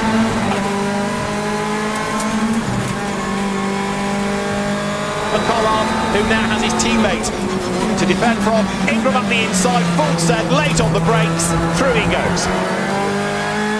Now, Ingram is on his last warning for track limits at turn 1 at Redgate corner. So Tom now needs to wind it back in. He's getting a driving standards flag. He's on a final warning. So Spencer Aldridge needs to be on the radio and saying to Tom, right, okay, you're up to second, now chill. And what a start to the season it has turned out to be for him. Round 3 of the Kwik Fit British Touring Car Championship is another Sutton success. Ash Sutton wins at Donington. Tom Ingram from 21st on the grid to second.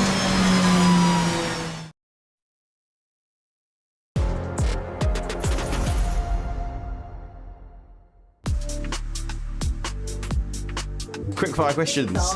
Camera uno.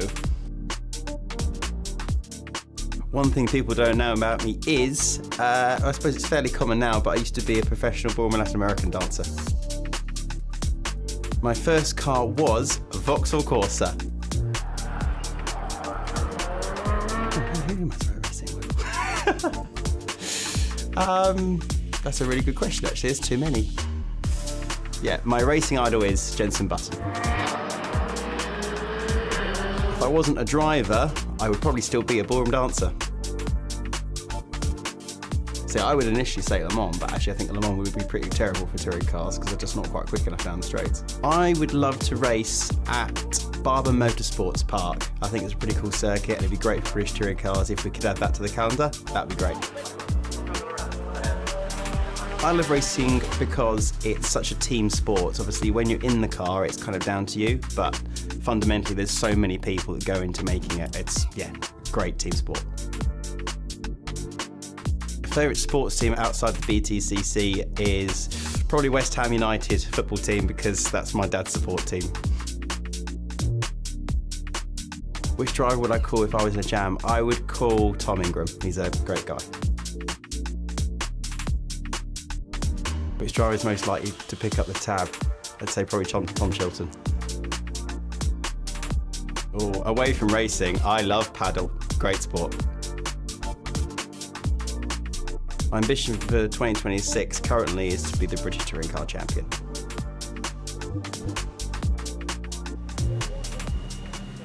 Oh, Charles Rainford, he's such a lovely guy. He's such a great asset to have in touring cars. And he is right, it's not such a secret anymore. The fact that he was a ballroom dancer, quite fast. Yeah, I got him to do some dancing on a stage once and we had to do a Q&A and he nailed it. He actually did really, really well. I put him on the spot, but it was good. But yeah, he's a proper character and he's probably the happiest guy on this grid aside from Tom Chilton. Yeah, that's true. I've got to ask you, first car? Ford Fiesta 1.25 Z-Tech, and it makes all the difference. Obviously, that does make the difference. Yeah. I was only allowed a 1 litre Nissan Micra because it was the cheapest insurance group, and it was still, I think, 700 quid for the insurance, which was more than the value of the car. But let's talk about this opportunity here for Charles on the pole position. I mean, it really is a lovely view to have, isn't it? Yeah, for him, this is a race where it's a bit unknown at the moment. Obviously, the top three now have to run the medium tyre. So yes, he's had a win yesterday, a win this morning. He won't quite know whether this is going to go for another win, but he'll be given its all, that's for sure. But like I say, the top three have to run a medium, and I think Josh Cook's the first on a soft. Well, I was going to ask, so Josh Cook starting from P4, I mean, that's a great opportunity for him too. Yeah, I think a lot of the grid are on a soft, so yes, it's great for Josh, but equally he's not kind of gone against the grain in terms of the rest of the grid. So as long as he can get away well, and these mediums don't run as well as we think, then he should be on for a strong finish. But yeah, the Toyotas are lacking in straight line speed, so he's got to get his elbows out in those early laps. Right, we're talking about elbows out. Louise Goodman's got to get them out because it's a very busy grid here in Snetterton. You're right, Nikki. You're dead right, and I have had my elbows out. We're looking on at Dan Camish's car. I was intending to dive in and grab a word with him, but there's some kind of issue with the car, brakes related, I think. As you can see, the team are working on it at the moment. So what I'm going to do is I'm going to let them carry on with that. Let me dive in and grab a word with Robo instead, who is starting just alongside Dan on the soft tyre. So the top three runners are on the medium tyre, but Robo on the soft tyre, and you've kind of had a pretty steady day making progress today. Yeah, we've had a steady one. We had an okay day yesterday. We made some big changes to the car from Brands to here, and they seem to have worked. Just got to keep plucking away. We're not as far with the car as we wanted to be, but I think we've had a good day so far. So what are you thinking in this race? You've obviously put the softer tyre on, which most people have. I think I know what you're thinking. There's three guys ahead with a medium tyre, which is not going to work in their favour so much, is it? No, I think ultimately we've just got to try and get past the three medium cars. There's some quick boys behind us. Chilton's on the soft now. He's been really quick all weekend. And obviously Camo and Josh are going to be on it as well. We'll just do our absolute best. We're still learning with the car. We're having a great time. I think all the sponsors, Cataclean and Asus, they're really enjoying the new season in the new way we're doing it.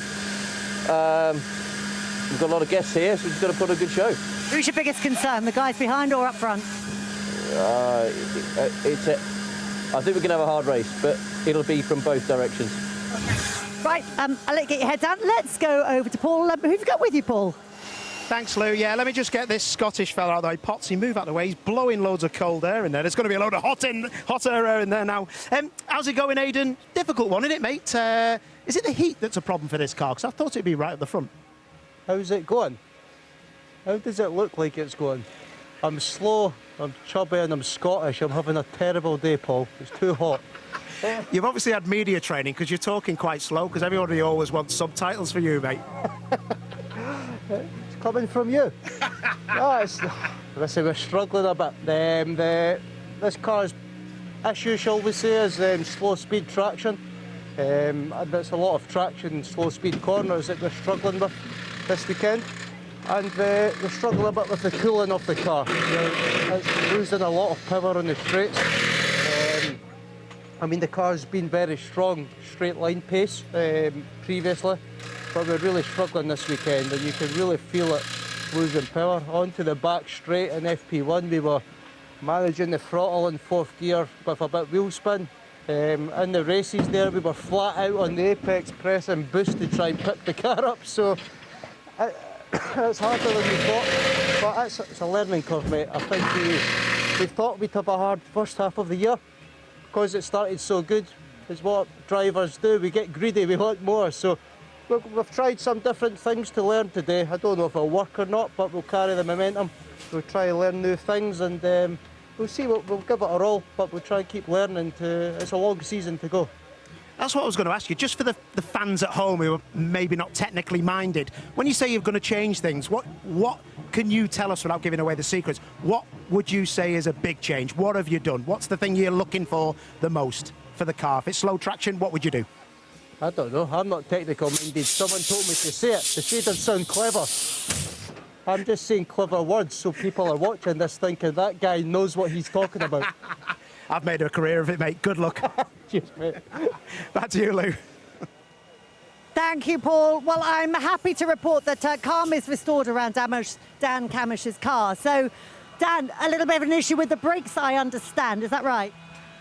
Yeah, that was unusual. You know, we're all running this new sort of pad this weekend due to basically a changeover in manufacturer, and never had that before. Basically, that's a brand new set of pads and discs which we quite often would run in a second race, and it was just a load of vibration. You know, every time I hit the pedal, you could feel the pedal going to and from me, but violently, and the whole dashboard was shaking. There was that much vibration through the brakes, and they're brand new. They shouldn't do that. So yeah, it's precaution. The guys have just done an amazing job and swapped them out. You know, the speed in which they've just done that, considering they're also scorching hot from me doing an outlap. Amazing work by the guys. Will we find an issue? I don't know, but they felt it was precautionary. They might have cleaned up. There might have just been a high spot for manufacturing. I don't know, but it's they've been changed now, and I think that gives us the best chance. You know, we were going into an unknown there for a minute, so the guys have done a great job.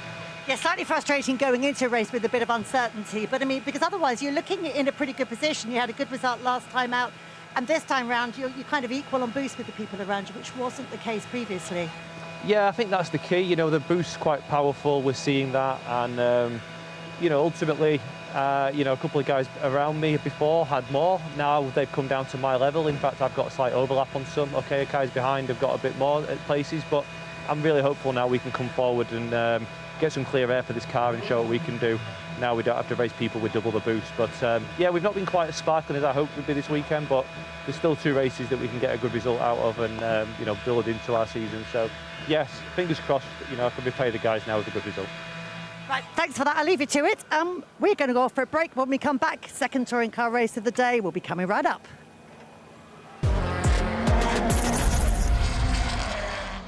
You're watching the Kwik Fit British Touring Car Championship. The action continues after the break. We go racing, a really good start by Daryl De Leon then in the BMW.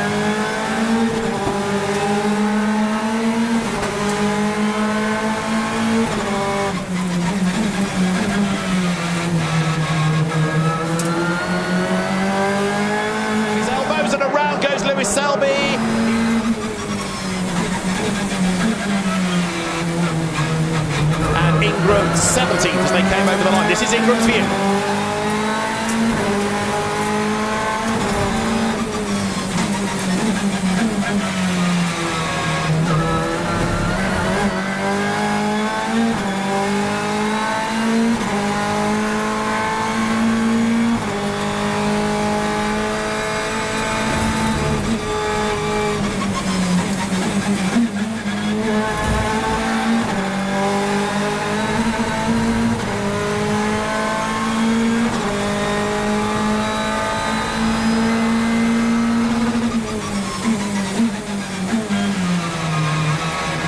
Right now, you've got Tom Ingram into 13th place, and he's still building on that.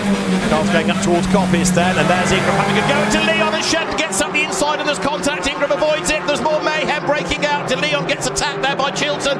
Josh Cook, I think, was involved, and Daryl De Leon's BMW looks rather second-hand. He's got damage.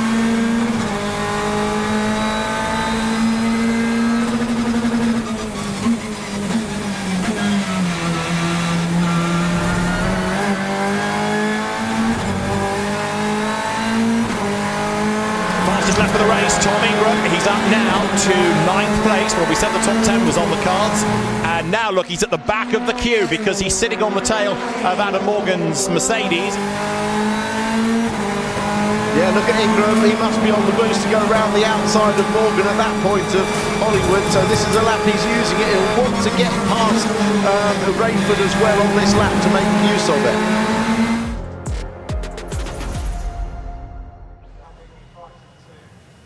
Well, that brings a whole new meaning to having a quick shower. Ricky Collard doing his best to stay cool here at Snetterton. Right, so to guide us through the next 12 laps of action, let's go to our commentators, Tim Harvey and David Addison. Guys, have you got your water ready? Who's having a shower first?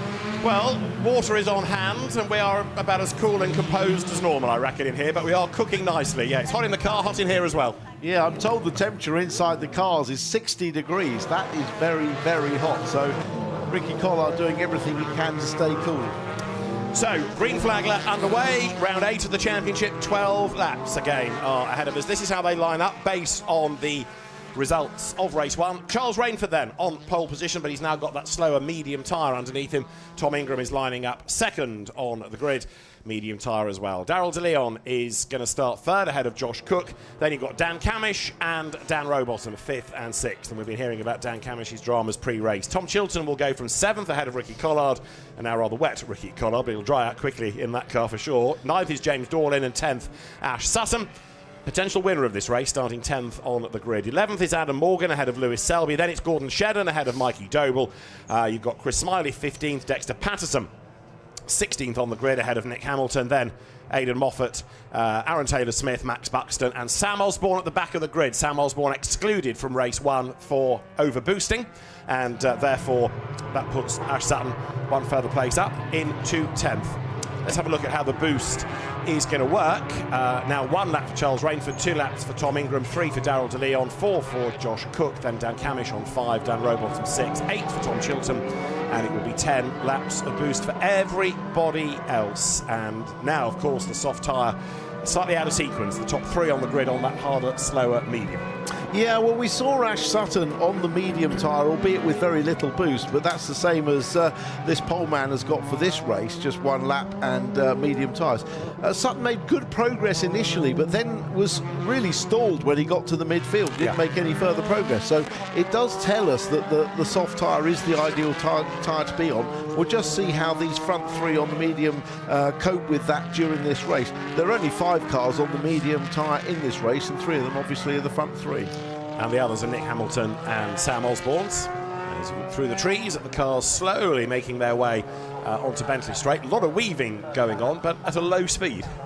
Yeah, it looks slower than it is because of the camera being head on, but it's not rapid, I agree with you, but it's enough to get the heat in these tyres. The tarmac temperature is well up today, obviously. Right, in terms of pick a winner, are we going to discount the 3 at the front of the grid as cars on medium tyres, and therefore we need to look at Cook, Camish or Rowbottom? I think we need to look at Cook, Camish, Rowbottom, Chilton, Collard, Dorlin or Sutton. Yeah, I could read the grid as well. Yeah, thanks so much for your help but there. Realistically, Josh Cook has got a good chance here, but do we think that Toyota Corolla has got enough straight line speed for him to get to the lead and stay there? He may get to the lead quickly, and if the others can build a gap, that would help. But you're absolutely right to highlight Ash Sutton as a potential winner of this race. So from 10th on the grid, and he'll have maximum boost. In other words, the 10 laps, it's only a 12-lap race. And you can't, as Tim explained in race 1, use boost on lap 1, so he's almost there. Granted, there are other people with 10 laps as well, but he has got to be, given his racecraft and where he sits with a quick car and the boost, he's got to be a candidate. He has, and whilst he starts 10th, 3 of the cars obviously on the front are on a slower tyre, and all of them have less boost. So yeah, everything's in his favour. A part of me possibly would have liked a couple more cars on the medium tyre in front of him, but I don't think he's going to see it as too much of a challenge to make progress, at least in this race. Absolutely right. So up to the grid they come. Our second of 3 touring car races here at a sweltering Snetterton, and this perhaps the hottest of the 3. It's hot in the cars. There you've got Ricky Collard, who is well versed to coping with temperatures from having raced in hot GT cars internationally, in temperatures hotter than this as well. Charles Rainford then trying to wriggle into place on the grid, but making sure he's in the grid marker lines. Is he in the right place? The car looks as though he's a little bit confused as to where he wants to be. Yeah, obviously he has his engineer to help him. He is in the right place. He was a little bit unsure of whether it to be left or right. Finally got that little call just to move to the right a little bit to get the front end in. But of course that's what Chilton fell foul of in yesterday's race to pole. You are now allowed an engineer on the pit wall as you line up to just guide you into place. Once the car stops, that engineer has to leave the pit wall. Only marshals can be on the pit wall when the race starts. This is Aaron Taylor-Smith making his way up onto the grid, and that should now mean that we get the green flag at the back and we're good to go. 5 red lights will go on for round 8 of the Kwik Fit British Touring Car Championship. 12 laps are ahead of us. It is all eyes on the lighting gantry. Charles Rainford on pole position. Lights out, good getaway by Rainford, good getaway by De Leon. Cook tries to cover off Camish as they run up towards Riches for the first time. BMWs then with that rear-wheel drive launch go first and second. De Leon gets ahead of Ingram. And then the best of the soft shod cars is the Toyota of Cook fourth. You've got Camish ahead of Rowbottom, Collard on his toes on the outside line. There's dust in the air as they come up towards the Wilson hairpin, and Sutton's already on the move in the pack. He is, but he's right in the middle of a group of cars, which is a dangerous place to be. But, and Ingram's got back in front of De Leon, so a move by Ingram at turn 2, Wilson hairpin. So they come through the fast left of turn 3, and look, Charles Rainford is getting away. Marker goes flying. Charles Rainford trying to build that gap, but he needs to in this race because he needs something to consolidate once the soft tyre comes into its own. And Cook still leading that soft tyre battle pack as Gordon Shedden there, number 52, the blue Toyota, tries to go around the outside of Adam Morgan. Rainford is the leader, Ingram second, De Leon is third, then it's Cook, Camish, Rowbottom, and the next pair absolutely side by side. Tom Chilton with the turquoise nose on the Hyundai and the Team Virtue car alongside his teammate Ricky Collard, who goes round the outside. Nicely done. Yeah, that was good. Respect between the teammates so far anyway. Could be contact here. No, Ricky goes all the way around the outside and leaves room. But that means Chilton will be a little bit slower onto the back straight, and he's got Sutton right behind him. Here comes Josh Cook. No one's using boost. It's the first lap. And Dan Camish trying to get a toe off the 2 cars ahead of him. So he goes to the outside of Cookie, coming down towards the S's. The outside for part 1 is the inside for part 2. Camish goes through. The Ford gets ahead of the Toyota. Rowbottom tries to buy into this as well. Yeah, using the soft tyres to his advantage, of course. Camish able to pull off that move on the brakes with a bit more lateral grip around the S's and make the pass stick. That's Sutton, look, on the outside of Chilton. So a storming Sutton clears, does he? One of the Hyundais down towards turn 12. Ash will be on the inside line here. He should get the job done. Yeah, he has. So he moves himself up and past Chilton on the run towards the line. Replay of Camish's move. Camish had a nice little toe off both cars initially, and then look, he just brakes really late to hold off Cook on his left-hand side. So that puts Dan Camish up into 4th place, and this now for the race lead. Tom Ingram against the inside of Charles Rainford. He's going to get the job done. Rainford didn't put up much defence, seemingly. No, seemingly not, but maybe he's decided or got a feeling from the car on that first lap that it wasn't really there for him on the medium tyre and without much boost. So Tom Ingram, with 1 win thus far to his name this season, leads round 8 of the championship with Charles Rainford in 2nd place and then Darryl De Leon 3rd. But Camish ahead of Rowbottom now lead that soft pack, and Josh Cook is going backwards. Has he got a problem? Because here comes Chilton to the inside. Sutton's got up and past him as well. So Cook's fading, that Toyota dropping back in the queue, and it's still Camish then as the best of those on the softer tyre. Yeah, usual story. Once you get mugged by one car, you lose several other places, and they've all decided to pick on Josh Cook in this race, haven't they? But yeah, you're right to something flying off the car there, or maybe it was picked up from the inside of the track. Yeah, Sutton making progress, but teammate Camish the first of the soft tyre cars. So here is Rainford trying to get back onto terms with Ingram, but the gap has widened, hasn't it, since he lost that lead. So Tom Ingram now flying and trying to get away and therefore preserve a gap while those soft shod cars clear the BMWs and then get up with him. Ricky Collard in the meantime is looking here at the back of Dan Rowbottom's car. So this is Hyundai chasing Mercedes. Team Virtue on the tail of Caterpillar Plato Racing. Rowbottom on towards Coram Curve. Collard edging up a little bit nearer to him. Rowbottom's Mercedes looks a little bit loose at the back, and here comes Collard. Is there going to be a chance to challenge on the run down to turn 12? Not this time. Ricky Collard flashing the lights continuously. That's a throwback to his GT racing days and lots of back markers on the track. But Rowbottom's not a back marker. He's ahead of him on credit. Oh, here comes a good possible pass into Riches. This is fast entry. He's still flashing lights even when he's past him. So through he goes. Ricky Collard then up now into 5th place. And Rowbottom tries to fight back, so that puts Collard effectively, if you like, second in class, second of the softs now. And look what's going on behind, because Sutton has arrived on the tail of Rowbottom. So Ash Sutton is getting nearer to the front, but we could end up having a battle for leadership, certainly for the soft shod cars, between Camish and Collard. I'm just intrigued now to see what sort of advantage Ingram is pulling out.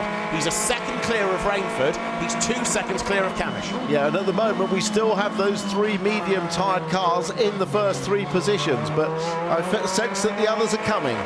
Dexter Patterson, 10-second penalty for a false start, I'm afraid, for the Audi driver. That's the steel seal with Powermax racing car. There's confirmation of same as you look now at Camish getting onto the tail of the BMWs, and Sutton is on the back of Rowbottom as well. And Rowbottom is not going to make life easy for somebody who is no longer his teammate, so that's going to be quite a battle. But Camish now the one to watch as he tries to pick his way past the 2 white BMWs. See if he's got the pace down the straight to make a move, maybe even round the outside. Doesn't look like he's closing enough on De Leon as they approach the Brundle Nelson S's, as we used to call them. Hold it tight to the left and then try and fling it to the right with maximum traction. But he's definitely being held up just a tad by them. Oh, interestingly, entry speed there. De Leon quicker, the BMW's quicker into the bomb hole, weren't they? See how the comparison is round Coram. That is also the corner at which Sutton's ready to make his move against Rowbottom. So the Mercedes ahead of the Ford, out of Coram they come down to turn 12. Sutton doesn't dive to the inside, stands, for the moment at least, his ground behind the Mercedes and plans where he can make that move. Rowbottom then across the line. He had 6 laps of boost at the start of the race to the 10 of Ash Sutton, and now Rowbottom on 4 laps as they go through. So he's used some of it, but Rowbottom is down in 7th place. Sutton is now past him as they come over the stripe, and a big moment for De Leon all over the curbs. Yeah, he's going to force him to go very defensive. I saw Ash Sutton's boost light in the rear window. You can see it if you watch carefully, flashing as they came out of the final Caller Murray's, and he was able to pass cleanly on Rowbottom up the start-finish line. So Ingram's advantage is still hovering around the 1 second mark, but first to 4th, so Ingram to Camish, that was 2 seconds, is now 1.8. So it's starting to concertina, but Camish is taking Collard and Sutton with him. Yeah, so Ingram is not disappearing down the road, despite having clear track and clear air in front of him. Good Toyota into Nissan battle going on there. Josh Cook versus Gordon Shedden to be top Toyota. Captain Corolla. They go now through Hamilton as the race lead battle continues. Dan Camish, by the way, has also done the fastest lap of the race. Remember, bonus points for that in the championship. And there is Sutton, who, having got ahead of Rowbottom, has extended the advantage already by about 3 lengths. Yeah, he's going well, isn't he? He's enjoying the car on its soft tyres and maximum number of boost, all but 1 lap he can use, or 2 laps if you include the first lap. So he's really in the zone now, isn't he? Camish just can't find a way past De Leon. There's got to be a place, you'd think, where the Ford might be a bit quicker. But is this the age-old problem of the Ford now being a little bit stuck in traffic and getting a bit hot and bothered, and therefore the pace just not quite what Dan needs? I think they're all hot and bothered today, David, but it could well be. Drivers tell you that the car works really well when it's in clean air. It doesn't sometimes like being stuck in a traffic jam, as it were. And certainly Camish is being caught by Collard, who in turn has been caught by Sutton. Having said all of that, in the defence of Dan, Ash Sutton's Ford has had to get through traffic as well, and it's still charging. So discuss. Yeah, I think the problem for Camish is definitely going to be in the shape of Collard, isn't it? Although Collard's putting up a defence against Sutton, which is going to slow them both up a little bit. Yeah, but they're all closing on Ingram now as they head up towards the hairpin, as Collard then makes the defensive line on the inside. Sutton trying to work out which way he can go coming out of the corner. So second all the way back to 6th now are in a queue. Now this might help Ingram, of course. Yeah, it will, definitely.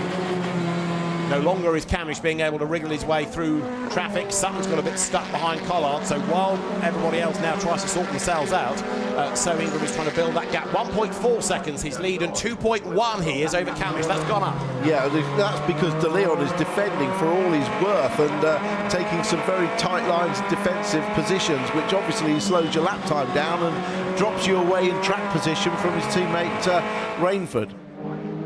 There's Collard, look, edging ever nearer to Camish, taking Sutton with him. We've had another change, haven't we, behind? Yes, Chilton's got ahead of Rowbottom. So there you can see the next Team Virtue Hyundai has gone by. Tom Chilton up into 7th place. Dan Rowbottom is 8th. Adam Morgan is 9th. And it was Gordon Shedden 10th at the start of the lap. As you look now, 3rd, 4th, 5th. De Leon versus Camish, who now makes the move to the outside. And he clears him easily in a straight line. So he uses the boost and he goes through. Camish up to 3rd. Collard wants to move through, so does Sutton. But now Camish released. Let's see what he can do about getting onto terms with Rainford as Collard lines up where he can have a go at that BMW. Yeah, I thought this might come down to a who's got the most boost left, because of course those first 3 cars had very little to start this race. Ingram's still got 2 laps left, but Rainford and De Leon have none left. Camish has 2 laps, Collard has 8 laps, and so does Sutton. So Collard and Sutton with the most amount. Here's a replay of that pass on the. Oh, and look at this! Both of them passing De Leon, and that's clearly just using the boost to drive past. Collard looks to have a slightly loose bonnet. I hope that doesn't develop into anything. He has had a couple of taps, and there's another one that can loosen the bonnet pins. And a flapping fuel cap for De Leon, so Collard up the inside, and Chilton's going to try to dive through as well. But Sutton, crucially, has gained another place. So now you've got Ingram ahead of Rainford. Then it is Camish 3rd, Sutton 4th. And the gap we will see now, whether it's going to come down between Ingram and Camish/Sutton. Those 2 Napa Fords running 3rd and 4th, edging nearer to Charles Rainford. But you've seen now, Daryl De Leon is just a sitting duck. Not only has he run out of boost effectively, but he's on that harder tyre anyway. It's the perfect storm. It really is. So, and Rainford, I think, is going to face the same problem, if we're honest, because he hasn't got any boost laps. Whereas Ingram, although he's on that harder tyre, still has a couple of laps. We've got 7 laps to go, so Tom has got to manage this. Well, he's trying to save them for when the others catch him, so he's got some form of defence. So far so good. We are on lap 6, the half-distance lap. This is Camish looking back from Dan's car at the similar forward focus of Ash Sutton, who is edging nearer. Look, as they come down Bentley Straight, then they're heading towards the S's now. He's on the boost. Sutton goes to the inside line. Job done, up to 3rd place. Yeah, so another swift manoeuvre. I don't think it's going to take Sutton too long to reel in and pass Rainford either. Whoa. Flings the car into the bomb hole. That's great to see when a drive down. It's such a satisfying corner, the way it dips away, then the camber helps grip the car up and rotate it. It's a lovely corner. This is Sutton then. He's up into 3rd place. The leader is coming up towards the timing line. The leader is still Tom Ingram. 2nd, it's Charles Rainford. Then it's Sutton for 3rd. It's 4th, Camish now. 5th, it is Collard. Ingram's advantage over Rainford is 1.3 seconds. Rainford to Sutton is just a 5th of a second, and now it's going to change under braking for Riches. Ash Sutton goes through. So now the charge is on for the race win. 1.5 seconds when they came across the line. Ingram to Sutton. Let's see how long it takes Ash now to hit the front. Yeah, well, it's not going to take long before these 2 age-old title protagonists, Sutton and Ingram, catch up with each other. But of course it's Ingram that's on the back foot this time on the medium tyre, but he has still got his 2 laps of boost left. Sutton's still got 6 though. Big advantage. Absolutely, yes. It's advantage Ash, isn't it, as they come down now towards Agostini on lap 7 of 12. Tom Ingram leads this 8th round of the British Touring Car Championship from Ash Sutton in 2nd place, and now Charles Rainford is just in damage limitation mode. How long can he hang on to a place is really what he's thinking about. Camish is there 4th behind him. Collard is 5th. Chilton is 6th. And then you've got in 7th place, waiting to come into shot, Daryl De Leon ahead of the 2 Mercedes. Rowbottom ahead of Morgan. Shedden is 10th. Yeah, some fine driving. Is there going to be a point that these soft-tyred guys have taken a bit too much out of their tyres in their charge forward, or are the tyres going to stay with them right to the end of this race? Underneath the bridge they will come in a moment, as there, look, is Rainford, and he's losing places now. Collard is on the tail, so Dan Camish has cleared him. Won't be long before Ricky goes through. Again, knock on the back of Charles Rainford's BMW. Charles now certainly is not afraid to get out his elbows, whether it's to pass or defend. He knows how to make the car wide. He now is very much part of the British Touring Car Championship establishment, a winner early on in the day, and he will defend for all he's worth as the leaders then drop down to turn 12 with the gap coming down and down and down. De Leon is being caught by the 2 purple and white Mercedes behind, but look at this for the race lead. When they started the lap, 1.5 seconds split Ingram and Sutton, and now it's just under 3/10, and Sutton feints to the inside, but it's not on yet. No, and he will know he's got a lot more boost laps than Ingram, and Ingram will know he's got a lot more boost laps. So I'm not sure quite how. Oh, lock up from Ingram. He's gone straight on. He's come off the brakes and managed to get the car turned, but he was clearly looking too much in his mirrors at Ash Sutton to spot his braking point. And now we've had Camish and a Collard and Chilton go through. You don't often see things like that from Tom Ingram, so an uncharacteristic mistake, and it could be a costly one, because not only has it cost him places and points, chiefly it's cost them to the man that leads the championship, Ash Sutton. He's desperate to outscore him, not give away places, so it'll be a rather grumpy Tom Ingram about that, unless there's a problem with the car, of course, that's triggered it, but it looks like an error. So Sutton it is in the lead of the race, and Camish will be up to second, and let's have another look at it.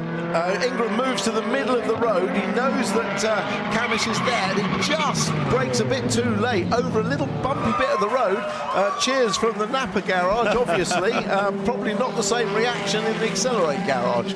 But now, look, he's lost time. This is why I'm pondering whether he's got a problem or not, because he's fallen back, and Rainford is coming back at him. Remember, they're on the same tyre, but having lost all those places, Ingram is still on the defensive. Yeah, I mean, Dan Camish had that problem with the brakes on the line. We're using this new brake pad because of supply issues with the old brake pad, but a switch of positions. That's the one. and Collard is through. But maybe, just maybe, this new pad at this stage of the race, with the heat that's involved, his brake bias might be a bit too far forward. He's on the medium tyre, which hasn't got as much frictional grip. Just a combination of factors maybe made Ingram lock up there. Indeed so, as the cars then now accelerate again up towards the timing line. So it is the forward in the lead of Ash Sutton. Look at this battle now developing behind. This is Ingram ahead of Rainford, and then the Mercedes next up. So Sutton leads by 3 seconds from Collard. Camish is third, Chilton fourth, Ingram fifth, sixth is Rainford, seventh was Rowbottom, eighth is De Leon, ninth is Morgan, 10th is Shedden. But that could all still shuffle before the end as De Leon goes way wide into the weeds, coming out of Riches. Adam Morgan's going to get up the inside and go through, and Gordon Shedden won't need another invitation either. He gets ahead in the Toyota. No, the two Mercedes going well in this race. The racing and the bunching in front of them has allowed Rowbottom and Morgan to catch this group up. So there is Tom Ingram keeping Charles Rainford at bay, and Dan Rowbottom is getting a little bit nearer to them behind in the first of those Cataclean Plato Racing Mercedes. Well, we know Dan Rowbottom takes no prisoners, and of course he's still on the soft tyre with more boost than the two cars in front of him.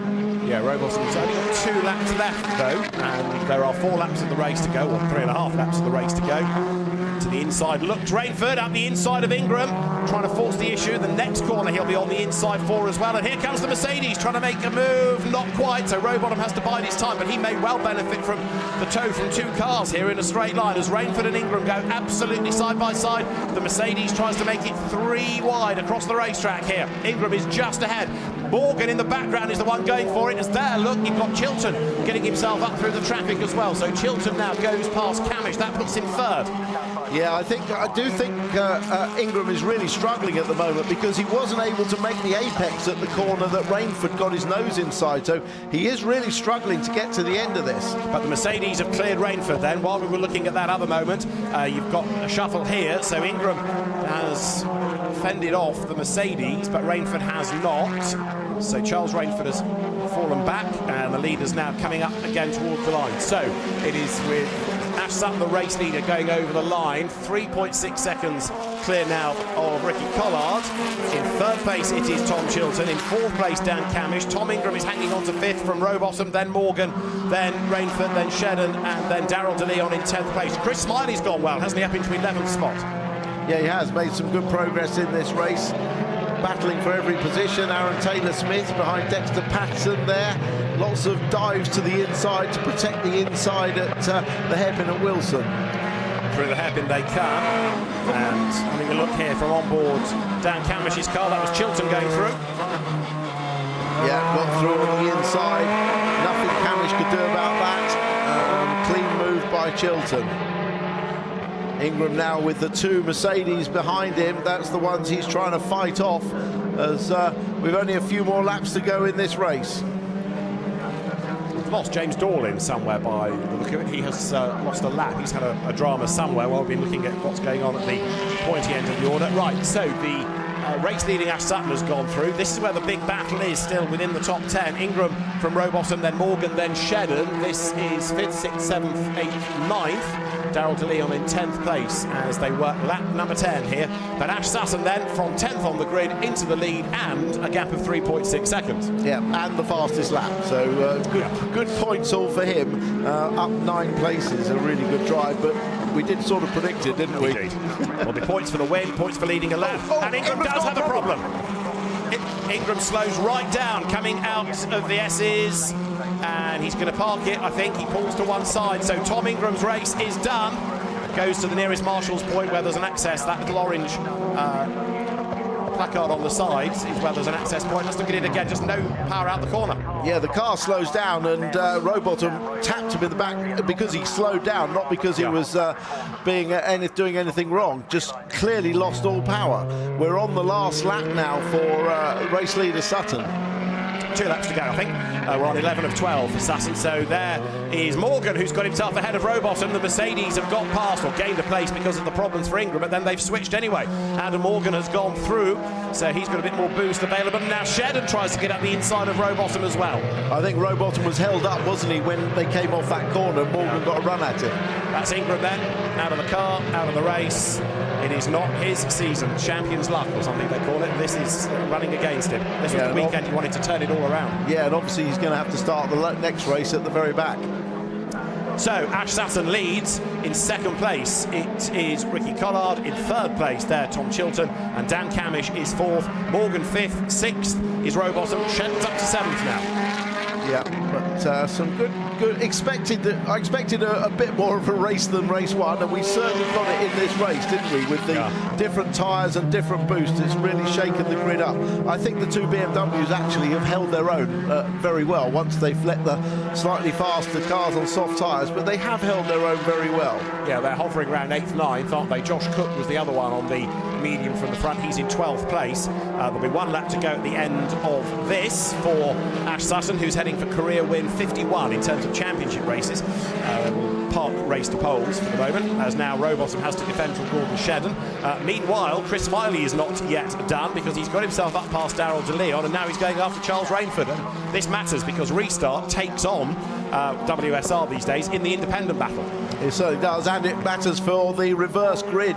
Anything from 6th to 12th places could be reversed, so every position counts. The independent leader is Gordon Shedden. Sounds a little bit quirky to say that, but the Toyota's not manufacturer entries the Laser Tools cars. So up towards the line goes Ash Sutton. Onto the last lap now, 4 seconds clear of Ricky Collard. And by the way, Ash has still got a lap of boost to use should he need it. Yeah, which he won't bother to. But yeah, fine performance as we expected and as we've come to expect from Ash Sutton. Yeah, indeed. So Ricky Collard is heading for his best ever touring car result, though, of 2nd place, which is quite something. And then Tom Chilton for 3rd. So there is some consolation for Team Virtue with 2 cars in the top 3. And Ash Sutton continuing this astonishing run of either wins or 2nd places. Just put race 1 to one side for the moment.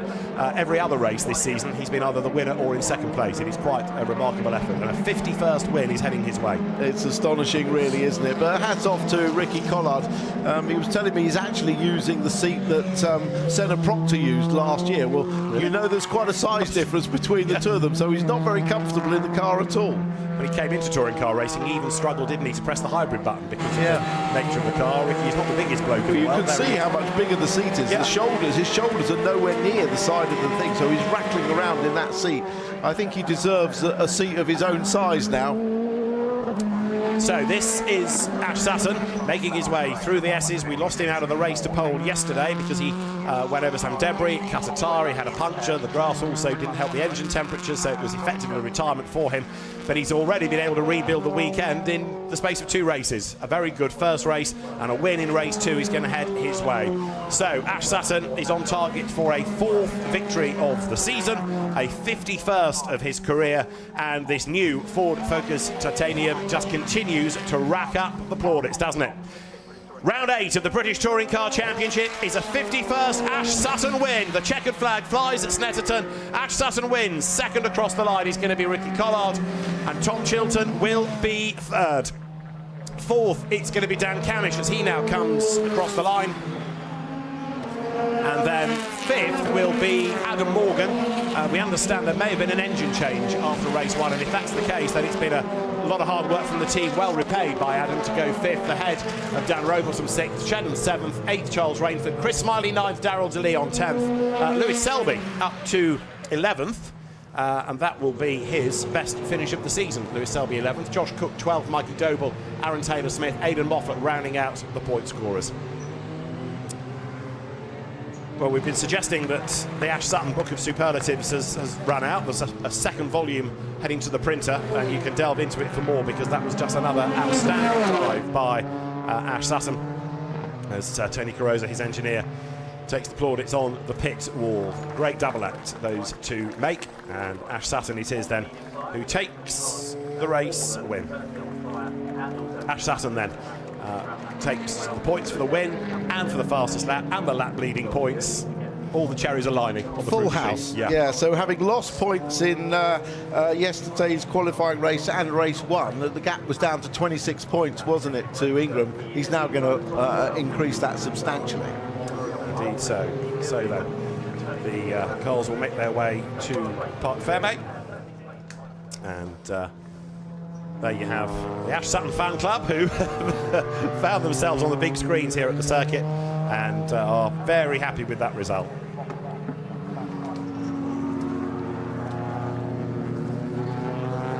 Dan Camish, that we heard from with Louise on the grid fourth, I don't think still entirely happy with that car, so there'll be some work for Napa Racing to do before race three. There's James Dorlin, who has made it home 20th. He did stay on the lead lap, but a long way back. He made a pit stop, that's why he was a long way adrift. We'll try and unravel exactly what happened before race three.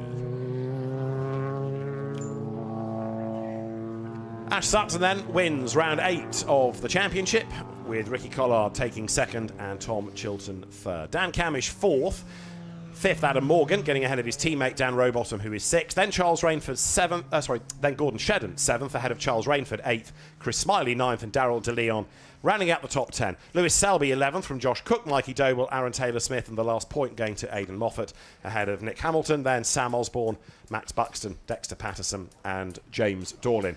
One retirement, and it's a significant one. Tom Ingram out of the race. So 48 points now between Ash Sutton and Tom Ingram. Charles Rainford third ahead of Ricky Collard and Dan Camish. Darrell De Leon sixth from Mikey Doble. Then it's Josh Cook. Adam Morgan is ninth. And Gordon Shedden rounds out the top 10. So very close, actually, in points for third place, wasn't it? Just 2 points separating the three of them. Very close indeed. Sam Rich is the technical delegate for the championship. Is the guy in the white shirt pointing the cars towards the technical checks, where the weight is taken and the ride height is checked. Once that process is done, the car released all the way to the other end of the pit lane, where they will be under Park Fairbank conditions. But Ash Sutton has been through this process now as a race winner 51 times, and the winning streak certainly hasn't stopped. Yeah, and he's still yet to finish third on the podium this year. Notice that the ride height is checked not just at the front, the splitter, that's what everybody looks at. It's also checked in the side as well. There's 2 rollers that have to go underneath the car cleanly. And once that is done, the Go to Park Fairway sign will be shown. And Barry is back to you in the white shirt and all the radios on his back. Says Go to Park Fairway. That's the signal to fire up the engine, and then the car will be released. The rest of the pack coming down the pit lane, if they're not needed for the technical checks, they'll go straight to their teams.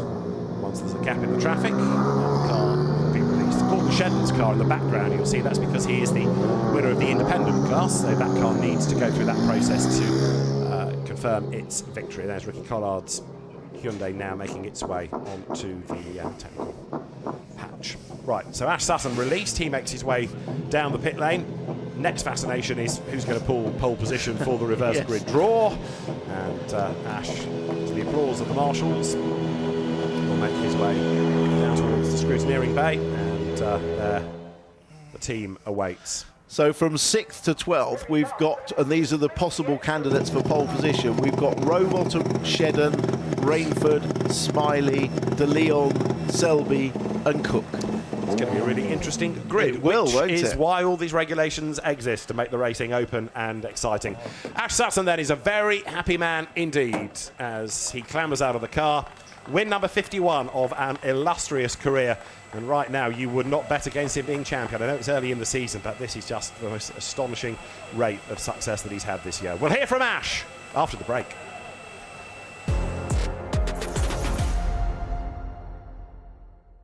You're watching the Kwik Fit British Touring Car Championship. We'll be right back. So I'm Alex Watts, Managing Director here at Laser Tools Racing with MB Motorsport. We're here today in Shoreditch in London at the bike shed, not for a bike launch, but for our car launch for the new chapter with 2 new Toyota Corollas. 3, 2, 1. Obviously there'd be classic blue there that we're all known for. But yeah, it's been exciting times. There's been a lot of work going on behind the scenes. Yeah, the liveries, the liveries were actually loaded last night, and Mikey, our head of digital media, does a fantastic job, but when you design it on a computer screen and then you try and apply it to a car, it's completely different. But we're super happy with the finished product, and hopefully everyone agree, we think they look great. My first impressions were they're going to struggle to keep it clean with with all the fingerprints on it, but no, that chrome just, it just jumps. It looks good, it looks fast. As I always say, if it goes as well as it looks, we'll be all right. Hello everybody, welcome along to the Team Virtue livery.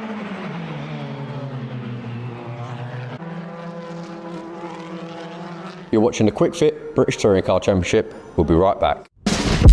So I'm Alex Watts, Managing Director here at Laser Tools Racing with MB Motorsport. We're here today in Shoreditch in London at the bike shed, not for a bike launch, but for our car launch for the new chapter with 2 new Toyota Corollas. 3, 2, 1. Obviously there'd be classic blue there that we're all known for. But yeah, it's been exciting times. There's been a lot of work going on behind the scenes. Yeah, the liveries, the liveries were actually loaded last night, and Mikey, our head of digital media, does a fantastic job, but when you design it on a computer screen and then you try and apply it to a car, it's completely different. But we're super happy with the finished product, and hopefully everyone agree, we think they look great.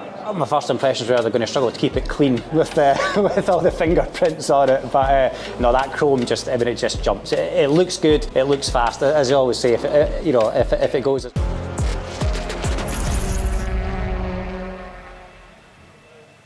It was the round 7 winner, Charles Rainford, on pole position, but it wasn't long before Ingram took the lead of the race.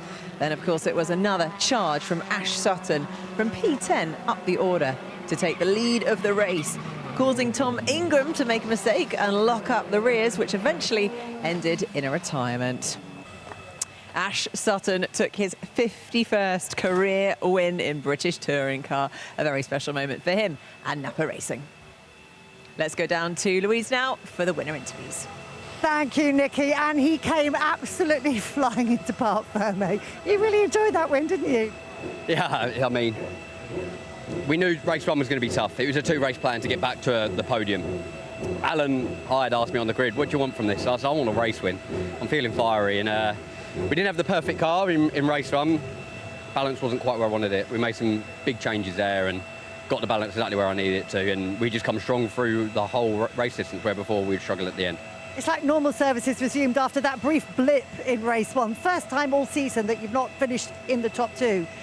So it must feel good to be back here. It feels mega to be back on the top step. Obviously race 1, it was a big ask. I aimed for top 12. We come away at P10 once the results were clarified, poor old Sam, but yeah, we over-excelled in my opinion in race 1. The medium tyre, 1 lap of boost, it was always going to be hard. That's why it was a 2-race plan. A lot of moves to pull to get there. Which was your favourite? There were some fun ones. It was good fun from a spectator's perspective to watch that overtaking. It was. I mean, I don't know if it was selling a dummy at turn 2 with Tom or going 3 wide up the main straight with Darryl and Ricky. So it was clean, hard racing all the way through. I mean, even the Tom Chilton one ran outside at Coram. Everyone was fair. It was mega racing, and yeah, just pleased with Napa Racing UK. What went through your head when you saw Tom Ingram lock up ahead of you? I mean, he had turn 1 covered. He's covered turn 2.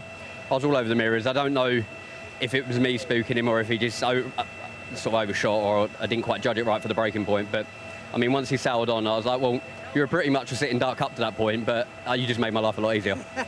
Right, listen, I'll let you go over to Nikki because you're going to be doing our reverse grid draw. And let's grab away with another man who also came flying in. How in love with your car are you? Not very, actually. I love racing in the touring cars. We've still got more to find. Yesterday was compromised just by pure inexperience, lack of experience, and wasn't on the right setup. And I paid the price, ultimately. But everyone forgets, I turn up at these tracks. I haven't driven these tracks for like 3 years, so I haven't got a bank of knowledge. I kind of go into the first corner. I feel like I'm working harder than everybody else, so I've got to look at all their video and their data and stuff like this. But it was too easy for her. I thought I had it covered with Darryl. I thought we'd like blocked him in, and then Darryl let him past. Made it a bit boring for the fans. What? No, trust me, there was nothing boring about that race. I mean, your homework is obviously paying off well, and I think it's important. I know you mentioned it earlier on, but bearing in mind you literally leapt in this car last minute just before the start of the season. Results-wise, it's got to be exceeding your expectations, isn't it? Yeah, I think so. Like, you know, I did have 2 pretty poor seasons, probably the first 2 seasons of my career when I joined, and everyone forgets I've raced against all these F1 drivers, current F1 champion. I beat him, and I've won in every form, like GT World Challenge, GT Masters, Nürburgring, Spa. But I've never won in this, so it's a credit to how hard this championship is. But I just wanted to add one thing as well, Lou. I gave out 4 passes today to marshals, and it was really cool. Went there, and they're like, I got there in time for their desserts. They're having ice creams, having some cold drinks, and I want to dedicate this second place to all the Orange team out there. We moan, we cry about our race overalls. They're hardcore, they're going for it. So that's for you guys. 100%, I'm with you there. Could we maybe have tea available for reporters who are getting hot out here? Well, saying that, there was obviously a good omen in that. So yeah, let's just invite every marshal, everybody. I'm pretty sure Virtue just said to me that they're going to give free ice creams out to everybody at the Virtue stand tonight, this afternoon. Good stuff. Well done, well done. Right, let's bring in Tom Chilton, another man who's going to be very, very happy after that. You were, I think, frustrated is the polite version of it yesterday. Yeah. This podium has got to make up for it. Yeah, you know, you don't get a trophy anymore for pole position. You've got to do the quali race, which is hard to do when you get hit off. So it was nice then to show Charles Rainford how to drive 2x2 around half the lap and not hit anyone off. And me and Ricky, we had a fantastic race then. And Ash got around the outside of Coram because I don't know what's happening with BMW in front, but it all backed up. And we were all going in slowly, and it's quite ballsy going around the outside, which we know Ash is, but there's a lot of pickup from tyres, and you get that on your tyres, and it can actually send you off circuit. So it was a bit risk and reward, but it definitely worked for Ash today. But me and Ricky are very happy to be both sharing the podium together. Well, I was going to say, that didn't go too badly for you. No, got a good start, and I got some silverware at last. I got third here last year, and I got third again this year. Let's just see what we can do in the last one. Well done. We'll see you out there for the last one, and we'll see where he's going to be starting that last one in just a moment. So let's go over to Nikki for the reverse grid draw. Indeed, thank you, Lo. Right, Ash, over to you. You are going to tell us who's on pole position. If you could do the honours. I will. I always go for the middle one when it's like this. So, here we go. Ooh. P7. Oh, it's 7. Gordon Shedden. I can see him in the background over there. They're cheering. You're welcome. They owe you one. Yes, so it's not too bad. I mean, it could have been a lot worse from my side. That's actually not too bad. Yeah, I'll take that one. I'll take that after the day we've had, or the past 2 days we've had. It's a nice way to turn it around, and hopefully we end on a high. Yeah, do you think you will? Fingers crossed. We've still got the soft tyre to go. I believe there's going to be a fair few mediums, so let's see what we can do. All right, well, lovely stuff. We'll go and get cool. Cheers, thank you. We did organise the breeze for you, so hopefully that's cooled you down a little bit. Jade, let's have a quick chat about how the grid is going to line up there. So, Gordon Shedden will be in pole position for that's a nice turnaround. Yeah, Gordon's been around so long now. He just chips away. So he'll make the most of this opportunity now. He's not going to be easy to get past. He's going to give it his all, and yeah, I think it's going to be tough. The Toyota seem to be struggling today a little bit, but Gordon, like I say, has been around a long time, and you know, if anyone's going to get their elbows out and fight for a win, it'll be him. Yeah, I mean, if we look at the rest of the grid, we've got Rowbottom, Morgan, Camish, Chilton, Collard, Sutton. I mean, looking at, you know, it's a competitive bunch up there. Who are you going to have your eye on? It's the same names that have been around all day. Pulling P7 means that there's not a massive mix-up in who's going to be fighting. It'll come down to maybe tyres and set up in these conditions as well. But Rowbottom looks feisty. He'll want a win for Plato and Cataclean. And you know, Collard, you can never write him off at the moment. He just seems on his peak game. So, yeah, he should be good. Speaking of Gordon Shedden, hello, how are you? You're smiling, which is always good. pole position for this. Smiling because of that ball that came out of the bowl rather than anything else. But yeah, that's good. What can you do from the start of this race? Just try and drive the widest Toyota possible. I think it's clawed our way up over the races today. It's tricky just now, but I've still got the soft tyres left. I've got a reasonable amount of boost. I want it. I got to try and do How are you finding these? Do the best job possible. How are you finding these hot conditions? I tell you, it's so hot inside the car. And I feel really sorry for the spectators and the marshals who are out. There's not a lot of shade here at Snetterton, and the marshals must be cooking as well. But yeah, I wouldn't. Anything to cool down a little bit inside that car would be much appreciated. We've seen some guys with their ice vests. We saw Ricky Collard actually just pour an entire bottle of water down him before the start of the race. What are your tips to keep it cool? Yeah, I mean, we've got the ice vest as well from Alpine Stars, and plenty fluid, plenty hydration. It's the problem is you drink so much that it's you just got to try and stay on top of it. But the temperatures in the car, I think they're saying are just over 60 degrees C inside the car. It is absolutely boiling, so hot your feet are boiling on the pedals. It's not pleasant. I was going to ask a quick question. You obviously spoke about the soft tyre there. That's the one that we would say is the quickest. In these temperatures, is the deficit smaller, or are they still working as they should? So, I mean, I ran the medium in race 1 and the soft in race 2, and I've got to say, my soft tyres were good right to the end. So hopefully the temperature doesn't get any warmer this afternoon, and hopefully they stand me in good stead as the afternoon goes on. Lovely stuff. Well, good luck for the race. Stay cool. Ooh, 60 degrees. I'm sure you could bake a cake in that. Right, now obviously Tom Ingram unfortunately retired from that race. Let's go down to him with Louise to find out what happened. Yeah, Tom, the frustration, as always, when you don't finish a race. Car troubles, I'm hearing you were having issues with it a couple of laps ahead of actually coming to a halt. Yeah, well, I think about 7 laps from the end. So I think I was lap 4, probably lap 3 or 4 into the race, and battery voltage was dropping out. So I lost. I probably lost power steering on lap 5. So had to do most of the race with no power steering. So it just meant it was slowly getting worse. Battery voltage was getting down and lower and lower and lower.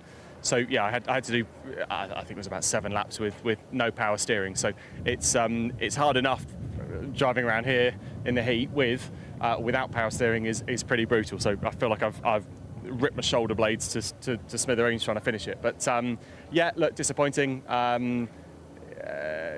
Yeah, another alternator failure is the second one I've had this year. So yeah, it's a bit of a kick. And not ideal, but we start from last with soft tyre, full allocation of boost, get a bit of physio on my shoulders and go from there. Listen, I hope I'll let you go and get that physio, because obviously that would have been hard work out there, so bad luck. I think we're going back to Nikki. We are indeed, thank you, Lou. The highs and lows of motorsport, isn't it? I mean, we know Tom, he's brilliant at picking himself back up and always trying to turn the challenges into a bit of a positive spin. Yeah, he said there they had no power steering, and I want to make it clear that in these cars you need power steering. It's not like in the olden days where cars didn't really have them and you got used to it. If you do not have power steering in one of these touring cars, that is the hardest workout you'll ever have. In these temperatures around this circuit where there's lots of tight, twisty corners, that is not enjoyable for Tom. So I don't know when it failed or whatever, but if he's done 2 or 3 or 4 laps with that, then that is a fair effort from him. And is the car going to be back up to standard for the race, or is that going to be set him back for the whole thing? No, that'll be, boys and girls at Virtue will get the car back, and it'll be right as rain for race 3. And we've seen with the names in this championship, starting off from the back almost doesn't mean end of the day for them. They'll fight forward, and he's fired up knowing that Ash has just scored a win whilst he's got a DNF. So yeah, we're going to see a really good race 3. Cannot wait. Brilliant stuff. Well, before that takes place, it is time for the Porsche Carrera Cup. Let's go to Tim, who's alongside David in the commentary box with plenty of air conditioning, I believe. Oh, if only. We can open the door, and that is about the limit of our air conditioning. But we are faring slightly better than drivers in hot GT cars, like the Porsche Carwow Carrera Cup GB field. Good earlier race today, Tim. Another win, though, for Callum Voisin. Yeah, and he did it in the same style that he did at Brands Hatch, from coming from behind. His car coming good later in the race, and he made a very good pass on Will Jenkins to take the win. Sid Smith was the driver that had pole position, led initially, but once Voisin had got past, there was no stopping him. Will Jenkins, though, in the same part of the racetrack, was able to jump from 4th to 2nd, and initially stayed with Callum Voisin, but gradually Callum has done what he did in previous races and just edges away and that now is 4 wins out of 5 races. Yeah, and he's starting to build momentum, isn't he, with his points. Ollie Jackson taking the Pro-Am win.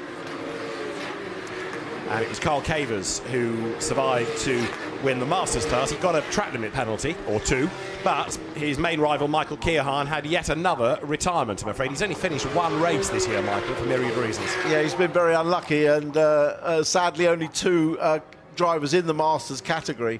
But yes, he was the winner. But Callum Boysen with it all to do again in this race in even hotter conditions than it was, I think, earlier on. The Century Motorsport boys celebrating that with usual gusto. So Callum Boysen is on the 3rd slot on this grid because it is based not on the results of race 1 or your second best time, but a standalone 15-minute qualifying session from yesterday. So Will Jenkins is going to be the man that starts on pole position, having had a class win in Pro this year, but not an outright win. And then it will be Isaac Phelps lining up with him at the front. Lots of fans getting ready for the action. So they'll line up with Will Jenkins on pole, Isaac Phelps, who leads the talent pool contest coming into the weekend, 2nd on the grid. The talent pool is for the young drivers new to the championship. Callum Boysen is 3rd on the grid, and Stephen Jelly 4th. He ran well off the line in race 1, but then got roughed up on the opening lap and dropped back. 5th is Sid Smith, and Archie Clark, reigning Ginetta champion, goes from 6th. Max Coates is 7th on the grid. Jacob Toft lines up 8th. Jack Sherwood is always a live wire, one to watch from 9th ahead of Ollie Jackson, who is now 3 times a Pro-Am winner. Oliver Meadows had a trip up the escape road in race 1, but he will line up 11th ahead of Carl Cavers, with Jonathan Moore and Michael Keohane to round out the grid. So cars making their way down the very fast Bentley Straight, getting some warmth into the Michelin tyres, even though it's a hot day.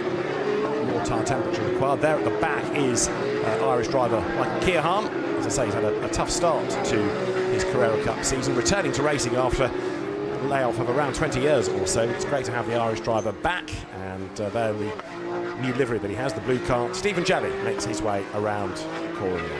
It was a very close qualifying session. It was right at the death that Will Jenkins got that pole position time. And it was a good time as well, nearly 2/10 quicker than Isaac Phelps. But Isaac Phelps, Callum Boysen, Stephen Jelly and Sid Smith were all separated by hundredths right behind them. So I think we're getting in for another great race here. So Will Jenkins looking for a first outright win, looking to try to outscore Callum Boysen, slots into place.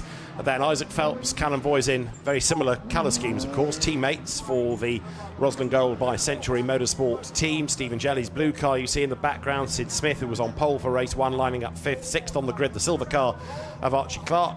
There is Michael Keohane, the Irish driver, who, as I say, was a regular in British Formula 3, went on to race in the Formula Renault 3.5 class, and then pulled away from racing to concentrate on his business. He rounds out the grid.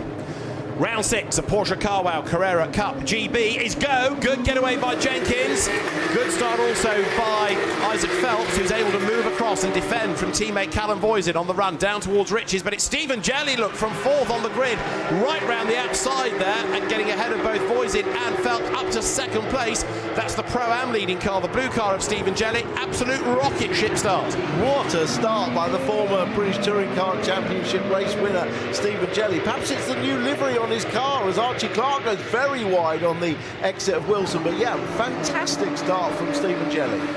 And Will Jenkins leads the way as Jelly now tries to hang on to position. It's Pro-Am points he's concerned with, but he would love to do well overall. As to the outside line now, look, as they drop down towards Agostini goes Callum Boysen. So Boysen on the outside of Jelly, Phelps on the outside of the green and white car of Sid Smith behind, and Boysen has done it. Good move, brave move, round the outside. He's up to 2nd, and that's Phelps mowing the lawn coming out of Hamilton's.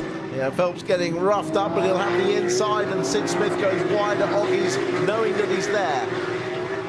So through they turn again now, powering their way onto Bentley Straight, and Sid Smith dropping in now behind Isaac Phelps. So the race leader trying to get away is Will Jenkins, as it's all happening behind for 2nd place. That's Max Coates, look, being crowded a little bit towards the grass as he tries to squeeze up alongside Archie Clark. There's Jack Sherwood in the mix as well. Then you've got Jacob Toft and Ollie Jackson side by side behind in the yellow cars. Jacob Toft there goes ahead of Jackson. That's significant in Pro-Am. Yes, it is, and the battling further ahead is going on as well, with manoeuvres into the Brundle-Nelson sequence of corners. We used to call it the S's, but we're given the correct names now. So at the end of lap 1, and it is a 14-lap race. Quite a lot's been going on, hasn't it? It's been a hectic first lap, but not for Will Jenkins, because he pulled the pin, blasted away, and leads the way over the line. So Jenkins is ahead of Voisin. 1.3 seconds is that gap. Callum Voisin chases on behind. Then in third place it's Stephen Jelly, the Pro-Am leader. And there, the silver car is Archie Clark, grandson of rally legend Roger Clark, and he's looking for a way past Sid Smith, who has a big lock-up coming up towards the hairpin, and he goes wide, so past him goes Clark. Look at Sherwood, Jack Sherwood's black and orange car on the attack against Max Coates. Yeah, Sherwood was really fast in race 1, wasn't it? Well, there's action all the way down the grid, more cars on the grass further back, but yeah, Jack Sherwood's shown a real turn of pace this weekend. As he ever, as Will Jenkins then tries to get away as Ollie Jackson's yellow car feints to the inside of Jacob Toft, but unable to go through. Ollie Jackson's with the sort of stripy piping across the top and the sides of that car that went out right at Donington. Through goes Phelps, that's Clark, that's Smith, that's Sherwood, that's Coates. There is Jacob Toft, Pro-Am winner at Brands Hatch, and Jack Sherwood in that orange and black livery trying to get past Smith and also keep Max Coates at bay. Yeah, of course, Sid Smith will now be very wary every time he's heavily into the brakes, worrying about locking up once again. He may have been able to move the brake bias a little bit to the rear, but he's bound to have a couple of flat spots on the front of those two Michelins. Here we, oh, that was further back. That's Jonathan Moore, is it not? Yeah.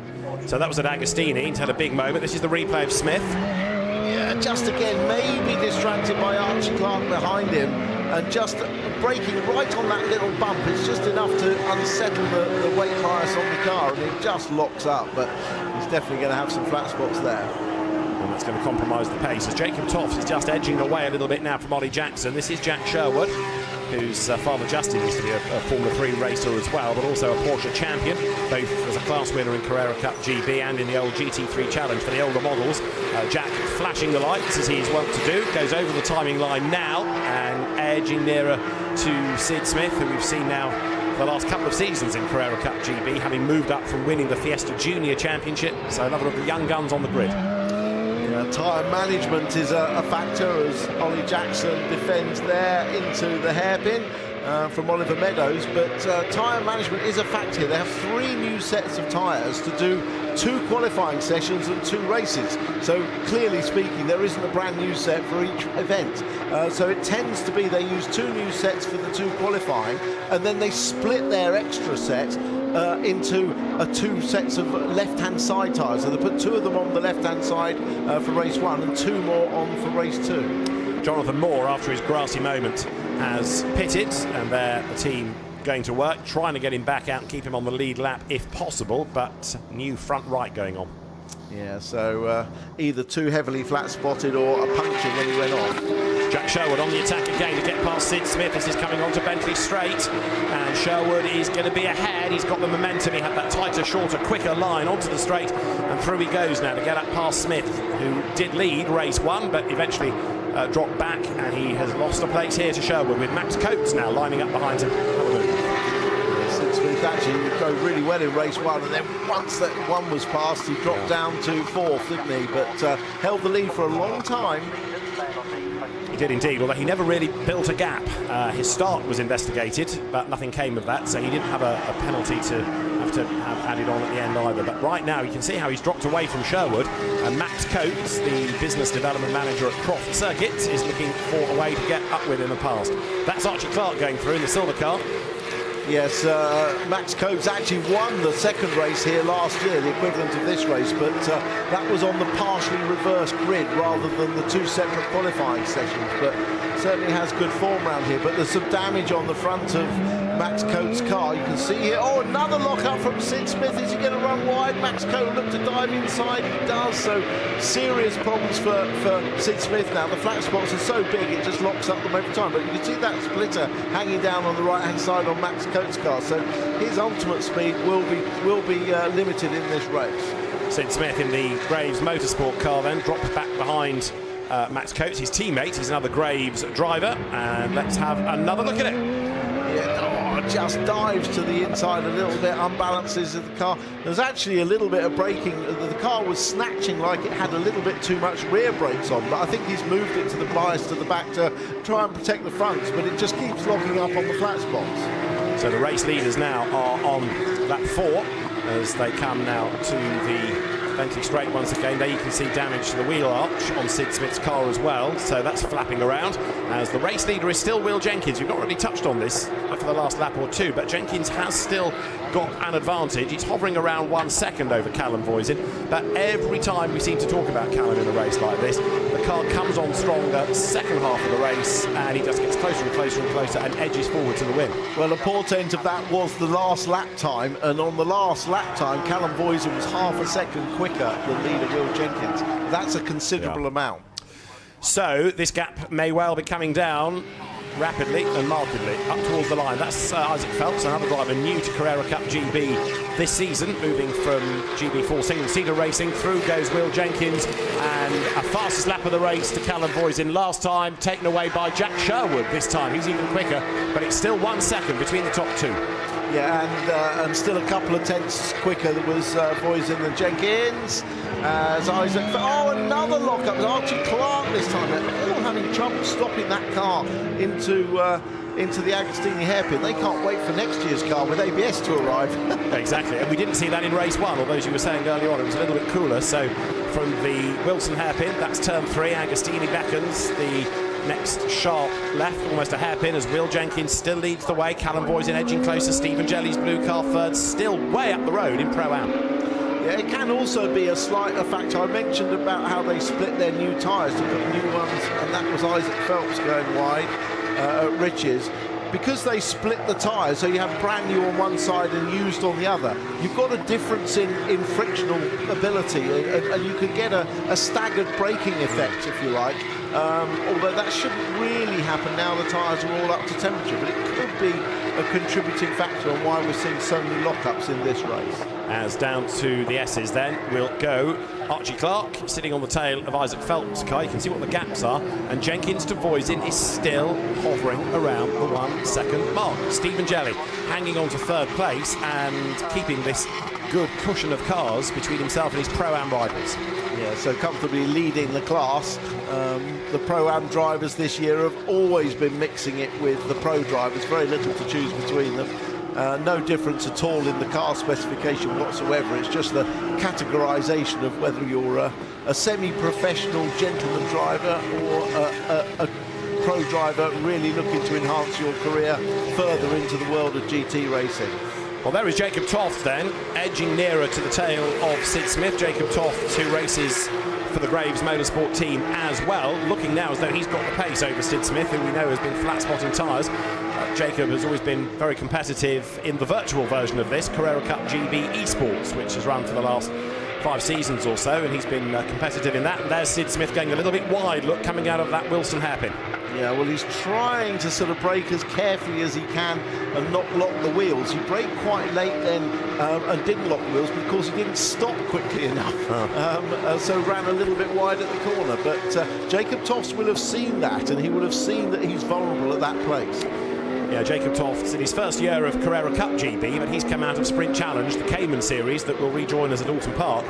So he knows about Porsches, but he doesn't know a 911 GT3 Cup, one of these 4-litre 510 horsepower cars, as well as the man ahead of him. Third season in the championship for a sideways Sid Smith, who gets it wrong, opens the door, and Jacob Toft just breezes by. Yeah, and again, it's just because Sid Smith has tried to move his brake bias away from the front to protect those front tyres and from locking up. He's now got a snatchy car on the brakes into the other corners, so he's really living with a difficult problem there. Back to Jelly.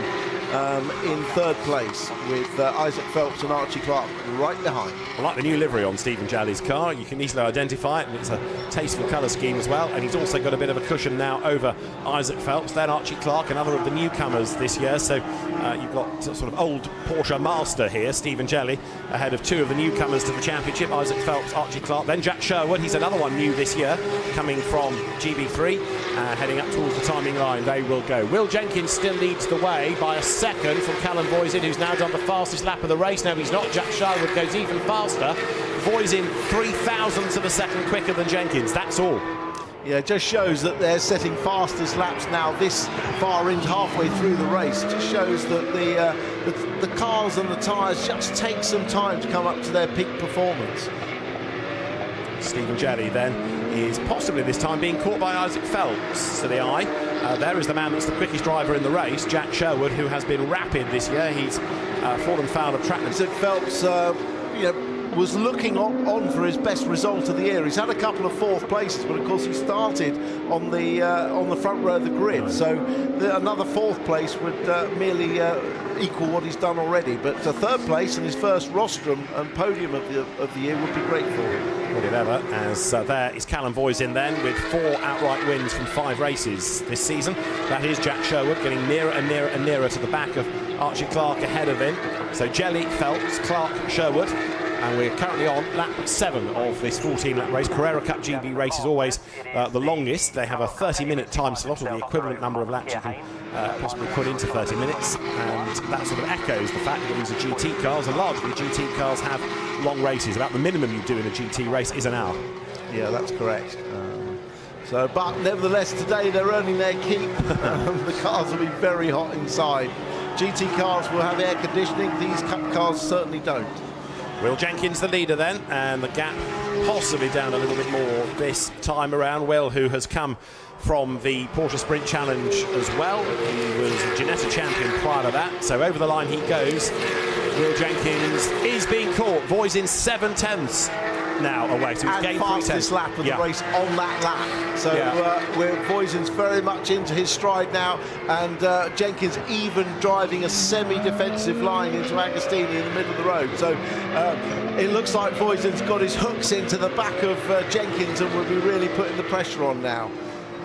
But this is what we come to expect. Second half of the race, and Callum Voisin's car now starts to not quite come alive. I don't really mean that, but it just becomes faster and faster, doesn't it? Yeah, it's in its element. And the other thing we've noticed about Callum Voisin this year is his metronomic sort of pace in terms of consistency. Lap times within 1/10 of a second of each other and no mistakes. So the pressure is on Will Jenkins not to make a mistake, because immediately any gap would then be swallowed up, but also to drive consistently because we know that Voisin will. Carl Cavers once again leading the Masters cars with Michael Kearhan some distance behind. Carl Cavers here through the infield. He's been a busy driver over the last few years from Porsche Sprint Challenge, British GT, Ferrari Challenge, Carrera Cup GB. I think he likes his championship, and you can see now Callum Voisin absolutely loving the way that his car is behaving, because he's getting nearer and nearer and nearer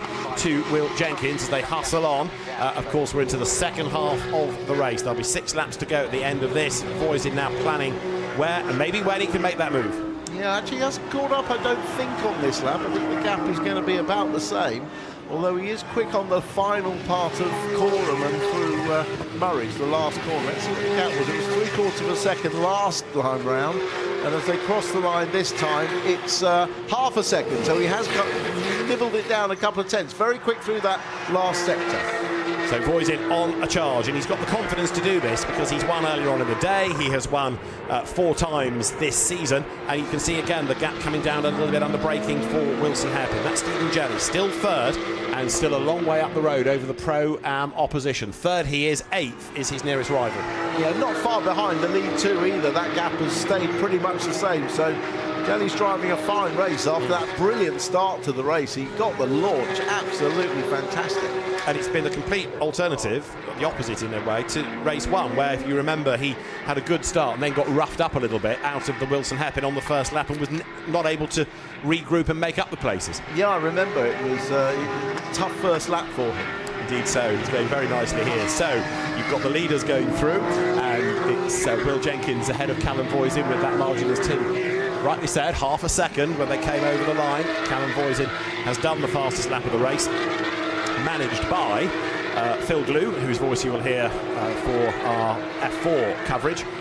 So Phil keeping a very close eye on Callum and imparting what advice he can. You kind of get the feeling Callum doesn't need a huge amount of advice because he's very much a talented driver. GB3 champion in single-seaters, has been racing in the Asian Le Mans series in sports prototypes in the winter. He's doing another Porsche championship as well this year, isn't he? Yeah, he's doing the Italian Porsche championship, which is using the same cars as these, not the actual .2 new generation of Cup car, which is in Super Cup. It's using the same cars as these, but with ABS. So he is having to swap between an ABS car and a non-ABS car.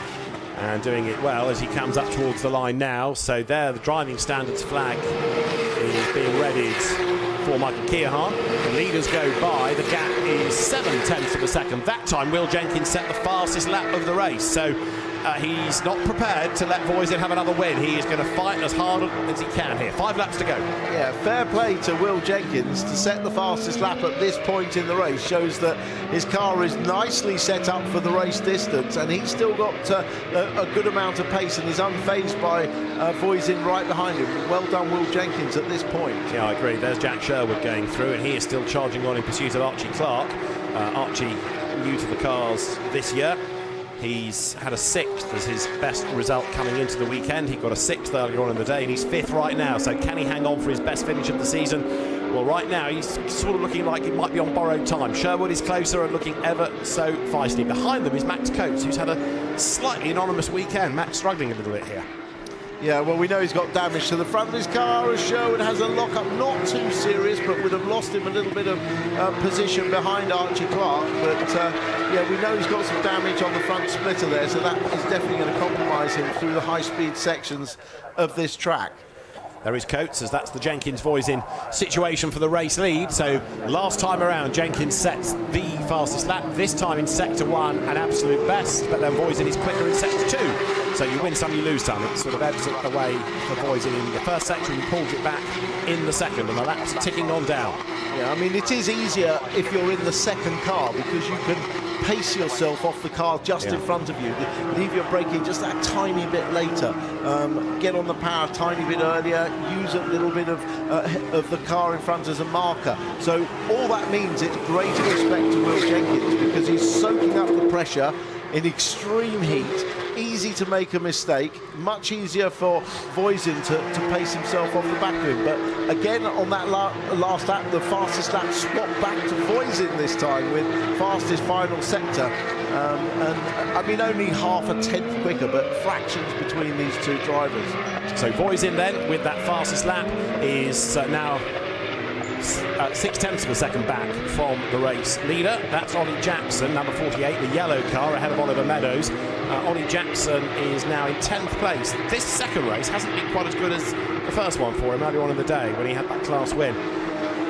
Seemed to lose out a little bit early on. Oliver Meadows behind. Another driver that's come from the Sprint Challenge, the Cayman Series. And poor old Sid Smith. It was a day that promised a lot with pole for the first race, and he's at the moment 9th and clearly struggling. Yeah, well, once he had that big lock-up, I think his race was doomed, really, wasn't it? But yeah, he'll probably go away from this weekend wishing he'd had a little bit more out of it.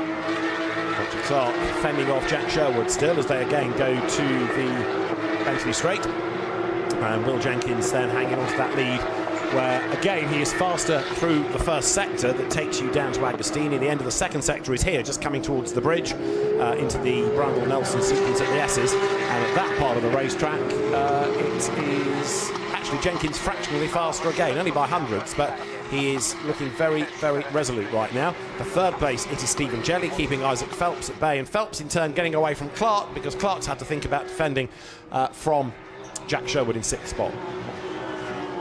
So the leader's up towards the line once more, and we'll see whether 6/10 goes up or down this time as the lead gap, because over the stripe has just gone Jenkins, and it's up 7/10 of a second. Another fastest lap by Will Jenkins. Yeah, it's just backwards and forwards, isn't it, between these two. The other thing is that Will Jenkins hasn't got a toe, has he? No. Voisin's got a little bit of a toe, and as soon as we say that, Voisin's right on the back of him, and he's looking down the inside. Oh no, it's on Jelly. It's Phelps on Jelly. My apologies. Yeah, Phelps goes through though. He gets the place, so Stephen Jelly loses third on the road, but he keeps his Pro-Am lead, and in that identical colour scheme to Callum Voisin's car, Isaac Phelps does gain a place. So further proof, Isaac can do it, Callum. now you can have a go. This is how he did it. Yeah, nice run through Richards right to the outside and dives to the inside, doesn't lock up.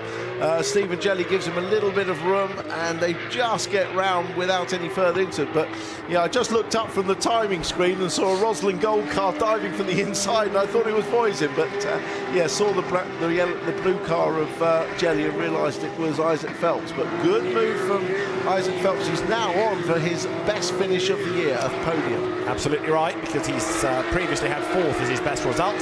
And now with 3 laps to go, he's into the top 3 as the leaders again go down Bentley Straight. Now there are the leaders. Will Jenkins still ahead of Callum Voisin, and actually Stephen Jelly wants that 3rd place back, doesn't he? Getting out of the draft and trying to unsettle Phelps, coming down now into the S's. But as you look at this fight, the battle is not over for the race lead. Callum Voisin is still doing everything he can to try to unsettle Will Jenkins for that race lead. Yeah, still nothing between them. You wonder who will get the fastest lap on this lap, don't you? They swap between them on the last few laps.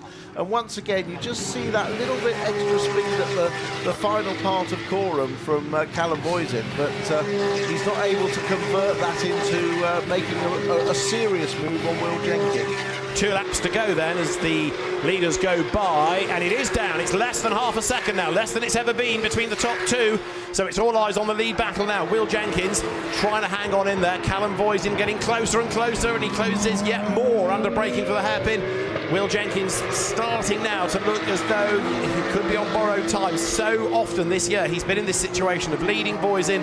The gap comes down and down and down. Voisin strikes and then gets away. And this is one time that Will Jenkins wants, needs to stem the tide.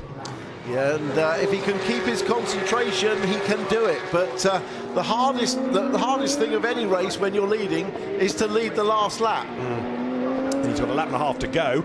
So Voisin, as Tim was saying earlier on, the chaser, which is slightly easier perhaps. You know exactly what to be doing based on that car ahead. The gap down at the start of this lap through. They turn then out of the infield section, that sort of paperclip part of the racetrack. Now it goes on to the old original Snetterton circuit with the Bentley Straight. It used to be the Revit Straight, then down towards Brundle and Nelson. It used to be the S's, and then into Bombhole. So Jenkins just about ahead by 2 lengths, say.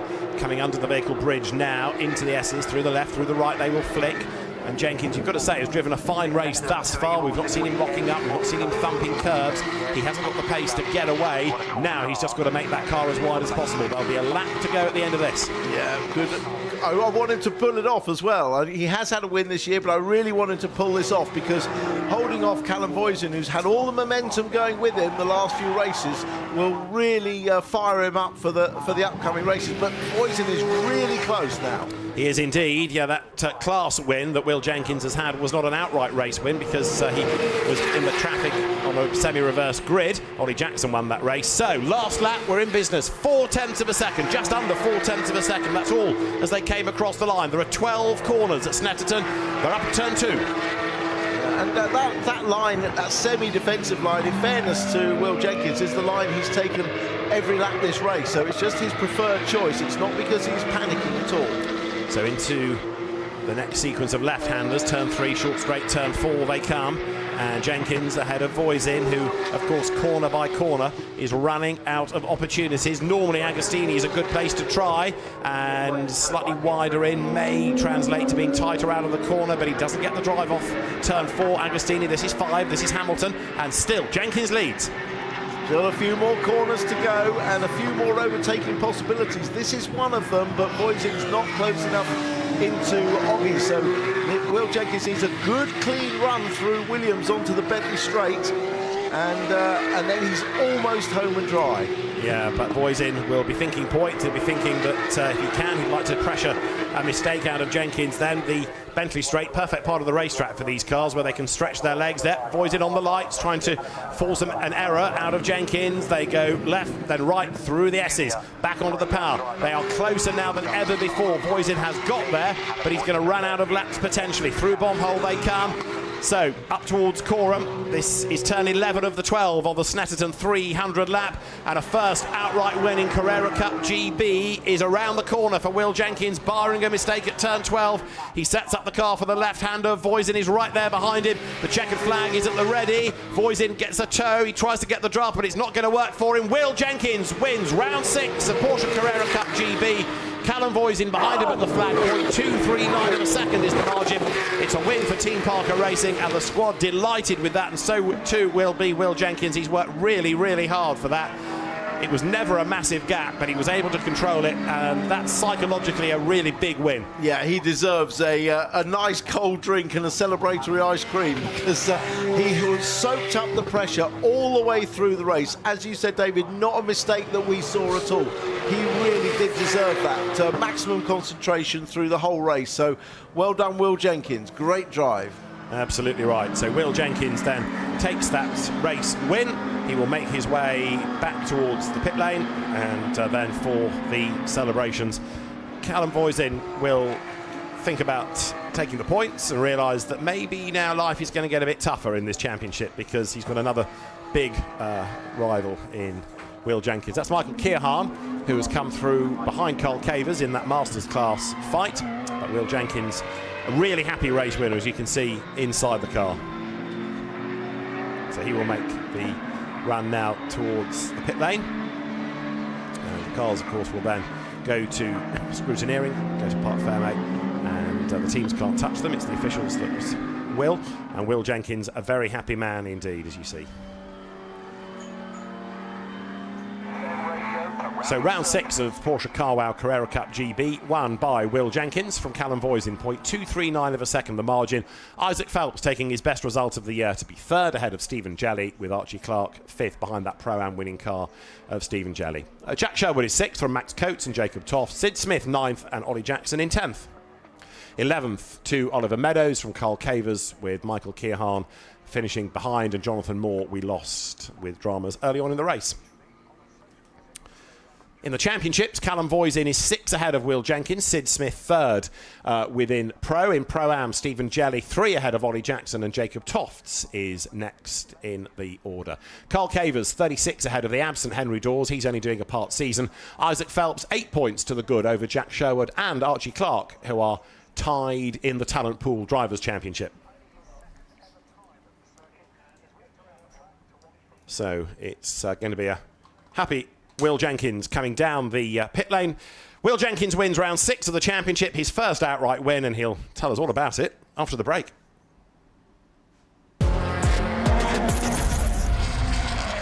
You're watching the Kwik Fit British Touring Car Championship. Don't go anywhere.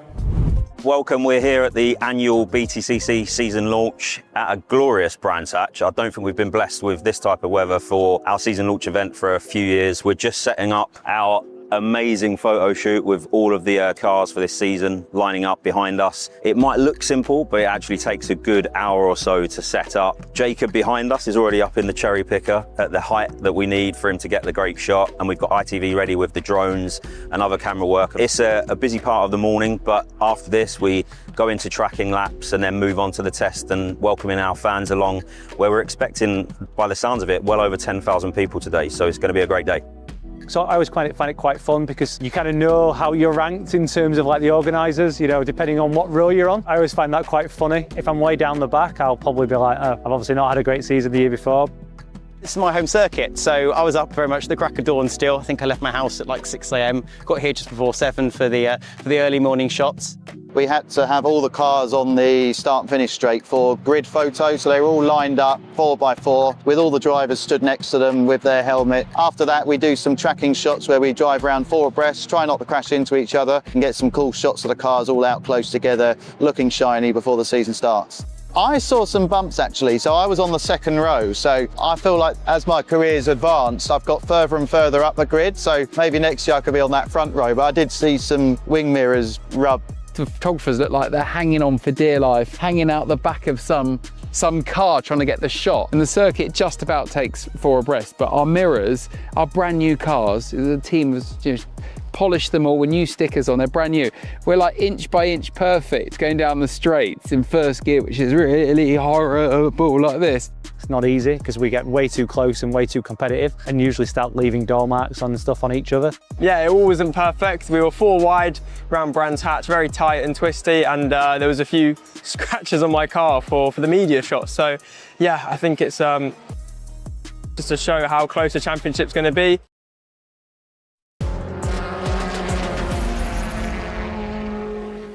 After 14 laps in the Porsche Carrera Cup GB, after Callum Voisin putting the pressure on, it was Will Jenkins who took the win, his first outright win for Team Parker Racing. Celebrations all round for him and the team. Let's go down to Lou with the winner interviews.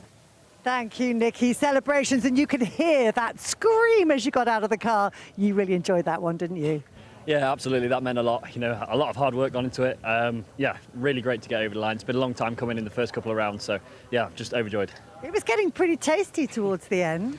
Yeah, it was probably the hardest race of my life. You know, the heat and the pressure from Callum. You know, there's no other person on the grid. You wouldn't want putting pressure on you, but you know, we managed to bring it home, and that's all that matters. Well, just tell me a little bit about that pressure, because you know, Callum, we've seen him over his season so far. He just kind of really starts bringing it on halfway through the race, but you just seem to soak it all up. Any worrying moments for you, or you're comfortable you had it all under control? I think I'd be lying if I said there was no worrying moments, but. Yeah, you know, I was just keeping calm, keeping doing my rhythm. You know, Callum was faster than me in places, but I was faster than the other. In the last couple of laps, you know, it was getting really, really tasty. It's very hard to gauge your brake references when someone's hunting you down that close, especially with the wind direction changing. But yeah, absolutely fantastic. I must say a massive thank you to Team Parker Racing for the effort they've put into this. This car had a clutch change in about 25 minutes before the last race because we had a clutch go in race one. So Jack, Sam, Joe, yeah, you did a fantastic job there. And obviously a massive thank you to Wera Tools for getting me here. It's, you know, incredible achievement, and I'm super, super proud. Well done. I think we've just got time for a very quick word with Callum.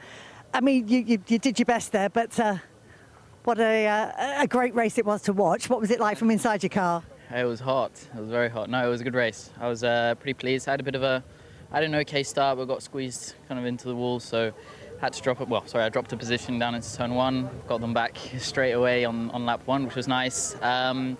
And then, yeah, I mean, to be honest, our pace this weekend, we've struggled a little bit in general. I haven't been, 100% and stuff like that. So I think all things considered, we can be very happy. You know, a P1 and a P2, there's nothing to complain about, really. So, yeah, I'm just looking forward to the Thruxton now, although we got a bit of a break. Yeah, good stuff. Well, enjoy the break. We'll see you at the next one. Talking of breaks, we're just heading off for one now. Formula 4 will be out on track when we come back.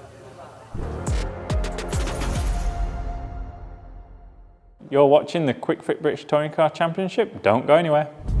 Welcome, we're here at the annual BTCC season launch at a glorious Brands Hatch. I don't think we've been blessed with this type of weather for our season launch event for a few years. We're just setting up our amazing photo shoot with all of the cars for this season lining up behind us. It might look simple, but it actually takes a good hour or so to set up. Jacob behind us is already up in the cherry picker at the height that we need for him to get the great shot, and we've got ITV ready with the drones and other camera work. It's a busy part of the morning, but after this we go into tracking laps and then move on to the test and welcoming our fans along, where we're expecting, by the sounds of it, well over 10,000 people today, so it's going to be a great day. So I always find it quite fun because you kind of know how you're ranked in terms of like the organisers, you know, depending on what row you're on. I always find that quite funny. If I'm way down the back, I'll probably be like, I've obviously not had a great season the year before.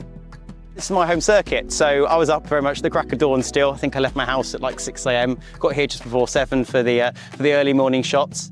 We had to have all the cars on the start and finish straight for grid photo, so they were all lined up 4x4 with all the drivers stood next to them with their helmet. After that, we do some tracking shots where we drive around 4 abreast, try not to crash into each other, and get some cool shots of the cars all out close together, looking shiny before the season starts. I saw some bumps actually, so I was on the second row, so I feel like as my career's advanced, I've got further and further up the grid, so maybe next year I could be on that front row, but I did see some wing mirrors rub. The photographers look like they're hanging on for dear life, hanging out the back of some car trying to get the shot. And the circuit just about takes 4 abreast, but our mirrors are brand new cars. The team has polished them all with new stickers on, they're brand new. We're like inch by inch perfect going down the straights in first gear, which is really horrible like this. It's not easy because we get way too close and way too competitive and usually start leaving door marks and stuff on each other. Yeah, it all wasn't perfect. We were 4 wide around Brands Hatch, very tight and twisty, and there was a few scratches on my car for the media shot. So yeah, I think it's just to show how close the championship's going to be.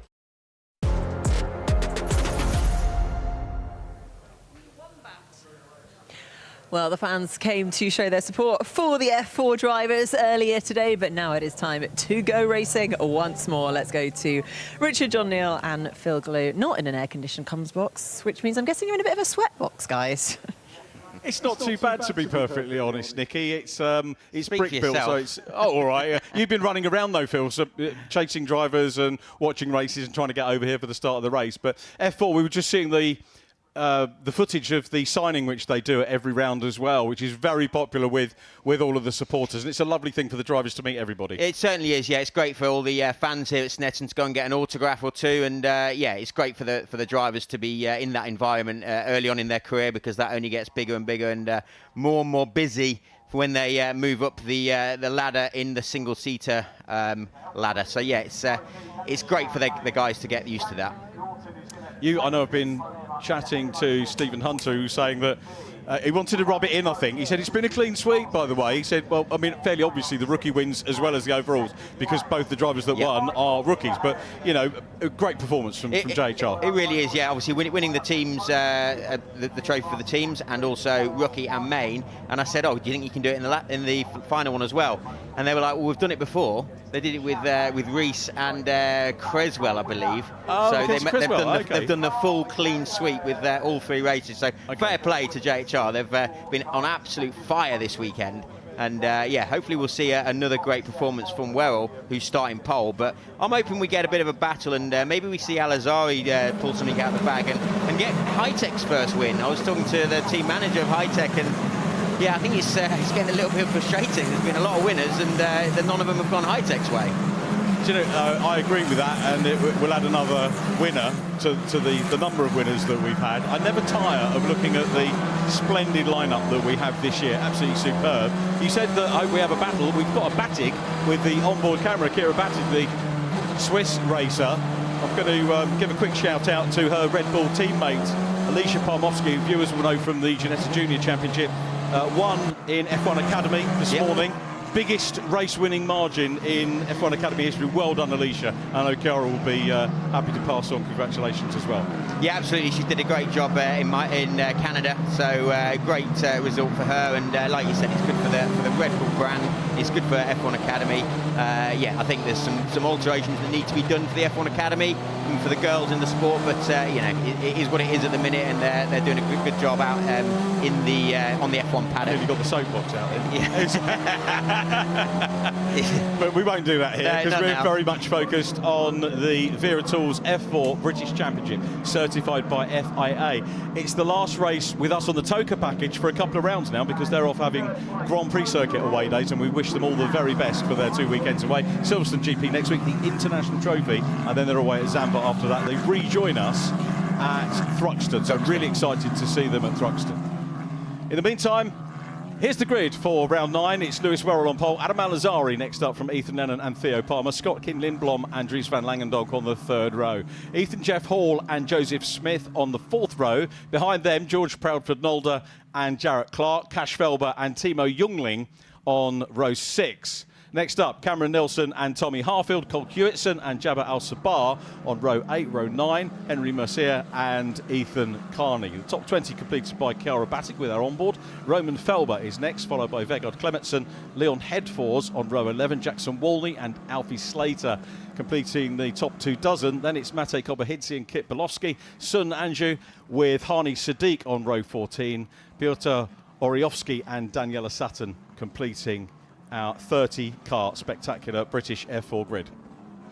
So there was a change in the result after race 2 with Clark getting a penalty. Hani Sadiq, wasn't it? Sadiq, yeah. So Clark got a penalty for the incident that happened on the start line, and Sadiq also with the contact that actually wiped himself out. So yeah, not too many incidents, and you know, hopefully we'll see a clean race but exciting race now here in race 3 of the weekend for F4 at a very hot Snetterton. So yeah, loads of fans here.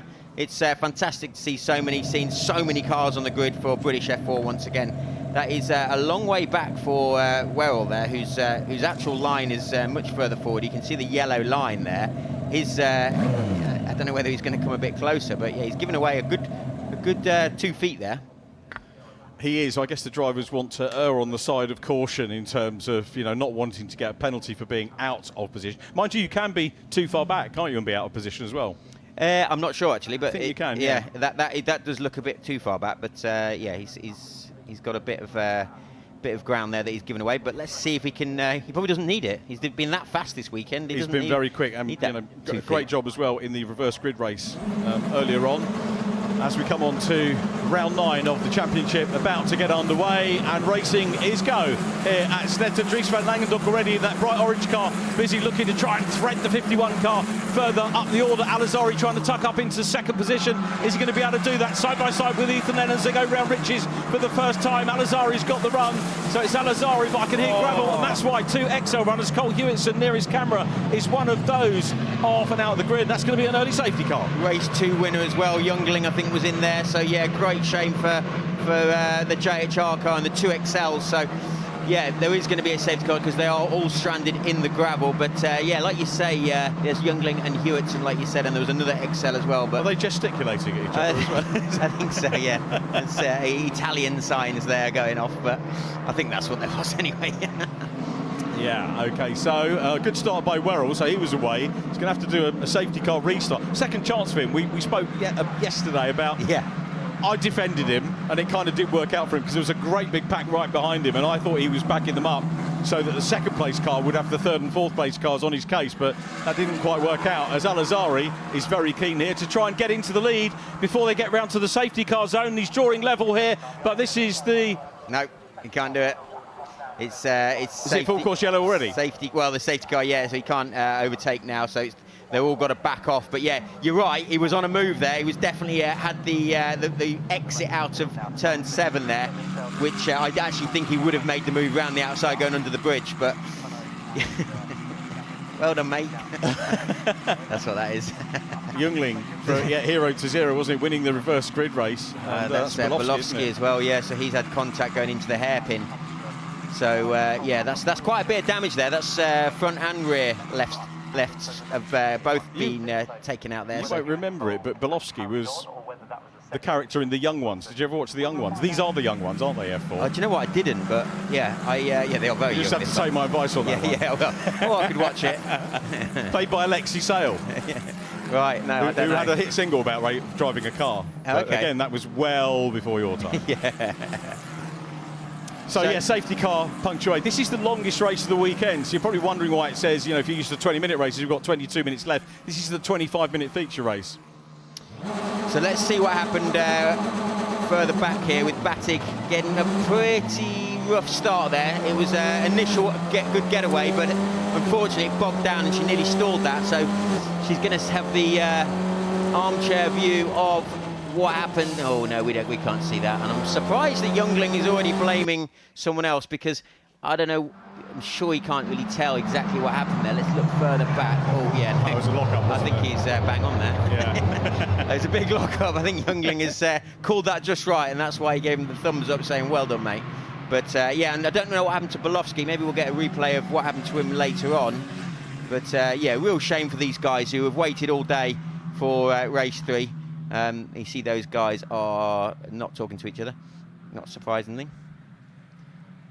Shame for Kit, that will be his second non-classified of the season, so disappointing to have 2 out of the 9 when you look at the results that the likes of Dries van Langendonk are putting in, 51 car. I mean, he has had 2 wins and hasn't finished any lower than 7th, a brace of 7th positions for Dries, so that's what you've got to keep doing. Alzabar was the other one that was in that incident by the looks of it. Obviously he got out of the gravel, but he's come in for a front wing change, and there's another one there, JHR. So this is going to be a little bit of collecting cars for a while, and yeah, we'll have to see how long it's going to take before we can get racing again. But like you said, it is the 25-minute race, so we have got plenty of time, but we prefer to see racing rather than safety car laps, don't we? Yeah, look, I mean, Lewis Werrell said that yesterday, didn't he, in his podium interview with Louise, and saying he enjoyed the race, he enjoyed getting the win, but he'd much rather have been racing, and it was a very large slice of safety car that if you can have a slice of safety car, very large period of safety car racing from yesterday, and then race 2 we had pretty much the same thing, but slightly shorter, and the drivers would just rather have a straight race and get on with it. Yeah, absolutely. Yeah, that's what we all pay for. We want to see racing, and that's what these guys are here to learn to do. But yeah, you also have to be be conscious of the safety aspect, and with this many cars, there's going to be more incidents. It's like you said earlier, it's a numbers game, so you know there will be more crashes, more coming together, and there's going to be a lot of cars out the race, but we've got to get them cleared up. So how many we've lost? We've lost 4 cars.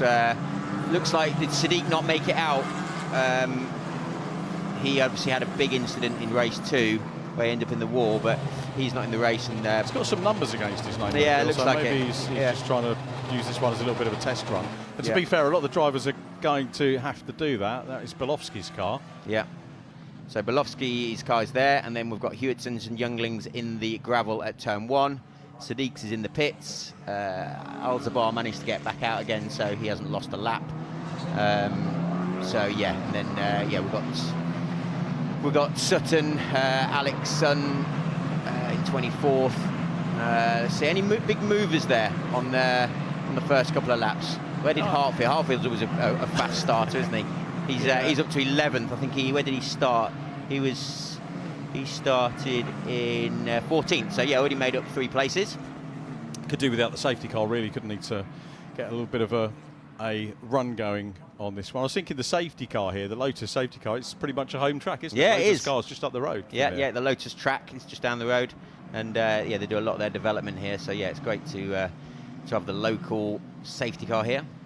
Scott Stringfellow is at the controls there. Kieran Salmons, his co-driver, picking up the instructions from race control. Scott actually raced to Formula 3 back in the day as well, so really decent level driver, Scott Stringfellow. Lovely guy to have a chat to. Okay, so it looks like we're going to be... Do you know what? I thought that was coming. Red flag, yeah. There was a lot going on, and it's difficult to get all these cars collected, especially when they're buried in the gravel.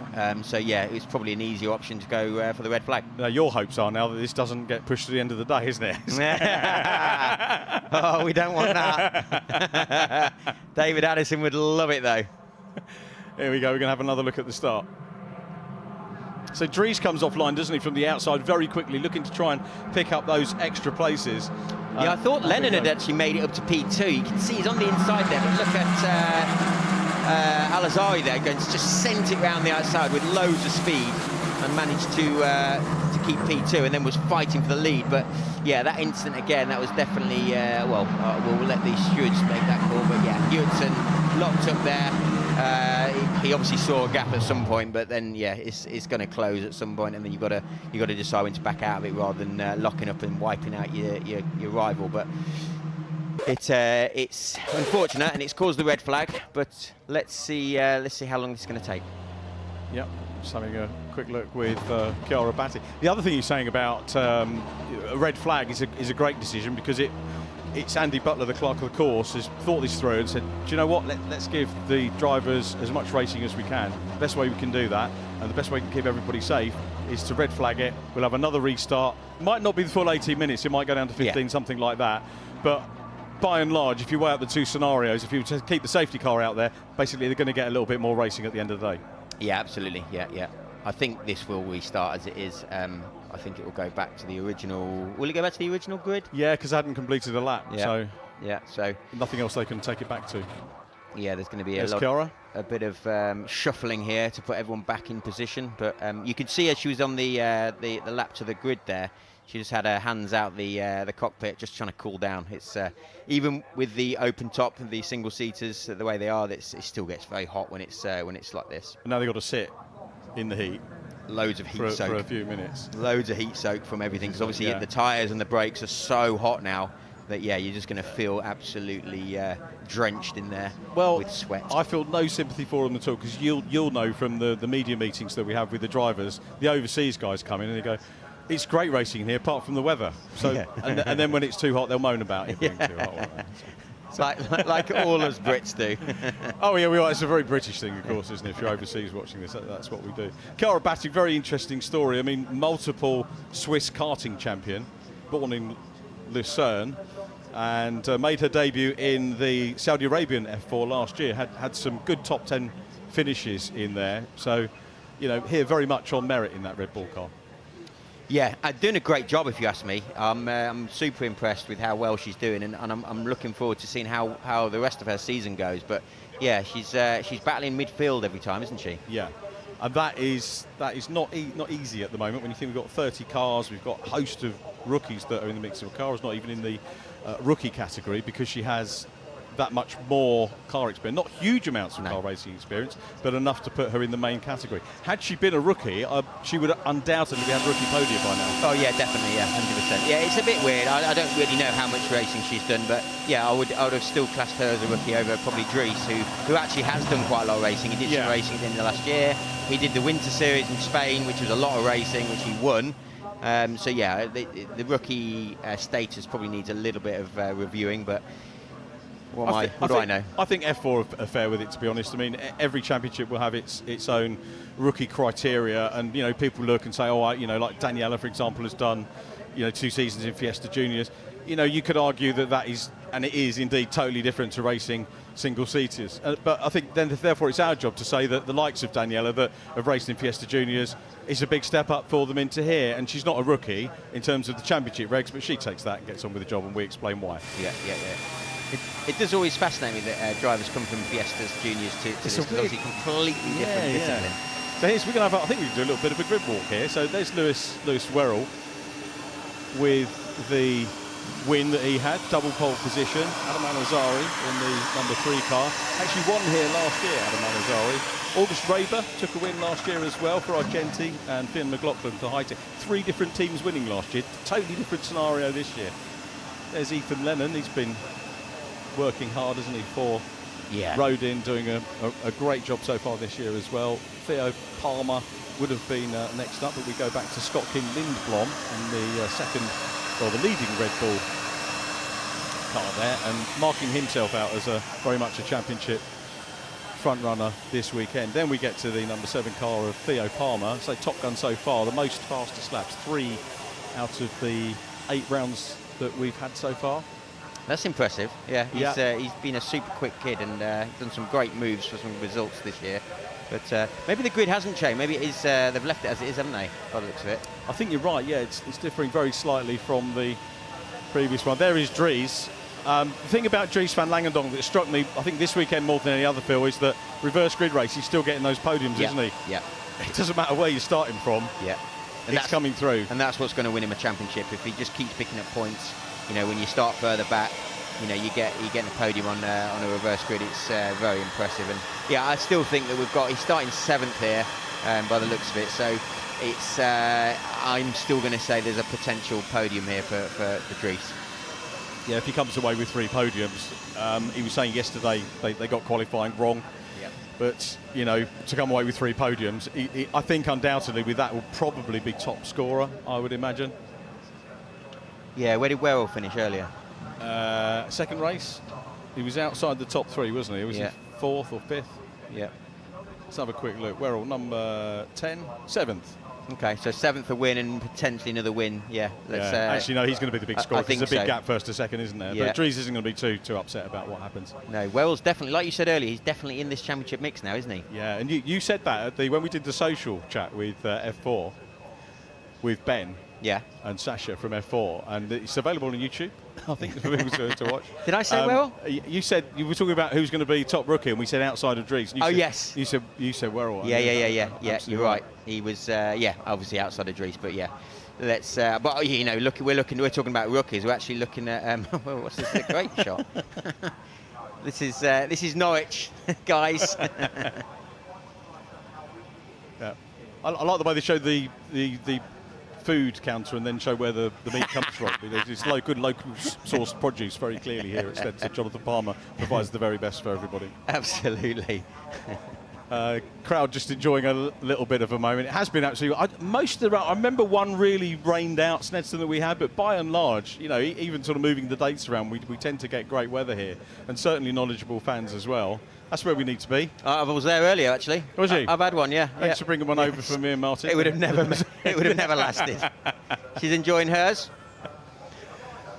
There we go. So, are they leaf blowers that they do, or are they actually a specific tool that they use to keep the drivers cool? Well, they are basically a leaf blower, but yeah, they're specifically to try and cool the cars on these very hot days. They cool them no matter what because they need it, and otherwise they're going to overheat. So yeah, every team has them, and every team has a different type of one. And you know, sometimes they have them where they actually slot into the rads and yeah, stay there without having to hold them all day. The more we see, the more kit you need. Yeah, go racing. Oh yeah, that's why it's expensive. What's the most This is a question for people. What's the most superfluous piece of kit you think you've seen in a single-seater paddock, or any paddock actually? I mean, leaf blowers up there. Leaf blowers, all right, exactly. We're very nearly ready for the restart here, everybody. So that's good news. Everybody thoroughly enjoying it. As I say, really terrific crowd here, enjoying all of the variety of racing. We had tin tops. We've had obviously sports car racing with superb Carwell Porsche Carrera Cup racing, and some single-seaters as well. Very much these guys seeing the stars, potential Grand Prix stars of tomorrow. And it is worth, if you're not into Formula racing, to remember the names of the ones you're seeing here. Absolutely, yeah. We've seen it over and over again, all the way back to when this started as an FIA F4 championship with Lando Norris winning it. You know, look what happened to him. He became a world champion. Yeah, yeah. Do you remember? There's been loads, wasn't there? Yeah, there's been Piastri. Yeah. There's Sargent. Who else has made it to Formula One? There's in F2 at the minute, Colton Herta. Yeah. Yeah, and obviously he's done IndyCars as well. Devlin Di Francesco, he's also in IndyCars. So yeah, no matter where you go, at what level of single seaters, whether it's to America, to IndyCars, or all the way to Formula One, a lot of them start here in F4, and especially British F4. Yeah, we're very proud of the heritage of the drivers that have come through, and it's lovely that Motorsport UK have recognised that. They've nurtured this. They've worked really hard with it to get the numbers up. They've kept it going. You know, all championships have years where numbers go down, but they've been absolutely brilliant building back up. Building up to the grid that we're about to see. Here's how they line up for our restart. Lewis Wera on pole, Adam Alazari next, Ethan Lennon and Scott Kin-Lindblom. Then it's Theo Palmer, Joseph Smith on the outside of row 3. Then with work to do, it's Dries van Langendonk, George Proudford-Nolder, with Ethan Jeff Hall and Jarrett Clark, then Tommy Harfield and Cash Felber on row 6. Cameron Nelson and Roman Felber are on the 7th row, followed by Henry Mercier and Ethan Carney. Chiara batting with our camera car. Vegard Clementson on row 9. Leon Headforth and Alfie Slater, followed by Matej Kobahidze, Jackson Wolney, Piotr Oriovsky, Sun Anju on row 12, and then Daniela Sutton, followed by Jabba Al-Sabah and Hani Sadiq. All ready for our restart behind the safety car. The clock is already ticking. Yes, so we're not going for a normal start, safety car restart, which, Wera was about to do anyway. So let's see if he can do a better job than he did yesterday. Not that it was bad. Rubbing it in there. It wasn't bad. It was just different, and we like different. He won. Yeah, he did. He did a good job, but he was under a lot of pressure into T1 and T2. Yeah. So, yeah, which he might not have had otherwise. To be fair. And to be fair, in his interview, he did say, "Yeah, I did mess that up." I got it. But we liked it. It was different. We always see the same kind of restarts where they're all weaving and then all of a sudden they go at the same place as everyone else. So let's see when he does it this time. I hope Lewis Wera watches yesterday's coverage back and says, I agree with Richard. Someone's got it. Someone somewhere, please. Here we go. OK, F4 racing, our 9th race before we head into an ITV break from F4. We look forward to catching up with them, as we said, at Thruxton. Lights are out. Scott Stringfellow will bring that car in, and we're all here. Now, what's the tactics going to be as we go back to Karabata? Yeah, we really actually want to see, well, it's quite good to see from this angle, because what they should be doing when you're further back is looking at when the leader is going to go. You use your peripheral vision to see what's happening in front of you, but look at what the leader's going to do. All the way back in the background, you should be looking to see when he's going, and he's gone now.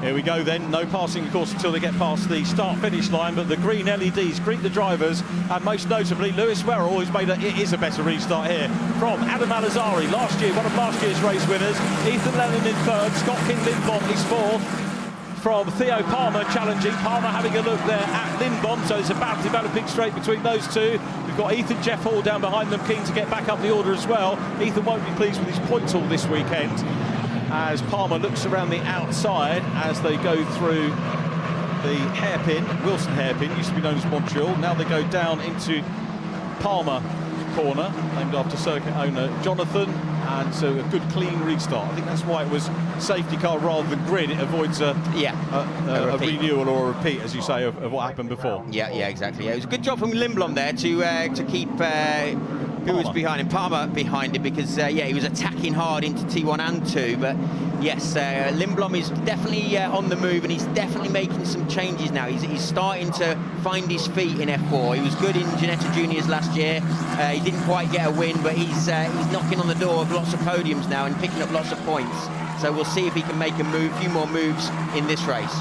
That's a great learning experience, isn't it? The Ginetta Junior Championship.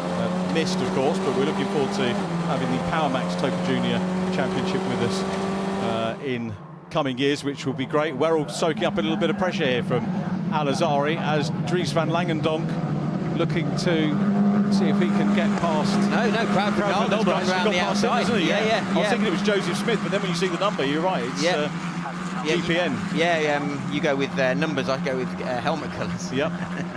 Or something that reminds me of who they are. But Proud Ronaldo, great move around the outside of the championship leader, going under the bridge. So, yeah, he's definitely getting some pace. Oh, his teammate Smith runs a little bit wide coming out the last corner. That's going to give Proud Ronaldo the chance to make up another place.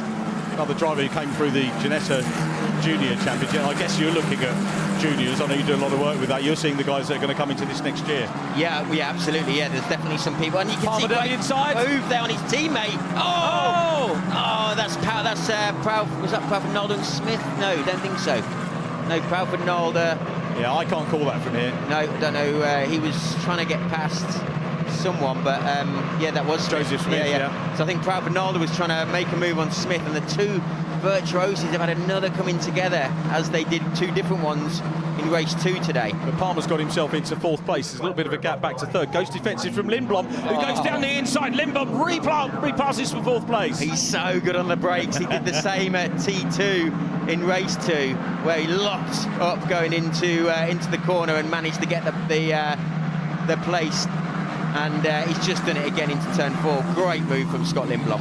Yeah, and that gets noted, doesn't it, by the drivers that they know he's going to be challenging back and going for those runs. Not as spectacular as the one we saw into Wilson hairpin earlier on, but a great move nonetheless. Yeah, absolutely, and he's now back into 4th, so he's going. They are fighting quite hard as teammates and letting the top 3 get away here, with Lennon in 3rd, but Lennon's doing a good job to chase down Al-Azhari and Werrell.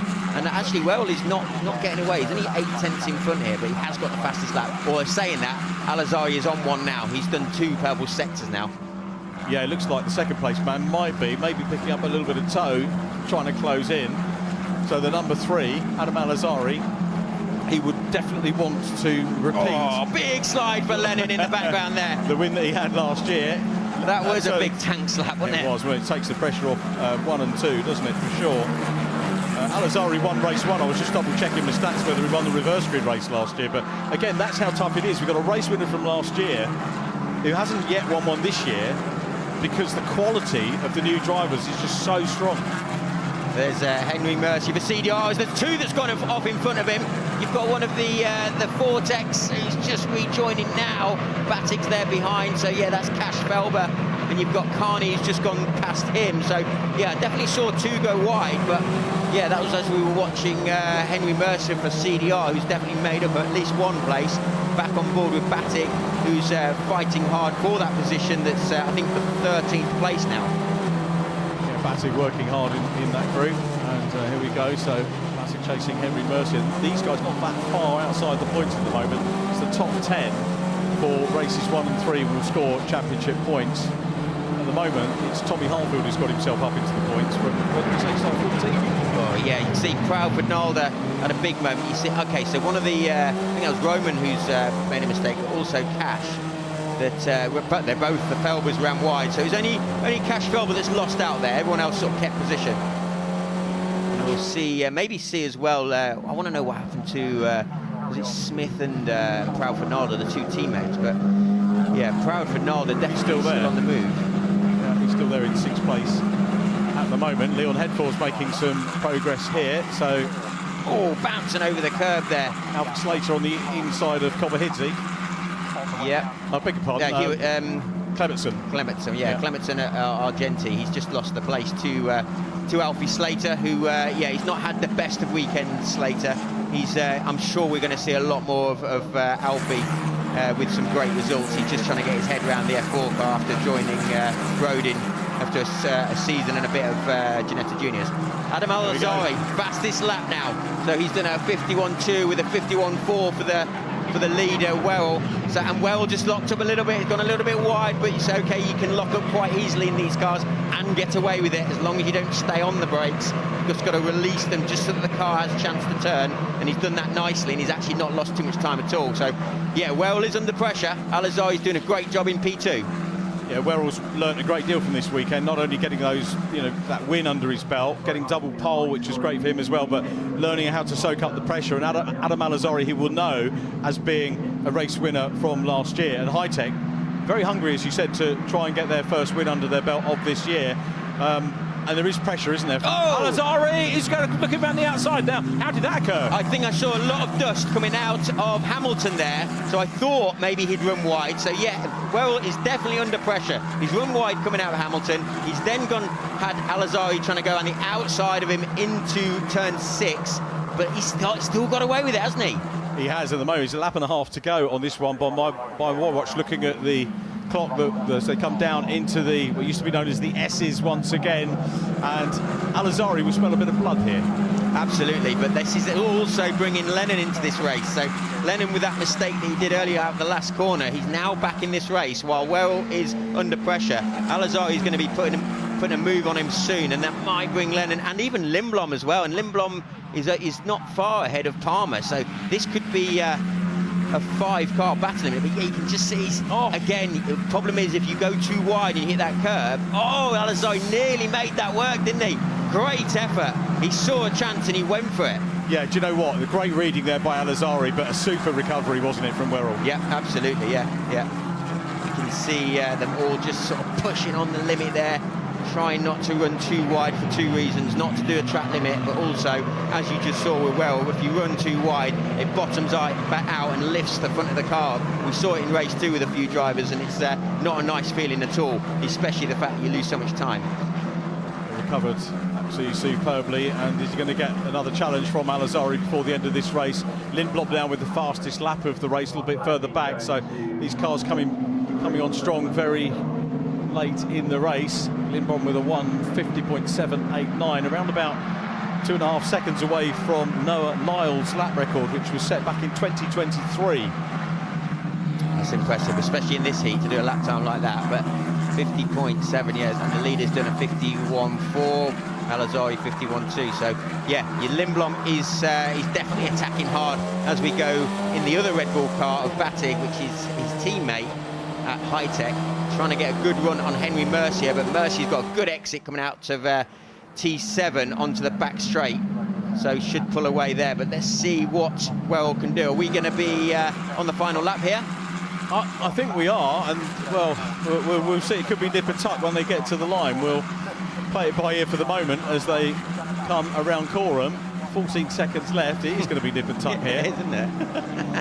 10 seconds remain. I think we might be there. The flag is ready, we're being told. So it's Lewis Wera from Adam Al-Azari, and he's done enough to hold things off now as he makes the very slight climb up centre straight and down for his second checkered flag of the weekend. It's Lewis Wera, makes it 3 out of 3 for JHR, 2 out of 2 for him. Looks across at Al-Azari, and a nod from each of them. It was Ethan Lennon third, Scott Kidd Lindblom with fastest lap, which I think he retains in fourth. Fifth was Theo Palmer, and rounding out our top half dozen is George Proudfoot-Nolder. Yeah, an absolutely amazing job from JHR. It's a clean sweep there with all the trophies, the top trophies, all going to JHR. So great job to Stephen Hunter. But let's see on the onboard car of Batig. She got a really good exit coming out of the last corner and got into the slipstream and didn't quite have enough to the line, did she? She's gone to for the move, but yeah, no, it's not enough room. There's another car length needed there, but great effort. It was interesting. Right way down the order of that one. JHR very rightly. I think you mentioned that Stephen Hunter was having a beer last night. He might afford himself 1 or 2 more, very possibly, after today. But they've got to be very quick on the case because it's next weekend. Is their next round on Silverstone GP for the International Trophy. Yeah, absolutely. Can't wait for that. It's going to be very exciting on the Grand Prix circuit. So, yeah, they'll all be looking forward to going there because it's one of the circuits that they need to learn for further on in their career when they do F3 F2 and potentially F1. Lewis Werrell takes the win in round 9 of the Wera Tools F4 British Championship. Adam Al-Azhari was close but couldn't quite do it. He takes second from Ethan Lennon, who completes the podium. Scotkin Lindblom in 4th, Theo Palmer in 5th from George Prelford Nolde. Second in the rookies, Dries van Langendonk, he's 7th. The point scorers completed by Ethan Jeff Hall, Jarrett Clark and Tommy Harfield.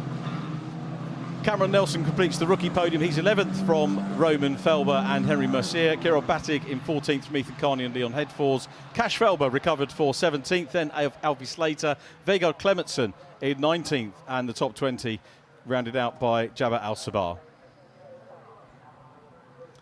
Standings as these cars head to Silverstone GP next week. Van Langendonk 29 points clear now. Second in the championship is Lewis Werrell. Scotkin Lindblom is 3rd. Ethan Jeff Hall down to 4th. Theo Palmer in 5th. Joseph Smith and Adam Al-Azhari. Tommy Harfield still in 8th from Ethan Lennon. And Kit Bolofsky still in 10th.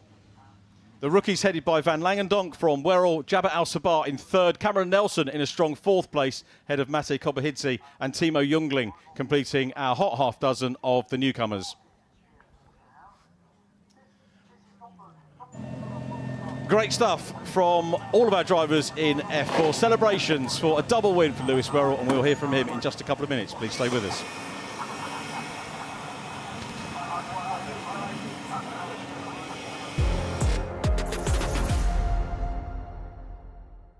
You're watching the Kwik Fit British Touring Car Championship. We'll be right back. So I'm Alex Watts, Managing Director here at Laser Tools Racing with MB Motorsport. We're here today in Shoreditch in London at the bike shed, not for a bike launch, but for our car launch for the new chapter with 2 new Toyota Corollas. 3, 2, 1. Obviously the big classic blue there that we're all known for. But yeah, it's been exciting times. There's been a lot of work going on behind the scenes. Yeah, the liveries, the liveries were actually loaded last night, and Mikey, our head of digital media, does a fantastic job, but when you design it on a computer screen and then you try and apply it to a car, it's completely different. But we're super happy with the finished product, and hopefully everyone agree, we think they look great. My first impressions were they're going to struggle to keep it clean with all the fingerprints on it, but no, that chrome it just jumps. It looks good, it looks fast. As I always say, if it goes as well as it looks, we'll be all right. Hello everybody, welcome along to the Team Virtue livery reveal. We're going to have loads of people down here. It's going to be a great event. The cars are behind me. Tom and I will be revealing the new cars ahead of the 2026 season, and I can't wait to get going. 3, 2, 1. Okay, just reveal them. Let's get those cars off. I'll get out of the way.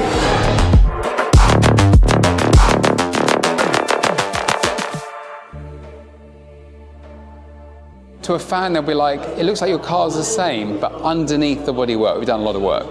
Every year we develop. We can't not develop the cars because every single team is. Obviously, it looks like more have than others, but that doesn't mean we haven't. So reliability is quite important to us, rather than necessarily making dramatic changes. It's sort of increment. Fitter and fresher than Gluey did when he ran in for the F4 race. Do you know what was really good about that?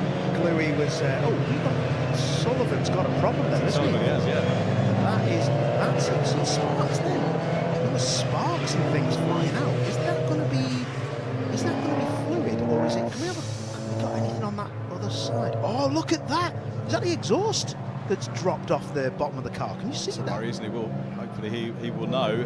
But it's a weird one. That you'll hear that, but that looks like some kind of mountains of something. They don't have air jacks, these cars. So you see a lot of the touring cars will have air jacks, and they will drop out. Interesting. Anyway, we'll have a look at that in a minute. Let's think about how they're lining up then for the final race of the weekend here. Josh Porter was the man who set the fastest time, as he did at Brands Hatch, with a double pole here, but due to the tyre problems, the tyre logging, there was an issue at Brands, so he was off the back. This time he set things right, come back, hasn't let it get into his head, double pole, which has been absolutely superb, and we can see what Josh can do off the front. We saw yesterday, those of us that were here, we did an absolutely stunning job. Here's how they line up then. Josh Porter on pole from Tom Ovenden, Olivier Algieri and Max Edmonton. This sets us up nicely, doesn't it? Alex Solly and Nathan Edwards on row 3. Harry Campion, Harry Hickton next. from Archie Johnson and Henry Howarth. Charlie Hand, earlier race winner on row 6 with Cameron Richardson. 7th row, front row Joe. 7th row Joe with Owen Hillman and Will Crooks, then Semel Sieper, Ned Anthony and Chris Mackenzie completing row 9. Our top 20 completed by Alex Brandon and Anthony Sullivan, if he makes it round. Sam Gornall is next after his DQ. Again, tyre logging problem for him. In the sport category, it's Alfie Garford on pole from Murray Richardson. It's a very talent-rich front end to this one. Josh Porter, Tom Ovenden, Olivier Algieri, Max Edmondson, Alex Solly, Nathan Edwards, Harry Campy, Harry Hickton, Archie Johnson, Henry Howe, down to 10th on the grid. 11th on the grid is the driver who won race 2. They're all race winners. Yeah, I know, mate, I know. Listen, I'm a racer, mate. Before commentary and punditry, I'm a racer. Would I want to be in that grid? Nah, you're all right, Tar. I'd be showing up. Are they rocking up with offers for you to get in? No, he's all right now, isn't he? No, they're not. No, he's not. He's got his indicator on. Yeah, I think he's going to be pitting. Whatever the problem is under that car, it's from both sides. Look at it. It reminds me of an old Austin Maestro. Do you remember when they had them little static things on the back the rubber bits that used to go on the floor? Yeah, stop you getting static. Anyway, younger viewers, don't worry about that. Ask your dad. Or me when you zoom me. Yeah, I know. Go on.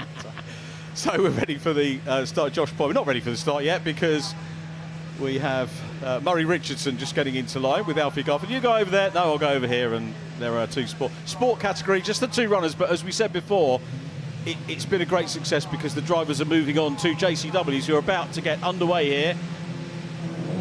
And we're racing. It is a great start there. Josh Porter looking to make it 2 out of 2 off the front. We saw how difficult it was in race 2 to make progress through from the reverse section, which was the top 10. But it's Porter that gets away well.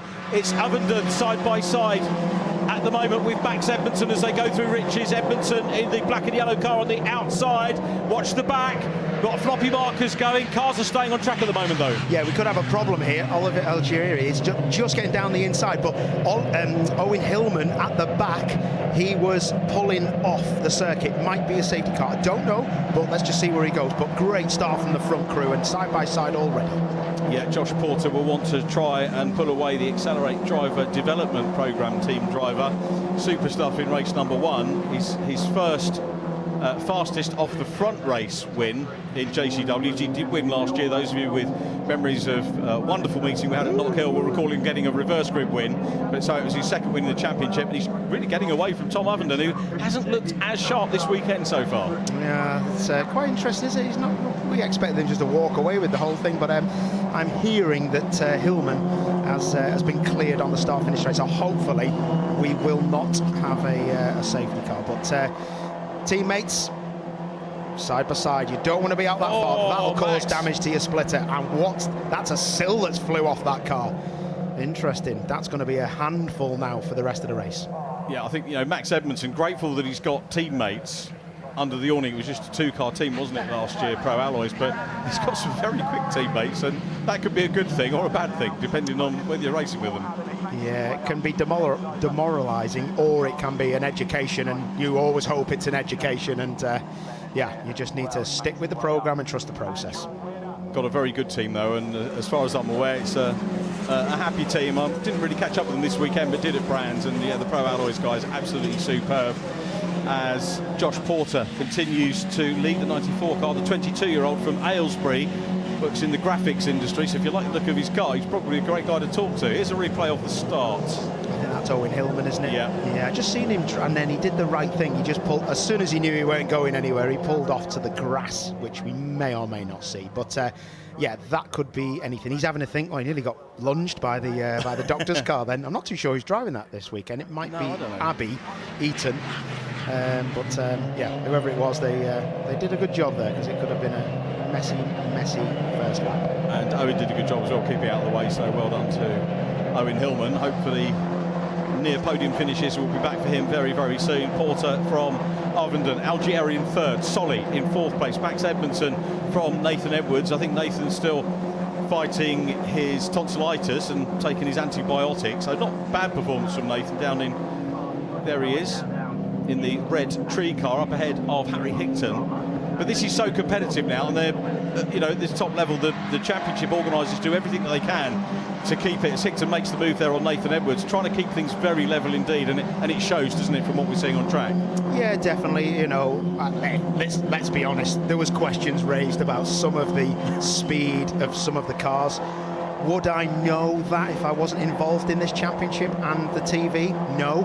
Have they done an amazing job up to now to show us that it's a great race series? Yes. So kudos to everyone, but the drivers and the teams as well, because they're all working together to make this very special. It is a very special championship, and hopefully we'll go all the way to Brands Hatch GP at the end of the year. Just the 7 events for the JCW, so you don't have to fork out for 10 weekends a year. It helps keep the cost down a little bit. What was the gesticulation from Sam Gornall there? I'm not too sure. It could be a problem with the car where it's not gone in gear, or that gesture I've done before where you're like, well, I'm trying my hardest, it's not working. I tell you what, that won't work. That wouldn't work, but I'd be impressed if it did. That was Algeria, wasn't it? And also Solly. Yeah. That was a brave move. But I'll tell you what it has done. It's put Algeria on the back foot.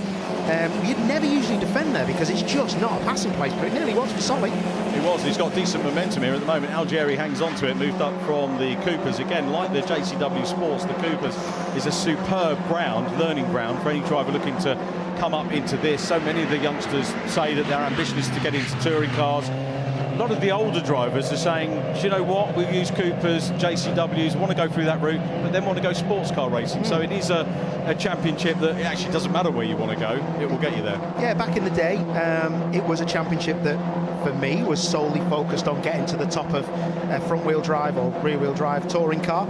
But now, it does seem to be so flexible and versatile that a lot of these kids who are driving, they just want it. They know they're going to compete against the best, so they can go wherever they want, like you say, GT racing or British touring cars or wherever you want. And that's what I love about the championship. And the cars are so difficult. They're great because they do 2 things. They understeer and they oversteer. So the rear can be loose or the front can be loose. You're learning all the time, which is great. Got to say, though, I expect Rhea and the crew who run this championship, they'll be going to Barbados after this weekend, because the amount of money I've seen get smashed over curbs with them splitters, they'll be helicoptering over to another airport and they'll be flying to Barbados. Private jet, that's what I'm thinking. She'll thank you for that one. Yeah! I know her well. She won't mind that. She's a good egg. Good egg. Really in control. One of the best championship managers that you can have in British motorsport, to be honest. She was my team manager. I think I've said this before, at RPM. You need someone to keep you in mind, don't you? She's the only person who, in my whole career, I have been scared of. That's all I'll say. Literally, we didn't even need a curfew in our team. We didn't do anything wrong. We didn't stay up late, because Rhea would just do you some damage. We'll have to get her on the ITV cameras at some point, won't we? Grab a little interview, a little featurette before one of the JCW rounds. There we go. Rhea will probably shy away from that, but I think it needs to be done a little bit of little background. Let's have a look at what Solly's doing. So Solly's still chasing Algeri. There is Algeri going through. Solly not quite close enough to chase him down. Look at Solly's lights. They're watching it. You're right. Have a look at that number 12 when he comes back through Solly. Honestly, the headlights on it, the yellow pieces that go around the headlights, they're all over the shop. They look like them. Look at, is it my eyes that? Or they look like the googly eyes on the old birthday cards, don't they? Reminds me of you when you wake me up in the Holiday Inn. Round the outside, go on, Hickton. Harry Hickton now having another go at Max Edmondson's. This is what it's about, a little bit of side-by-side JCW racing. Hickton on the outside as they come down into the Agostini hairpin. Now, is Edmondson going to force him out wide on the exit? Doesn't force him, but he does have to go wider. And that brings Nathan Edwards behind in the 21 car into the equation as well. So Edmondson doing a good job here of holding up Harry Hickton. And this is bringing Edwards, who's in the mix as well. So Nathan Edwards, multi-race winner. He's having a season like last year. He's sort of having a relatively frustrating first half, but let's hope he comes on song for the second. Yeah, that's what happened, wasn't it, last year? So it just shows how hard the championship is. You know, these these kids, they're not stupid. They come into it and they don't think they're going to walk away with it, because it's more or less impossible to do that. But yeah, a lot of heat. This is probably the hottest now the track will get. It's had all that heat soak into it, so there's a lot of drivers again just making sure that they don't have that hot aero wash off the back of the other car in front, going through their vents, through their brakes, and yeah, just trying to keep everything cool. It's a hard job to manage all of this. Yeah, there's a lot to do. Algieri doing pretty much a lot of it at the moment. He's in third place with the fastest lap, as you can see from the graphic on our timing tower, and closing in on defending champion, championship leader Tom Ovenden. Solly behind them, trying to sort of stay on terms with Algieri as well. So we briefly pick up with Edwards. Hickton looking to the outside to get out of the air of Edmondson, who he is facing. Henry Howarth in 8th place with his first overall podium. He was absolutely delighted with that, Henry. It's fascinating. I was watching Lou do the interviews after that race, and bless him, he looked so nervous, but he did a fantastic job. He was outstanding in that race, and yeah, I'm really impressed with him this weekend. It's, like I say, it's not the easiest championship. He's still got a little bit of rear locking, actually, that 42. Has he paid the invoice yet? He hasn't. I've texted him 5 times. So, listen, when you go home, mate, I'll be waiting for you, lad. Or my mates will. Oh, Sam Gornall's on the move. Look at that, up into 10th place from the back. Sam Gornall, the tyre admin error put him to the back of the JCWs. He's got into the top 10, and in all that traffic has got the fastest lap. That's good, isn't it? It's a good effort, and there he is, done. And there's Hickton dropped to another place, isn't it? It is. I'll tell you what, Harry Campy's not an easy man to pass, so Gornall's done a really good job there as he tries to hunt down Henry Howarth. So Gornall now chasing Howarth, back with Hickton and Edmonton, who have been giving it to each other the last couple of laps, and again still side by side. Edwards hedging his bets. Which way is he going to go? Hickton runs a little bit wide there.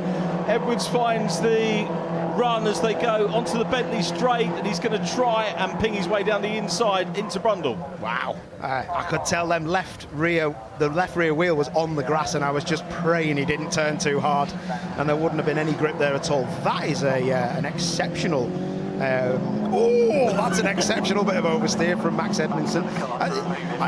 Like I say to people message me on Instagram and things, they're always like taking the mickey out of our commentate, not in a bad way, but they're always I say, what you got to understand is, I am in that car that you're watching. I know what it's like, and if you have that moment doesn't look that big, it's huge in 5th gear. It's hard, and I know what it feels like, so that's why I always say weird noises. Oh, he's hit him in the back, is he? He has, yeah. There was a little bit of contact there, or is that a lot of contact, just to make the point you were just saying about? Nah, it probably isn't that. If we do see it again... It was a bigger moment than it looks. It was, well, no, it's unloaded, isn't it? So it only needs a tap. So was the contact, because I don't want to get it wrong. So, oh, I didn't see that, did I? It doesn't take a lot round there, because you're such, you're loaded up so much, you only need a little tap if that's the case anyway. This is a battle, isn't it? It is, yeah. Nathan's ready to pick up the bits, but out front, Edmondson under a huge amount of pressure, and he's defended well. But now it's going to be. I thought Harry Hickton was going to make that move, then can't quite do it. He's battling hard. He's only going to have to get past once, I would imagine. That is a brilliant bit of driving. That is by Hickton, getting underneath. That's hard work at Palmer's. He timed that to perfection on one of the best drivers out there in Max Edmondson. Brilliant. Max Edmondson, you'll watch him when he pulls out here, his splitter is damaged. Is it causing him lots of downforce? Not really, but what it does do is it buffets the air all at the front. Even though it's not a downforce bit of wing, it just makes the air just travel terribly through the car, so it does upset the car, but it's not there for downforce. Cracking bit of racing between those two. That's what you come to watch, isn't it? You know, I said quality at the front end of the grid, and they just proved it. Absolutely, yeah. Proper stuff. They've been very respectful. The races I've been watching with these guys, absolutely brilliant. I'm going to echo that you said towards the end of last year that the quality of this championship is at the top end is probably stronger than many of the other championships in the UK. Absolutely. At any level. Absolutely. And you know, the championship that it replaced, that I never thought would be able to be spoken about in the same context, Clio Cup. Yeah. I think this looks a lot more fun, as in the cars are moving around massively. The Clio Cup cars were difficult to drive. It was a fantastic championship. these are difficult cars to drive, but I just love the colours of the cars. Yeah, it's a very colourful championship. The other thing, of course, from a marketing point of view, people will identify with these straight away. Most people in the trade will know what a Clio is, but your general punters that come around wouldn't have known what a Clio was. They knew when Mini came on, we said everyone knows what a Mini is. What a great move getting onto the touring car weekends. Great moves, mate. That was one. That was brilliant, and it's coming back at him, Nathan Edwards.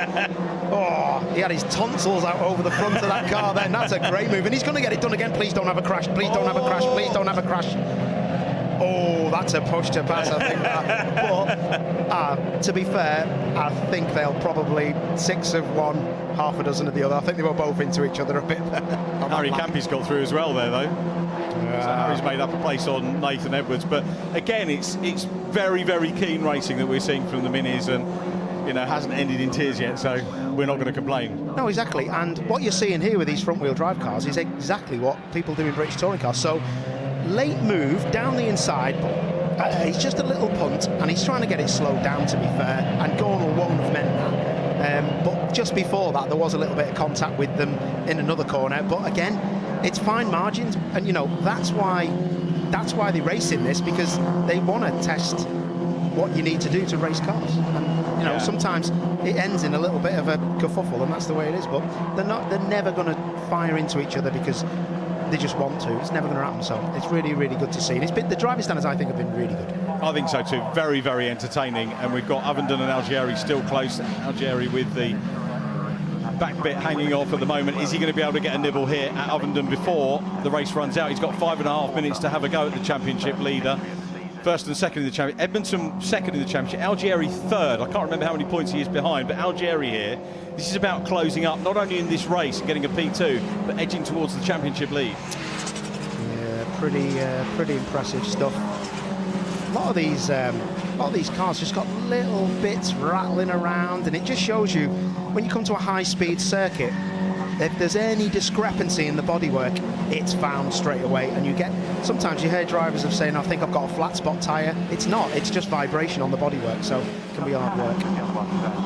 That's Anthony around. Oh, that is a brilliant move, that is, because he timed that excellently.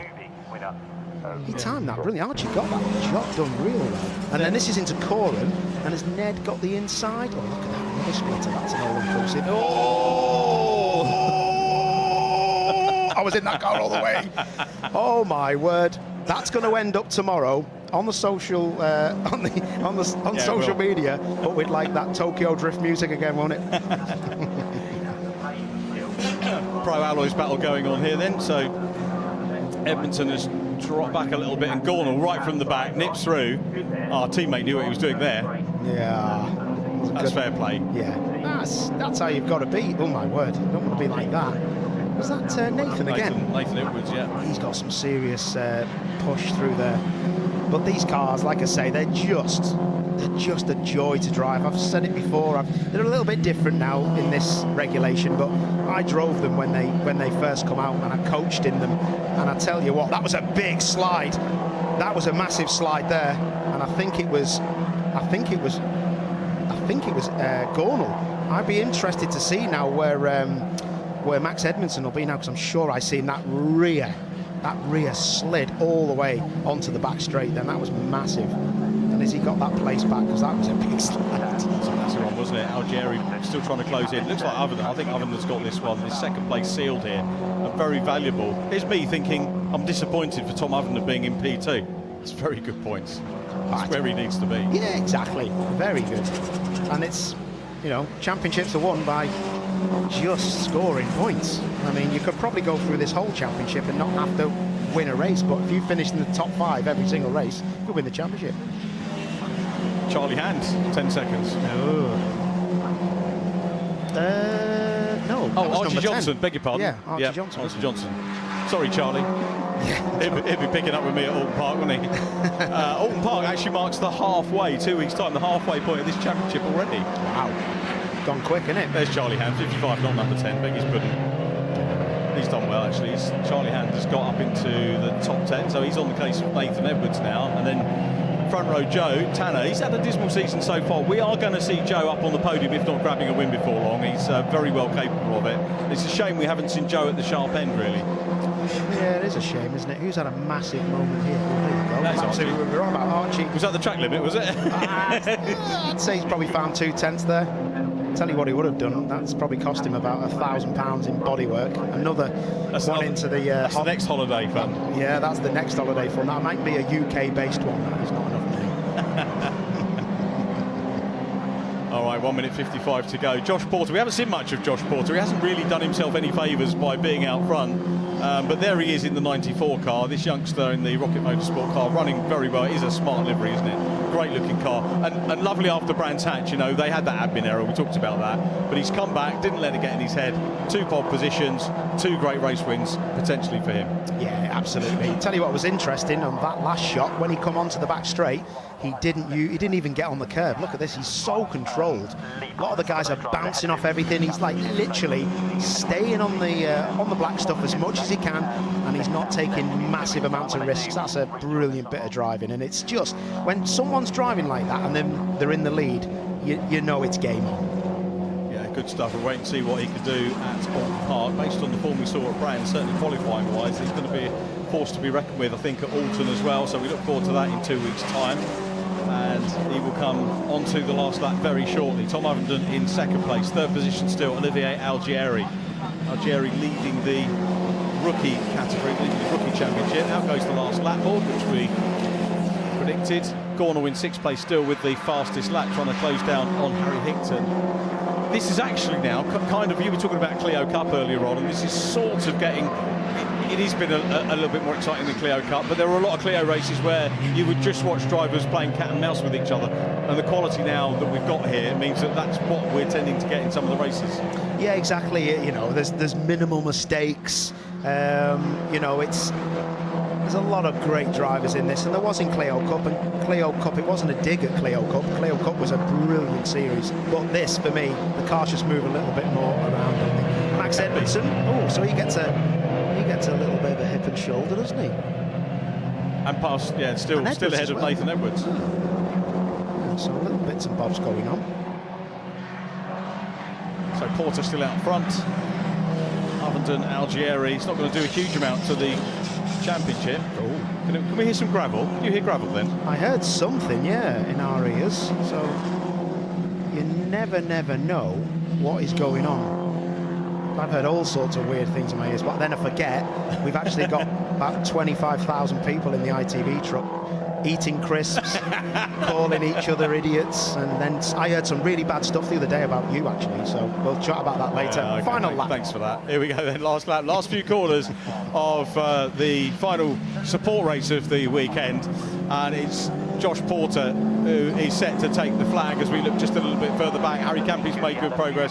Max Edmondson has battled hard in the 33 and still fending off Nathan Edwards. That's for 8th and 9th position. Charlie Hand is in 10th place, the winner of the reverse grid race earlier on. That was great to see him doing that. But here is Josh Porter, who's going to take his third win in the championship and make it a double this weekend. Pretty much perfect weekend for him as far as it could get. Runs up centre straight, up towards the checkered flag. Porter is victorious again. Tom Ovenden in second, Olivier Algieri in third, very nearly side by side for 4th place. It's Alex Solly that gets it from Harry Hickton, and it is Sam Gornall who completes the top 6.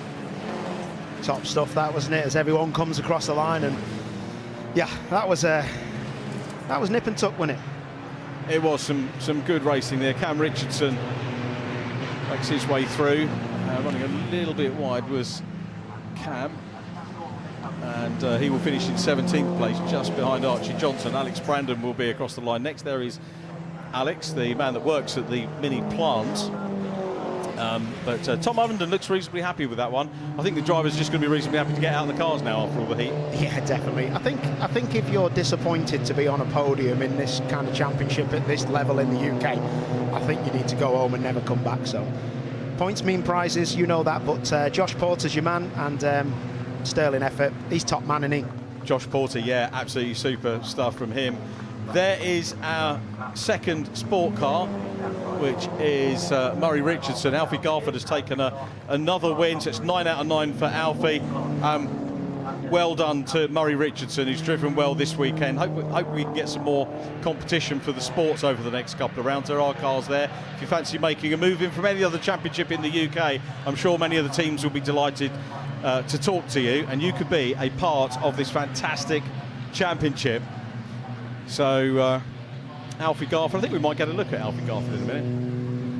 He's had a super run, Alfie. He did say to me yesterday if he could wrap up the sport category before the end of the year, he'll see if he can get the budget to come in the JCWs at the end, which would be great. Oh, that would be great. I thought you were going to say British touring cars then. Even that would be even better. Yeah. It's how they finished. Josh Porter, 2 out of 3 this weekend. Tom Ovenden second from Olivier Algieri. Alex Solly in 4th from Harry Hickton and Sam Gornall. Harry Campy 7th, ahead of Max Edmondson. Hard race for Max, that one. Nathan Edwards in 9th, and Charlie Hand completing the top 10. 11th was Joe Tanner from Henry Houth and Will Crooks. Ned Anthony in 14th, ahead of Semel Sieper and Cameron Richardson. Alex Brandham 17th from Archie Johnson, and Alfie Garford, who wins sport from Murray Richardson. Standings, Tom Ovenden 28 points clear now of Max Edmondson, and Olivier Algieri trying to close in on Max, but he's got some work to do. Sam Gornall 4th from Alex Solly. The rookies headed by Algieri from Gornall, with Will Crooks in 3rd, Semel Sieper 4th, and Archie Johnson in 5th. So that's how we leave Snetterton. Alton Park next, so they've got to get back used to undulations and everything else that goes with Alton Park, which is going to be a splendid round, which takes them to the halfway point of their campaign. And Northerners. And Northerners. Yeah, they've got to put up with us. We'll make them feel welcome. David Addison's giving me a high five in the other room. You're on our tarmac now, lads. There we go. So, yeah, I feel for Josh Porter with what happened at Brands, because he was quick at Brands, but then had to work his way through the field in races 1 and 3, which was very, very tricky. And, you know, he's working his way up towards that top 6 in the championship. But he's going to be thinking, what if? Yeah, you can think like that, but I'm sure his mindset, like you say, and, you know, them errors are just errors, and that's, you have to just get out of that mindset. That's a fantastic bit of you, that, isn't it? Yeah, super stuff from the fans here, the teams in pit lane. We're going to take a quick break and catch up with our winners in just a moment.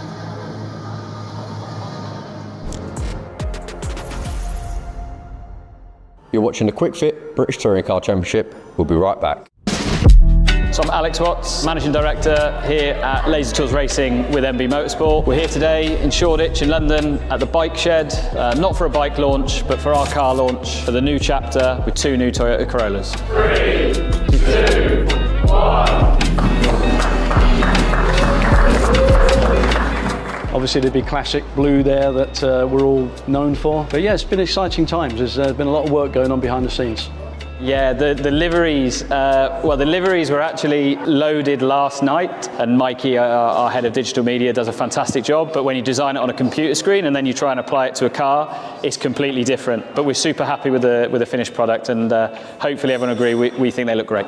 My first impressions were they're going to struggle to keep it clean with with all the fingerprints on it, but no, that chrome just jumps. It looks good, it looks fast. As I always say, if it goes as well as it looks, we'll be all right. Hello everybody, welcome along to the Team Virtue livery reveal. We're going to have loads of people down here. It's going to be a great event. The cars are behind me. Tom and I will be revealing the new cars ahead of the 2026 season, and I can't wait to get going. 3, 2, 1. Okay, just reveal them. Let's get those cars off. I'll get out of the way.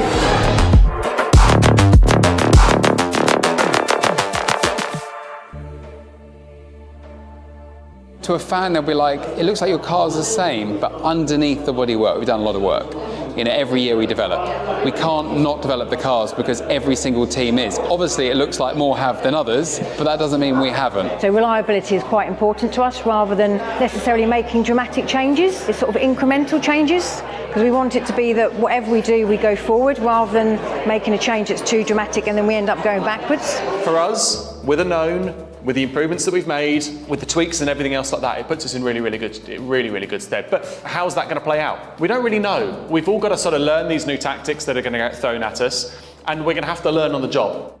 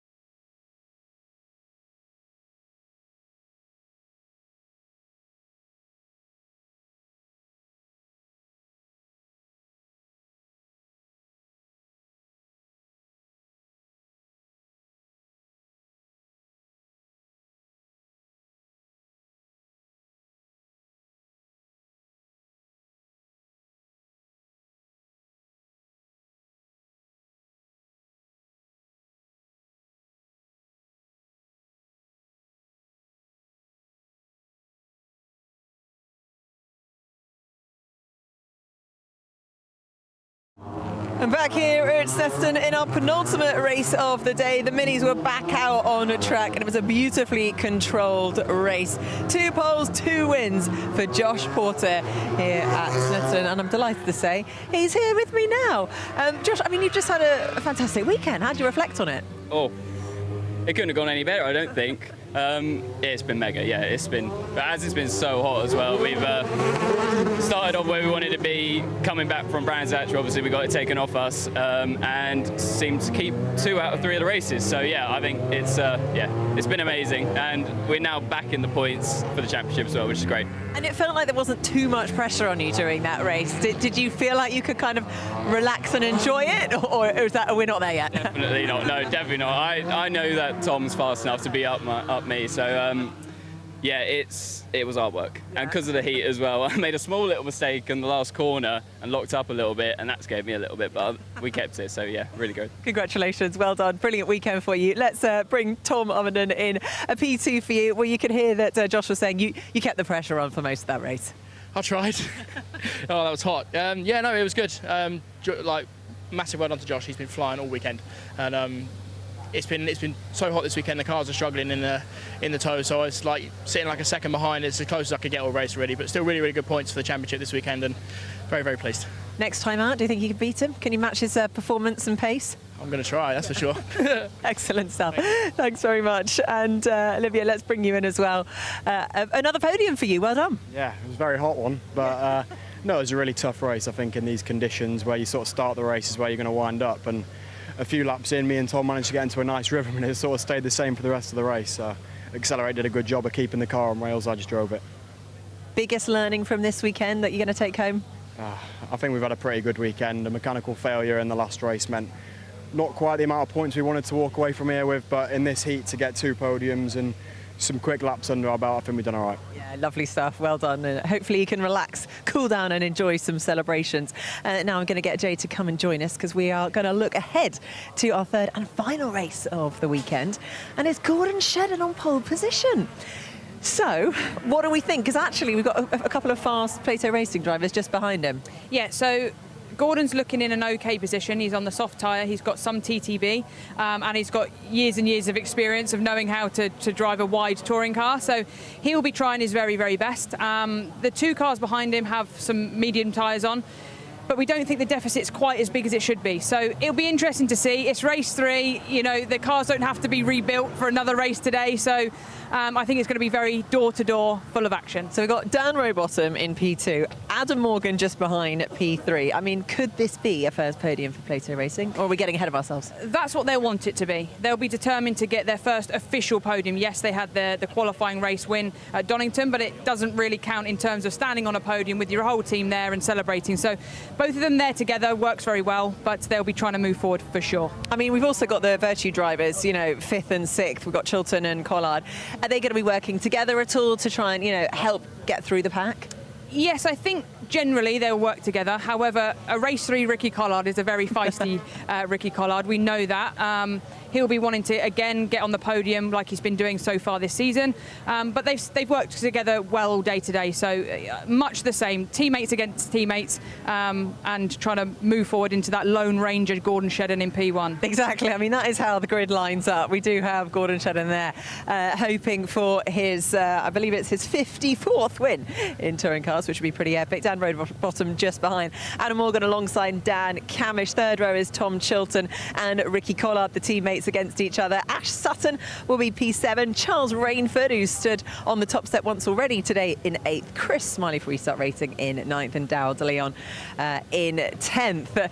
So it's actually a really competitive grid, isn't it? You know, up the front there. It's not going to be easy. And again, these conditions, everyone's feeling pretty knackered. You know, it's a very different race weekend when you're dealing with such hot temperatures. Yeah, the names that we've seen in this reverse grid are the names we've sort of seen in the mix all weekend. So, like I said earlier, P7 reverse grid doesn't really mix things up too much, but it does give those that have just been on the back burner today the chance now to grab a podium at the end. And like I say, they're going to be elbows out. There's got the 2 Plato cars plus the 2 Virtue cars, so they're all going to be trying to work together. But equally, every touring car driver at the end of the day does look after themselves, so they'll all want that top step taken away from Gordon. So if I was to ask you for a little race prediction, where would you go?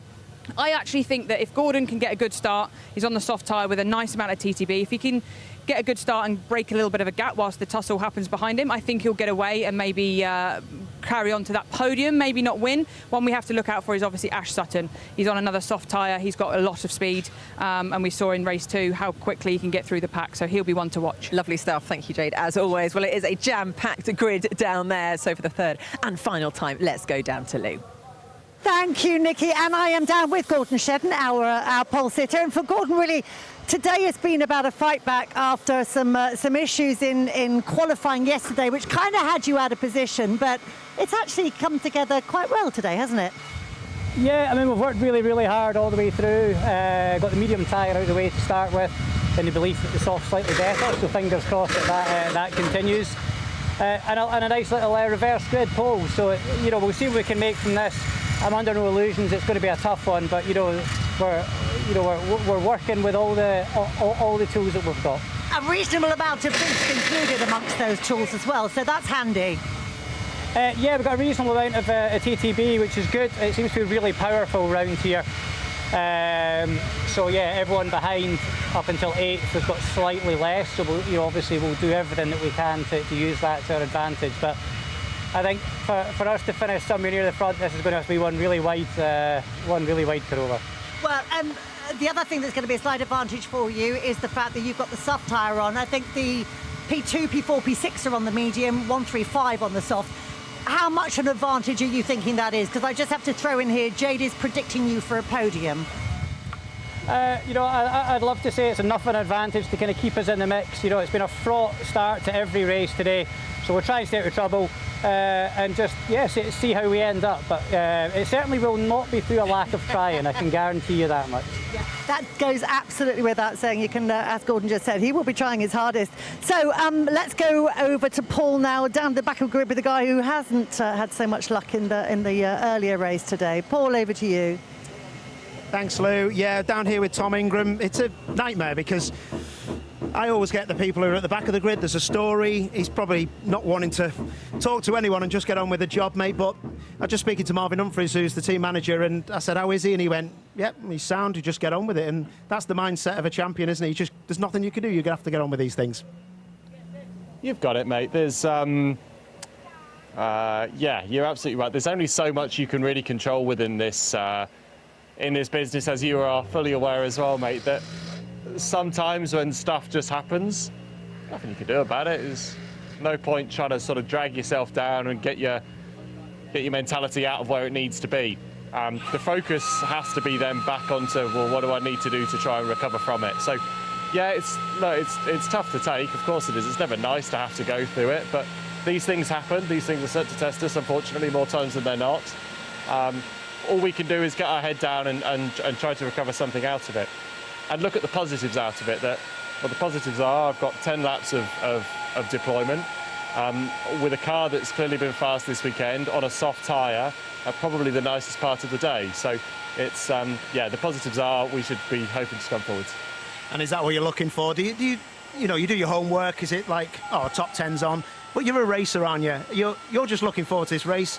You're a professional, it's your job, you've got to do your best, but you're a racer, you just want to have a bit of a giggle, don't you? Of course we do, and look, we love this championship, with the highs and lows, with the good and the bad. We enjoy it, it's good racing, it's fantastic racing, we have fun whilst we're doing it, and I think that's the lucky position we're in, is that I'm very lucky that I've got a great team at Team Virtue, who give me a fantastic car. That means actually my mentality can be that to let's chase forwards, let's go and try and recover something out of this, and let's try and do something cool in this last race. It's a tall order from back here, just outside Attleborough, that was going to be playing the recovery, but it looks a long way to the front from here, and I'm going to try my best to try and get there as quick as I can. Good man. Well, there's a lot of people out there that want to see you do well and have as pointsy of a weekend as you can from here, mate. Thank you very much indeed, mate. Thank you. Good man. Good luck. Back to you, Lou. Thank you, Paul. Not such a long way to the front of the grid where I am. I'm with Adam Morgan, starting from P3 with the soft tyre on board. And I think, first of all, Adam, a shout out to your boys, because you had to do an engine change before race 2, which is no mean feat, but they did a fantastic job, didn't they? Yeah, it's no easy task to throw an engine, well, take one out and then put one in. So to do it in between races in this heat as well, you know, it's tough. So yeah, massive credit to the car crew here. It's done a mega job. Well, you delivered a good result for them in that race, P5, equaling your best so far. Not wanting to put any pressure on, but you're starting P3 with the soft tyre on board. So that podium, that elusive podium, is within touching distance, isn't it? How much would that mean to you all to get that?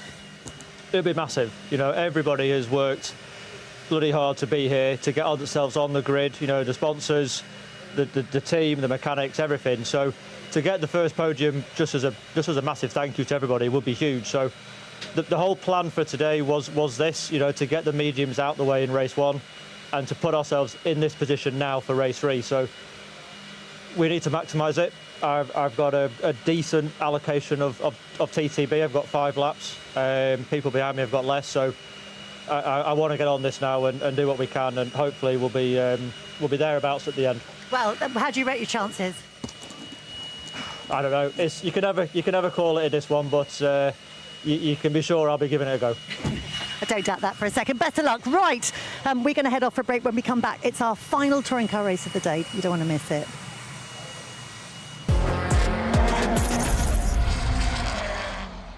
Stick around, guys. You're not going to want to miss what's next. We'll start with you, Josh. First memory of BTCC as a kid, and also if there was a car in BTCC history that you would love to drive, what would it be? We'll go backwards because it's easy. I want to drive an E30 M3. Great choice. That's the one I would like. And my first memory of touring cars, I can't really remember, to be honest. You know, obviously being on the Toka package, you're often, when you're like in Clio Cup or something, you're really focused on what you're doing rather than watching the touring car races. But I must say, I do remember the Rockingham Matt Neal, Jason Plato scuffle. Like, that was amazing.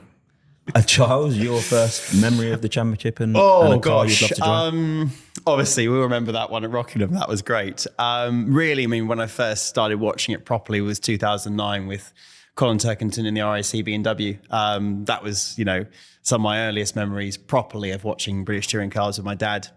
But certainly, like, it was almost full circle then when I then went into West Surrey Racing. I had Colin coaching me last season. You know, I was pipping myself against him in some test days. And yeah, it was really, that was a really, really cool experience. And that's my earliest memory of British touring cars, really. And would it be that RAC car that you'd like to drive, if you could drive one? Oh, sorry, we had that as well. Yeah, I mean, I was going to say an E30 as well, because that's really, really cool. I know, you'll have it. So I'll go the 318i Super Tourer, because that was really cool. I knew he was going to stay on brand. wouldn't move away. It's got to be rear-wheel drive, isn't it, for me? And Nick, yourself? So I never really watched British touring cars when I was a kid. I don't blame you. I was busy following Lewis and watching Formula One, and it was my friend actually that was a huge touring car fan. He was watching all the season previews and reviews and all that sort of stuff. And there was like Anthony Reid, and he was in the MG, which was like black with like with the green stripe over the top. Another great West Surrey car. Yeah, it was West Surrey. Yeah, it was.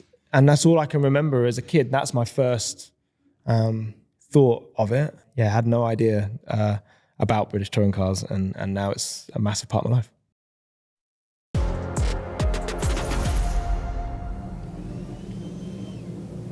Well, we are all set for our final instalment of the day. What's going to unfold in this reverse grid race? Guiding you through round 9 of the British touring car race are your commentators Tim Harvey and David Addison.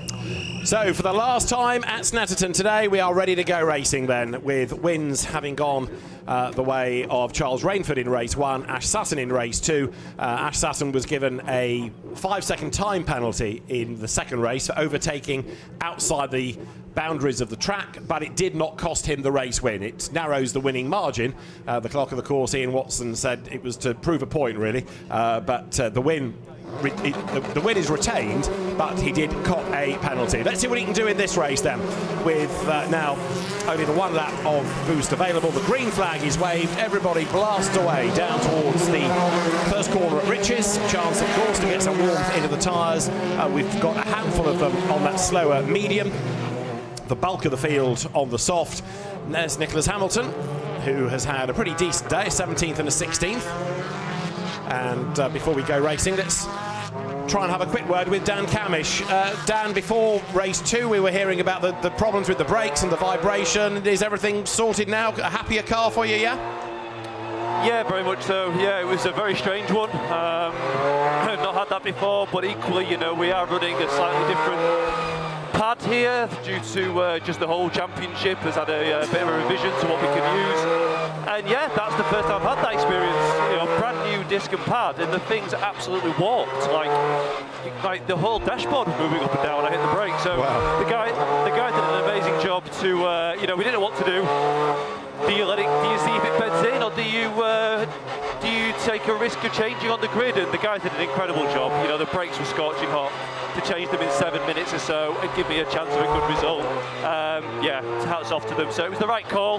And obviously, yeah, we did find out that those discs had maybe not been bedded correctly, or at least not up to the task. So yes, kind of put us a bit on the back foot brake-wise, but it's much better to have one that at least work. Medium tyre for this race. What can you do with that? It's not going to be the quicker option, of course. It's not the quicker option. You know, I've had a sensible day, if not spectacular, but you know, I'm here racking up the points. We've just been a little bit off the pace this weekend, which really has surprised me. You know, I thought we'd come here and be mustered, but it just hasn't quite hooked up. The BMW ran right as we've seen in the past. The Hyundai seems as quick as ever, and we've just not quite had the package. I think that a little bit of that also just been in that no man's land with boost. So at five laps, it's not loads, and it's enough to be sensible, but it's not enough to have your day.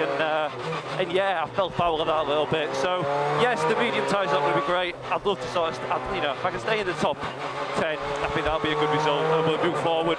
Ultimately, it's very close in the chasing pack behind Ash, and I need to stay in that, and my time will come. Dan, we'll leave you to it. Good luck. Thank you.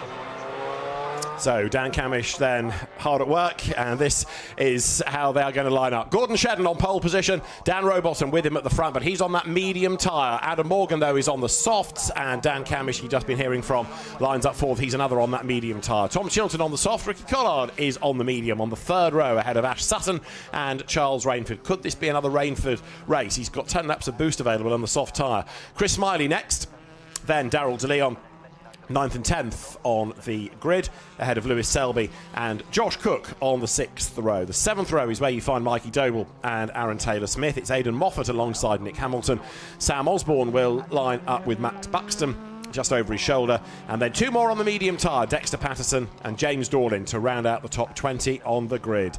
Well, we started the day with Ash Sutton 21st, and he made progress up to 11th, and that became 10th after an exclusion for Sam Osborne. What can Tom Ingram do from the same place? He is going to have to absolutely fly. He'll have maximum boost, but it's going to be a tough race. Yeah, it's going to be a very tough race for all of those on the medium tyre, but it'd be interesting to see what Tom Ingram can do from the back. Hopefully his car is all sorted out now. Remember, he had not only the alternator problem that stopped him in the race, but he also had the locking brakes as well. So we'll see what he can do, but he will be on a charge. I mean, he's almost got a devil-may-care attitude now. He might as well just go for it. Well, the fans are ready. It's been a big crowd as ever for the Touring Car's annual visit to Snetterton, and as Ricky Collard makes his way up towards the line, he will slot into place for 6th on the grid. 8th and 2nd, his two results. Gordon Shedden's the man on pole, 13th in race 1, 7th in race 2. Let's see what he can do from here. The jury perhaps still out as to whether the boxier shape of the Corolla is going to be a handicap around here, and whether Gordon is going to be able to stay out front. He'll have 8 laps of boost, but he's going to be in the mix. It's going to be a really spectacular drive from a man that's had 6 wins here in the past. Yeah, near maximum boost for the laps and the soft tyre, and a very previous race winner. Why discount him? So, for round 9 of the Kwik Fit British Touring Car Championship, the grid is formed. That green flag at the back says everybody has returned from the warming up lap. 12 laps are ahead of us. Gordon Shedden's on pole. The lights go out now. Good getaway by Rowbottom. Good start also by Shedden, and a really good start by Rainford, who tries to go for a gap that soon closes on him. Shedden gets the drop then to lead Rowbottom and Morgan down towards turn 1. Heading into Riches they go. It's going to be Shedden's Toyota, the 2 Mercedes, 2nd and 3rd, and then going through for 4th place. A good start from Dan Camish, the There's lots of dust already being kicked up as the cars get towards the Wilson hairpin, with Rowbottom trying to go around the outside of Shedden. Yeah, good start from Shedden. He's managed to hold it, but the two Mercedes are looking threatening at this stage. But remember, Rowbottom's on the medium tyre, Morgan's the one on the soft, so should have the pace advantage. And the Hyundai's getting themselves together as Chilton and Collard go toe-to-toe. And Charles Rainford on a mission, trying to get through the traffic. You can't use that boost on the opening lap, but he wants to try to do what he can on pure pace. Shedden leads, Rowbottom is second, Morgan third. Bit of a gap opening up to Camish, and then just about everybody else stacked up around him. You've got Chilton, you've got Collard, the Sutton in there as well, and also Rainford. Yeah, it would make a lot of sense, wouldn't it, for Rowbottom to let Morgan through, because he could act as defence man. And we are hearing that Ricky Collard is being given a 10-second penalty for a false start. So Ricky Collard in hot water already. 10-second penalty for a false start for Ricky Collard. Well, he's never out of the action one way or another, is he, Ricky? But that's a real shame, because he's had a great day so far. So yesterday it was a 5-second penalty for Tom Chilton. It's 10 in this race, and Ricky Collard is going to be far from amused. Meanwhile, let's look at this leading three: Shedden, Rowbottom, and then Morgan, absolutely together. Toyota, Mercedes, Mercedes, the top three as they come out of the S's. You've got that Sam Osborne going around the outside of Aidan Moffat. Tom Ingram is trying to work his way through the traffic, dives up the inside going through Bonhole, gets past Osborne. Yeah, the gap was opened up nicely for him, and Ingram needed no second invitation to get straight in there. This is Collard's view, and that's Chilton on the attack against Sutton into turn 12. Through goes Chilton. Sutton has to sort of jink out of the way to give him room, and also Collard's going to get mugged here. That's Rainford. Look on the left-hand side. The BMW is just about level as they come up towards the line, but no, Collard stays ahead as they cross the line. Yeah, just didn't have the speed down the straight, but Rainford and De Leon side by side there, ones to watch in this race. So Shedden still ahead of Rowbottom, but only just, and Rowbottom has got his teammate behind him. Now, medium tyre for Rowbottom, but the soft for Shedden and Morgan. Yes, so Shedden is not escaping, is he? Rowbottom's hanging on to him very well at the moment with the medium tyre. And Morgan hasn't found a way past, but then the last thing the teammates want to do is drive into one another at Cataclean Plateau Racing. Rowbottom, of course, had that race to pole win earlier on in the season, as there the BMWs go side by side on the boost. That green light in the window showing that the two drivers using the boost, and there's the change. Morgan alongside Rowbottom, and he is ahead as they come off the corner. Yeah, that was sensible driving. A little bit of a touch there from Collard just on the back of the BMW, but yes, it makes a lot of sense for Rowbottom to let Morgan through. He could be the if he can get past Shedden and Morgan can act as a sort of tail gunner, it could be a real opportunity for Cataclean Plateau Racing to get a victory in a main race. So Adam Morgan then on the attack. His last win came in 2022 at Thruxton, and let's see what he can do here, but it's still Gordon Shedden in the lead, and we know all of that racecraft in the Toyota, so Morgan is on the attack most definitely, but he's going to have to work hard to get past the Toyota. Out of the S's they come, but look who's fourth. Dan Camish is closing on that top three, isn't he? A gap down, third to fourth as they come through, as there you've got Josh Cook on the outside, Aidan Moffat to the inside as they go to Bombhole. That's a Toyota dropping back, but look, Camish starting to close, and he's taking Sutton with him. He is, but Camish, of course, is another one on that medium tyre. Sutton is the one who is on the soft tyre of those two, but with less boost. Indeed so, and then you've got the BMWs that haven't really got through the pack as yet, but long laps, and this is the end of lap 2 as they come over the timing line. So Shedden leads, but only by 0.3 of a second from Morgan. Then it's Rowbottom and Camish, and then it's Ash Sutton going through in 5th place. In 6th spot you've got Chilton, then Rainford, De Leon, Smiley is still 9th, and Tom Ingram is up into 10th place already. Wow, what a charge. Would expect nothing less from the man though. Well, the way that they're all still in a tight battle pack ahead of him, there are going to be more places to gain. Remember that he's got maximum boost to use in this. Now you can start to speculate on just how far up the order Ingram could get. There he is. He's running really well at the moment, and the pace in the car looks fantastic. He's right behind Smiley in another Hyundai, but the restart version of it. Is he going to make a move down here into the hairpin? He's signalled his intent, but Smiley closes the door. But watch how well that car turns. Can he get underneath him? We've seen it before. He did Josh Cook earlier in the day, but he can't do it here. Ash Sutton has done the fastest lap of the race as Ingram is crawling all over the back of Chris Smiley. who said he just wanted to go forward in this race and try to gain places. Sutton, in the meantime, has arrived on the back of Camish. Napa might need to do a tactical switch here. Yeah, they might well need to, because it should be over the race distance that Sutton is much quicker with the soft tyre. Meanwhile, Ingram is still chipping his way forward as Gordon Shedden continues to lead Adam Morgan. It's Rowbottom in third place as further back the cars make the run along Bentley Straight. That was the other Laser Tools with MB Motorsport, Toyota of Aaron's Taylor Smith. But look, the leading line is lengthening, is it not? We can include 6th place Tom Chilton, nearly 7th place Charles Rainford. And so it won't be long before the top 10 are all in a queue, and in 10th place is that man Ingram. Yeah, we know when that happens, something always kicks off. There's opportunity, isn't there? And opportunity is what Tom Ingram wants.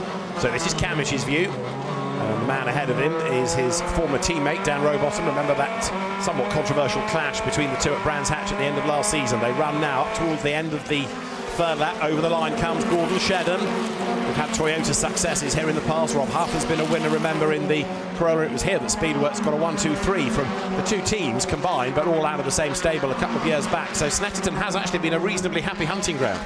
Yeah, very much so. Now that Rowbottom having to defend from both of the Napa racing cars, but in the background Ingram was making a move as well.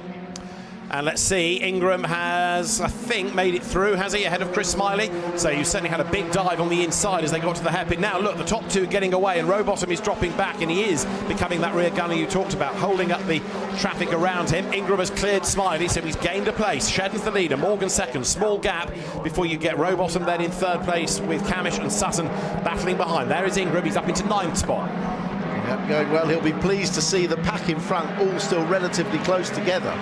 That helps him enormously. Absolutely right. So he's far from done in this race, although maybe in the back of people's minds in the pit garage we'll be hoping that the alternator doesn't have another glitch, another problem. That's 2, as he pointed out earlier on in the day, that he has had failed this year. Now, in the meantime, there is Ash Sutton, who has got past Camish now, and he's about to have a go at Rowbottom. So Sutton for the podium is about to happen, I think, as Morgan pulls out and has a look at the inside of Gordon Shedden, but to no avail as they get to the end of the straight on lap 4. Sutton has only 1 lap of boost to use in this race, and he hasn't used it yet. That's right, so he's doing this on pure pace, but won't be long before Ingram is carving his way through that pack. How is Charles Rainford doing in the meantime? He is now ahead of Tom Chilton. They crossed swords yesterday, but that puts Rainford up into 6th. They're pairing off, in fact, on this lap. A lap ago, it was a line of nearly 10, and now you can see they've paired off a little bit. So the top two together as there. Look, Sutton is on the attack against Rowbottom, and all of this is for third place now as they come up towards the line. Rowbottom has more boost. Sutton has got a very quick car, and as we know, he's on the better tyre. He's on the soft against that slightly slower medium of Rowbottom. Camish joins the party at the end of the straight as well. This is Dan's view. Sutton around the outside, he's third. Yeah, Camish actually had to brake before the braking area there, so I don't know if he was on the boost or not, but the road was blocked in front of him. But Sutton has cleared Rowbottom. That's an important move for him. It is indeed. So he's doing all of this, remember, from 7th on the grid. Ingram, of course, doing it all from 21st on the grid. Over the line, Ingram was up into 9th place, and he's going to be even better than that potentially by the end of this next lap. So up front, Gordon Shedden's last lap was a 1:57.5. Ash Sutton was a 58.2, but he had traffic around him, so we can't really see what a clear Ash Sutton lap time is just yet. Camish on his medium tyre, happy to go defensive. Look, there's Ingram going around the outside of Darrell De Leon for 8th place. Tom Ingram, if you can peer through the traffic, will be on the outside. Look, coming up towards Hamilton. Meanwhile, you've got Rainford attacking Rowbottom. Rainford actually has set the fastest lap, but Ingram is going to go through. He's braved it out round the outside at Hamilton and claims the inside at Oggies. So that puts him ahead of Darrell De Leon, and Chris Smiley tries to get up the inside as well. Ricky Collard, in the meantime, is running 11th on the road, but he's got that 10-second penalty, of course, as lots of lights are flashing there from the BMW.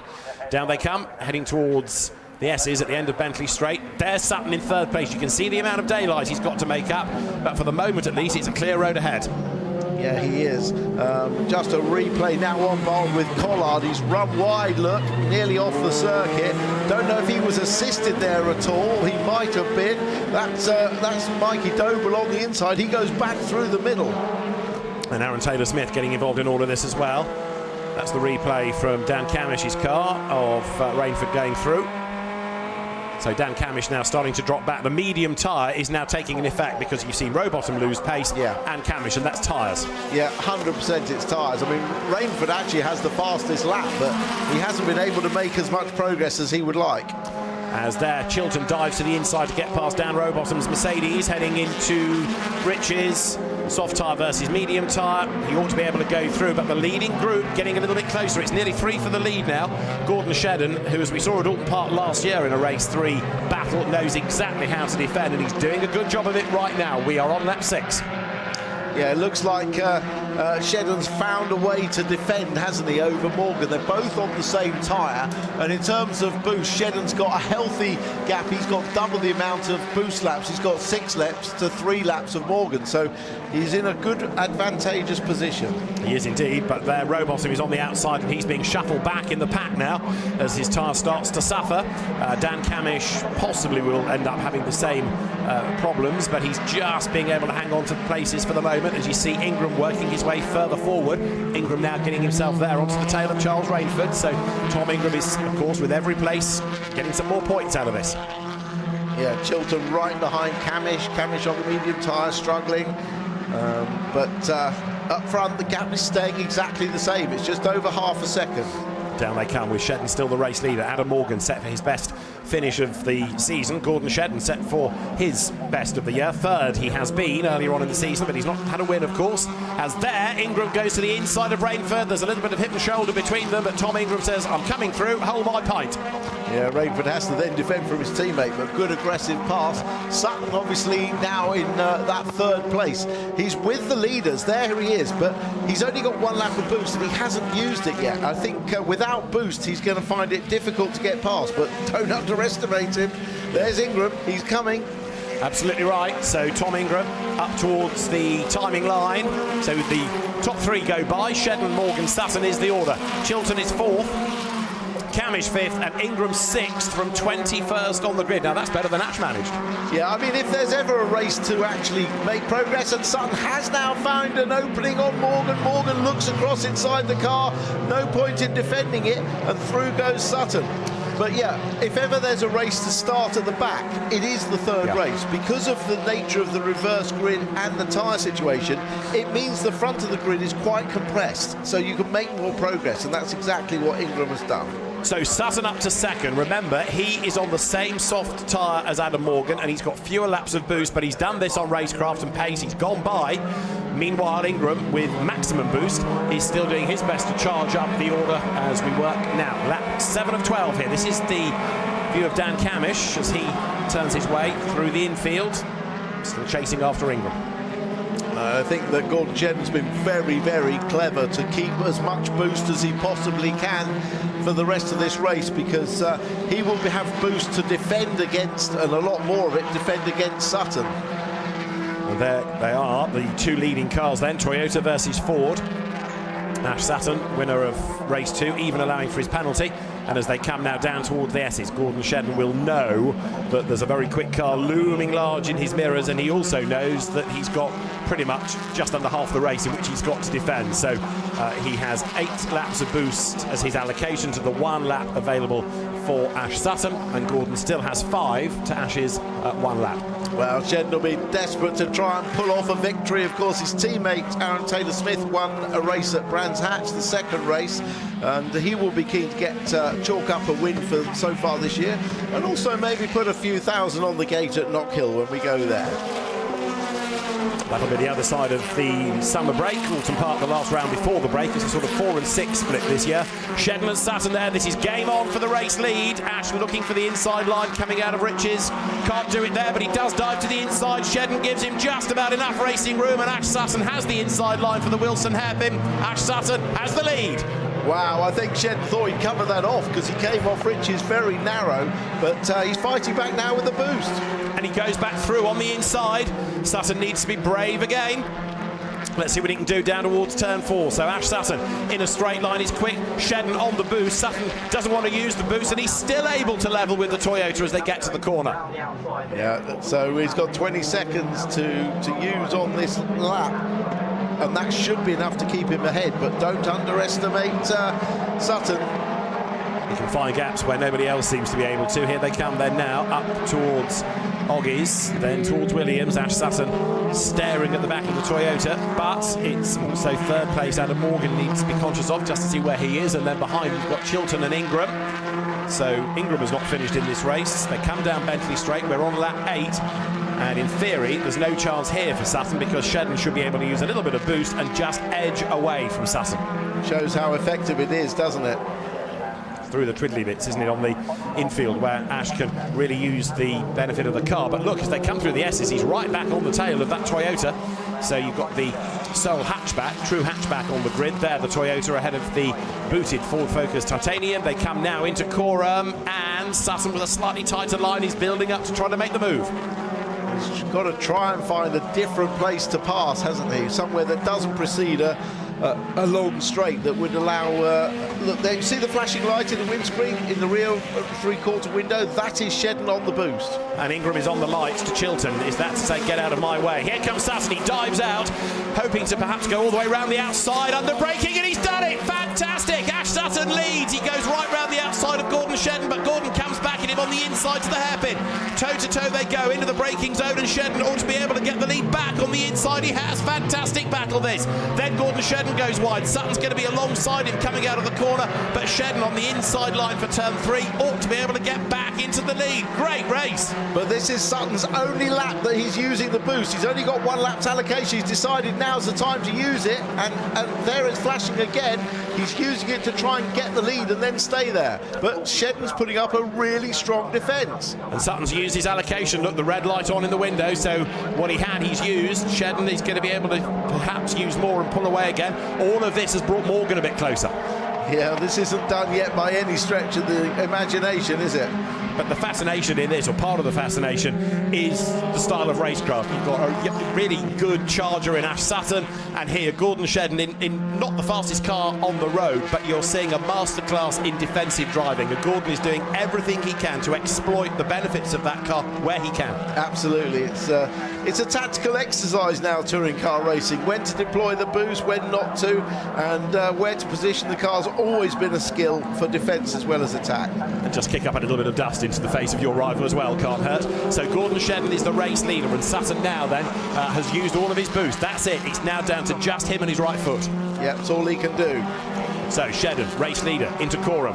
Is he going to be able to emulate teammate Aaron Taylor-Smith by taking a win for the Laser Tools with MB Motorsport, parts of Speedworks Motorsports Assault? They come through the turn 12 left-hander. In 3rd place, look, you've got Adam Morgan, and 4th is Ingram. The change has happened. He's got ahead of Chilton. So Ingram for the podium from 21st is a very real possibility.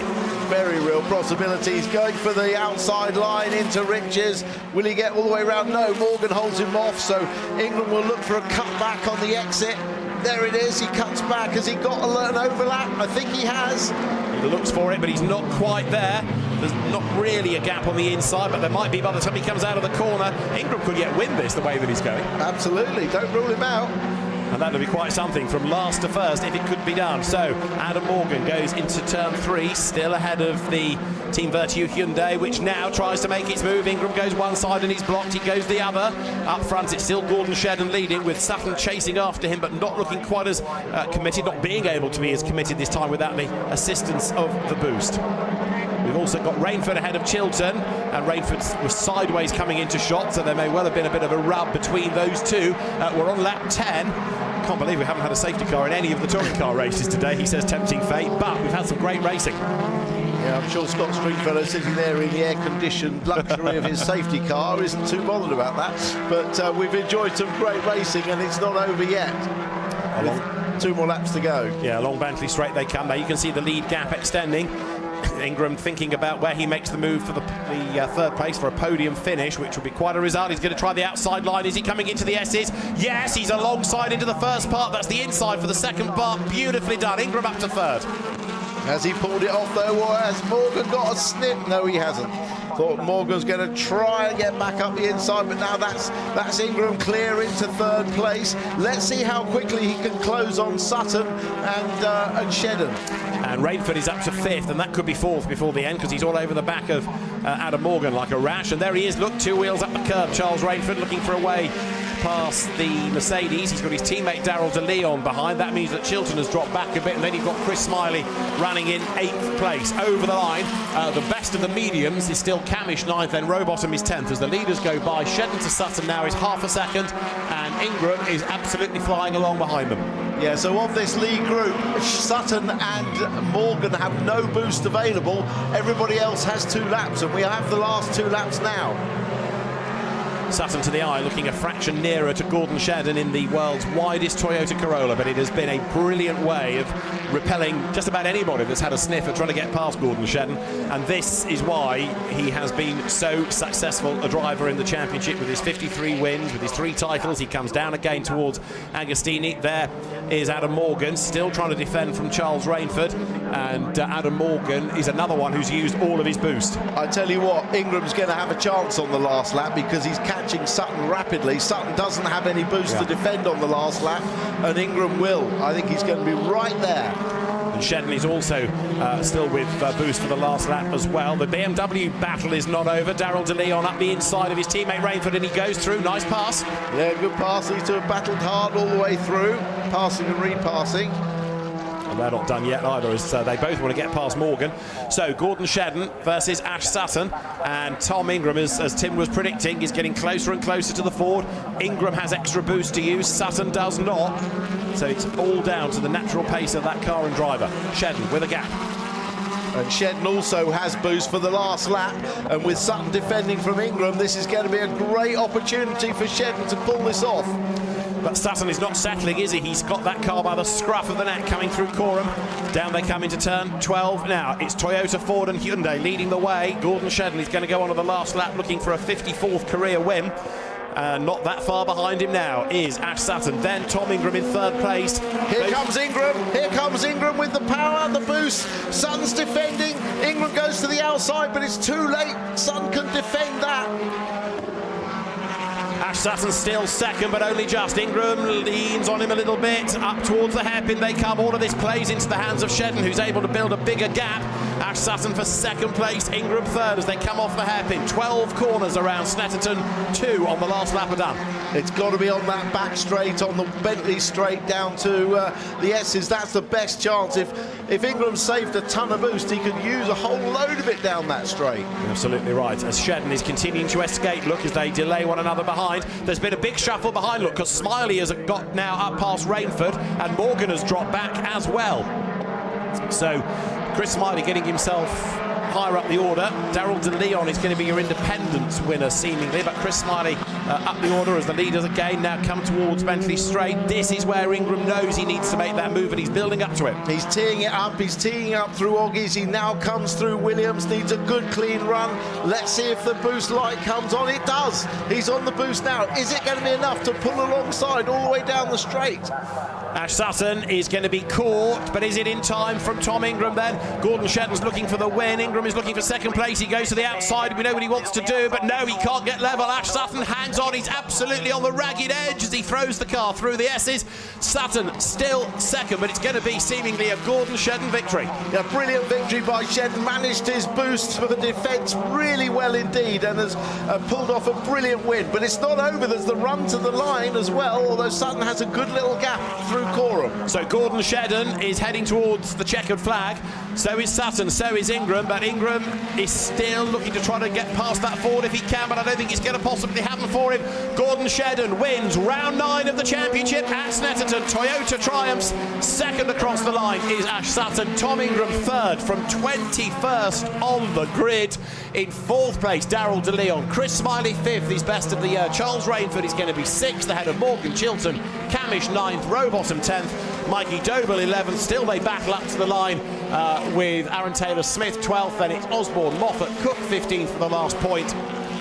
But a great drive by Gordon Shedden. It certainly was. Well, Adam Morgan of Power Max Racing put a tweet out after the 2nd race to say congratulations to Ash Sutton on winning the 26th. He's not over yet. When he doesn't have bad luck, has a car very much capable of matching this. So there is Gordon Shedden as the race winner. A fantastic drive that in a car that, as we've been saying all day, is quick, yeah, but it's not as aerodynamically quick as the fastbacks or the saloon shapes around him, but he was able to exploit the benefits of the car where he could and then just defend everywhere else. And so Gordon Shedden, the race winner by 7/10 of a second, and boy, he deserved that. He really did. Great for Speedworks. They've now got 2 victories this year, and that was a really hard-earned win. Just saw a look at Steve Brady, Gordon's engineer there, former racer himself. He used to be a British GT Championship racer. But Gordon Shedden then takes race honours and will make his way around to the presentation area in due course.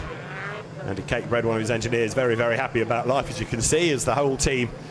You forget just how much effort goes into running a car over a touring car weekend, and the delight of a race win just can't be underestimated. Right then, round 9 won by Gordon Shedden from Ash Sutton in 2nd place and Tom Ingram 3rd from 21st on the grid. Darrell DeLeon 4th ahead of Chris Smiley. Charles Rainford 6th from Adam Morgan and Tom Chilton, with Dan Camish in 9th.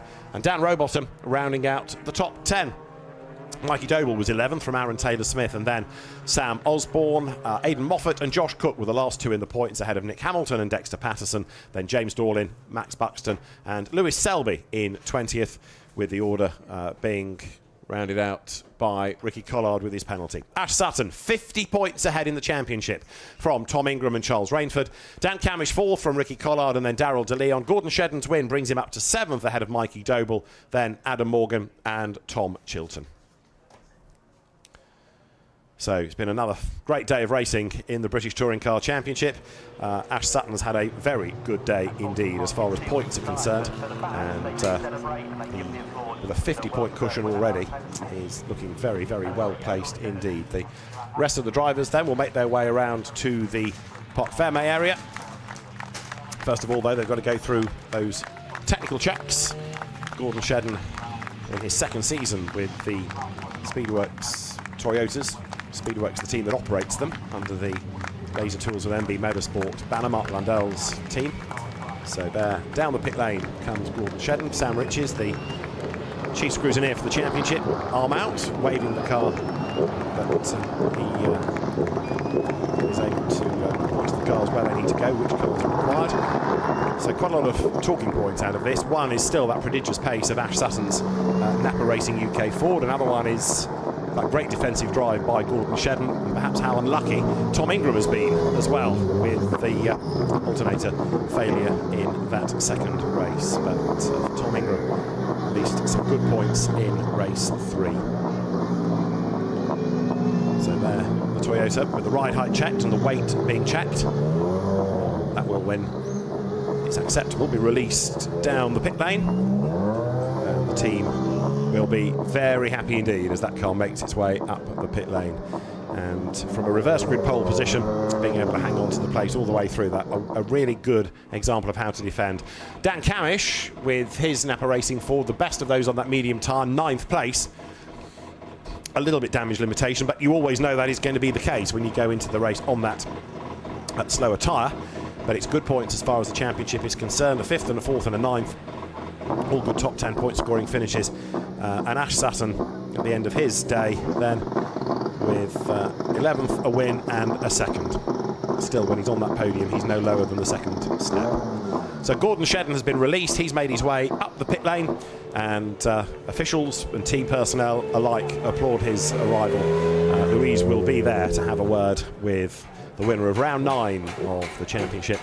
The 2nd Toyota triumph of the season then. Gordon Shedden arrives into the Parc Ferme area, and the red lights in the window say, I've run out of boost, but he certainly won't have run out of words. The tyre data being taken by Mickey Butler from Goodyear. Cameras are ready, and Gordon Shedden opens the door, finally gets some fresh air, and clambers out of the car. Gordon Shedden wins once more in the British Touring Car Championship, and a great drive that was to repel the challenges. A 54th win for Flash. So, crash helmet off, balaclava off, and after a really, really defensive drive, what, Louise, a great drive that was. What a fantastic drive, what a fantastic race. Gordon Shedden, or as we are now calling you, the Wily Fox. I mean, talk about just the perfect use of boost there. Yeah, executed well. You know, Ash was coming through, had pace, and he'd obviously used all his TTB, so had to use every bit of knowledge I had in the book to try and keep him behind. So yeah, I mean, what a cracking end to the day for everyone at Laser Tools racing with MB Motorsport. It looked a million miles away at the start of the day, so yeah, couldn't be happier. And to level up, I mean, that's one win apiece for you and your teammate now. Great result for you. Yeah, it's you know, we've had to kind of dig really deep, but you know, we got lots to work on. But it's a great kind of little boost for everyone in the team because it's been a tough weekend this weekend for sure. You got a little bit of a breather at the end there. You must have really been quite pleased to see Tom coming up just to take the pressure off you a little bit at the end there. Yeah, and Ash was out at TTB, I think 3 laps from home, so I still had 3 till the end. So I kind of worked out my situation as best as I could. But it was a little bit hairy when he was passed, I think, pretty much a few times, and had to like I say, use all the tools in my toolbox to sort the job out. Great result, great drive, well done. Right, let's go and grab a word with Ash. I mean, it was a fantastic race, and what a day it's been for you. What a turnaround day. Yeah, firstly, well done to MB, Speedworks, everyone there, Gordon. They've done a good job there, I couldn't do much more. But yeah, really pleased with that. Really good turnaround day. Obviously, winning race 2, second in race 3 from the back is a perfect way to sort of round out Snet. So yeah, got flashy on that last lap. I didn't know how fiery Tom was going to be, and he gave me everything. Well, talk about coming from the back. I mean, how did you feel when you saw him looming in your rearview mirrors? I jokingly said to him before the race, I'll see you in the rearview mirror at some point. So obviously, when you've got the soft tyre, full deployment, we've both done it this year.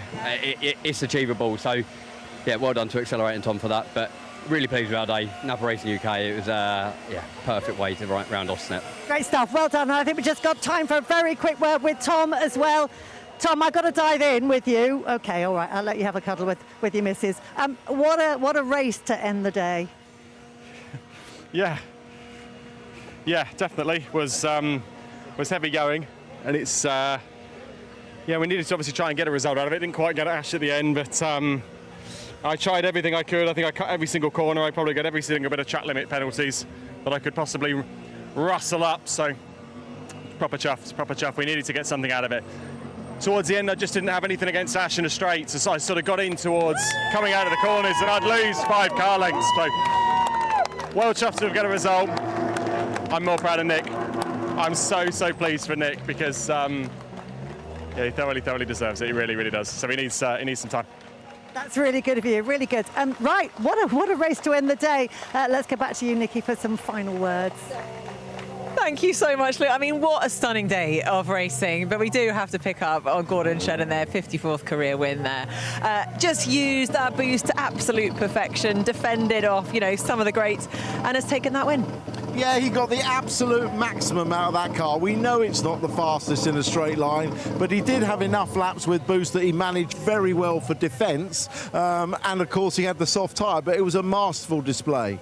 Over the course of the weekend, though, Ash Sutton has managed to move away again. There's a 50 points gap between him and Tom Ingram. I know it's very early to say things like this, but it's looking like quite a good season for him, Jade. For Ash, yeah, 50 points ahead at this point of the season is unbelievable. And, for me, taking nothing away from Ash, the team and Tony Carosa, anything like that, for me, I'm just a bit disappointed in the sense that cars that with no boost are overtaking cars full on boost, and I'm a true touring car fan, and I just want that sort of style of racing to just be a little bit closer. I think we've had a very tame day in terms of touring cars around here, and I want it to be a little bit more door to door, a little bit closer. Yeah, indeed. Yeah, you can tell the heat's getting to me for Ash Sutton there. Paul, how would you reflect on the weekend of racing here? I think it's been brilliant. I think we're very fortunate to be living in a time when these regulations look excellent. I think we've had 3 fantastic weekends of racing. I hear you, Jade. I really do hear you, mate. And I think that but if you do something with the car, Dan Camish, where does that put him? But I do see what you mean. The cars that are alongside me, and Tim's spoken about it. Tim, what do you think? It's always difficult to rule against the excellence of someone like Sutton or Ingram.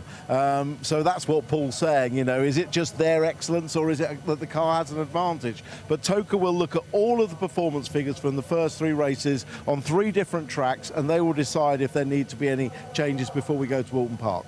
We've got to touch upon also the weekend that Charles Rainford has had, because, you know, he's also moved up the standings now, put himself in third, which is an impressive place to be. Yeah, it is. It was a day for him to score points, and he did exactly that. You know, hot day. BMW loves it. We've said it all day. We saw it last year at Brands Hatch, and you have to make hay when the sun shines, and it certainly did for Charles Rainford for today. It really has been, and let's hope it shines in 2 weeks' time, because we get to go racing again at Alton Park. It is rounds 10, 11 and 12 from the very picturesque track. 7th of June will be live on air at 11:45 on ITV4.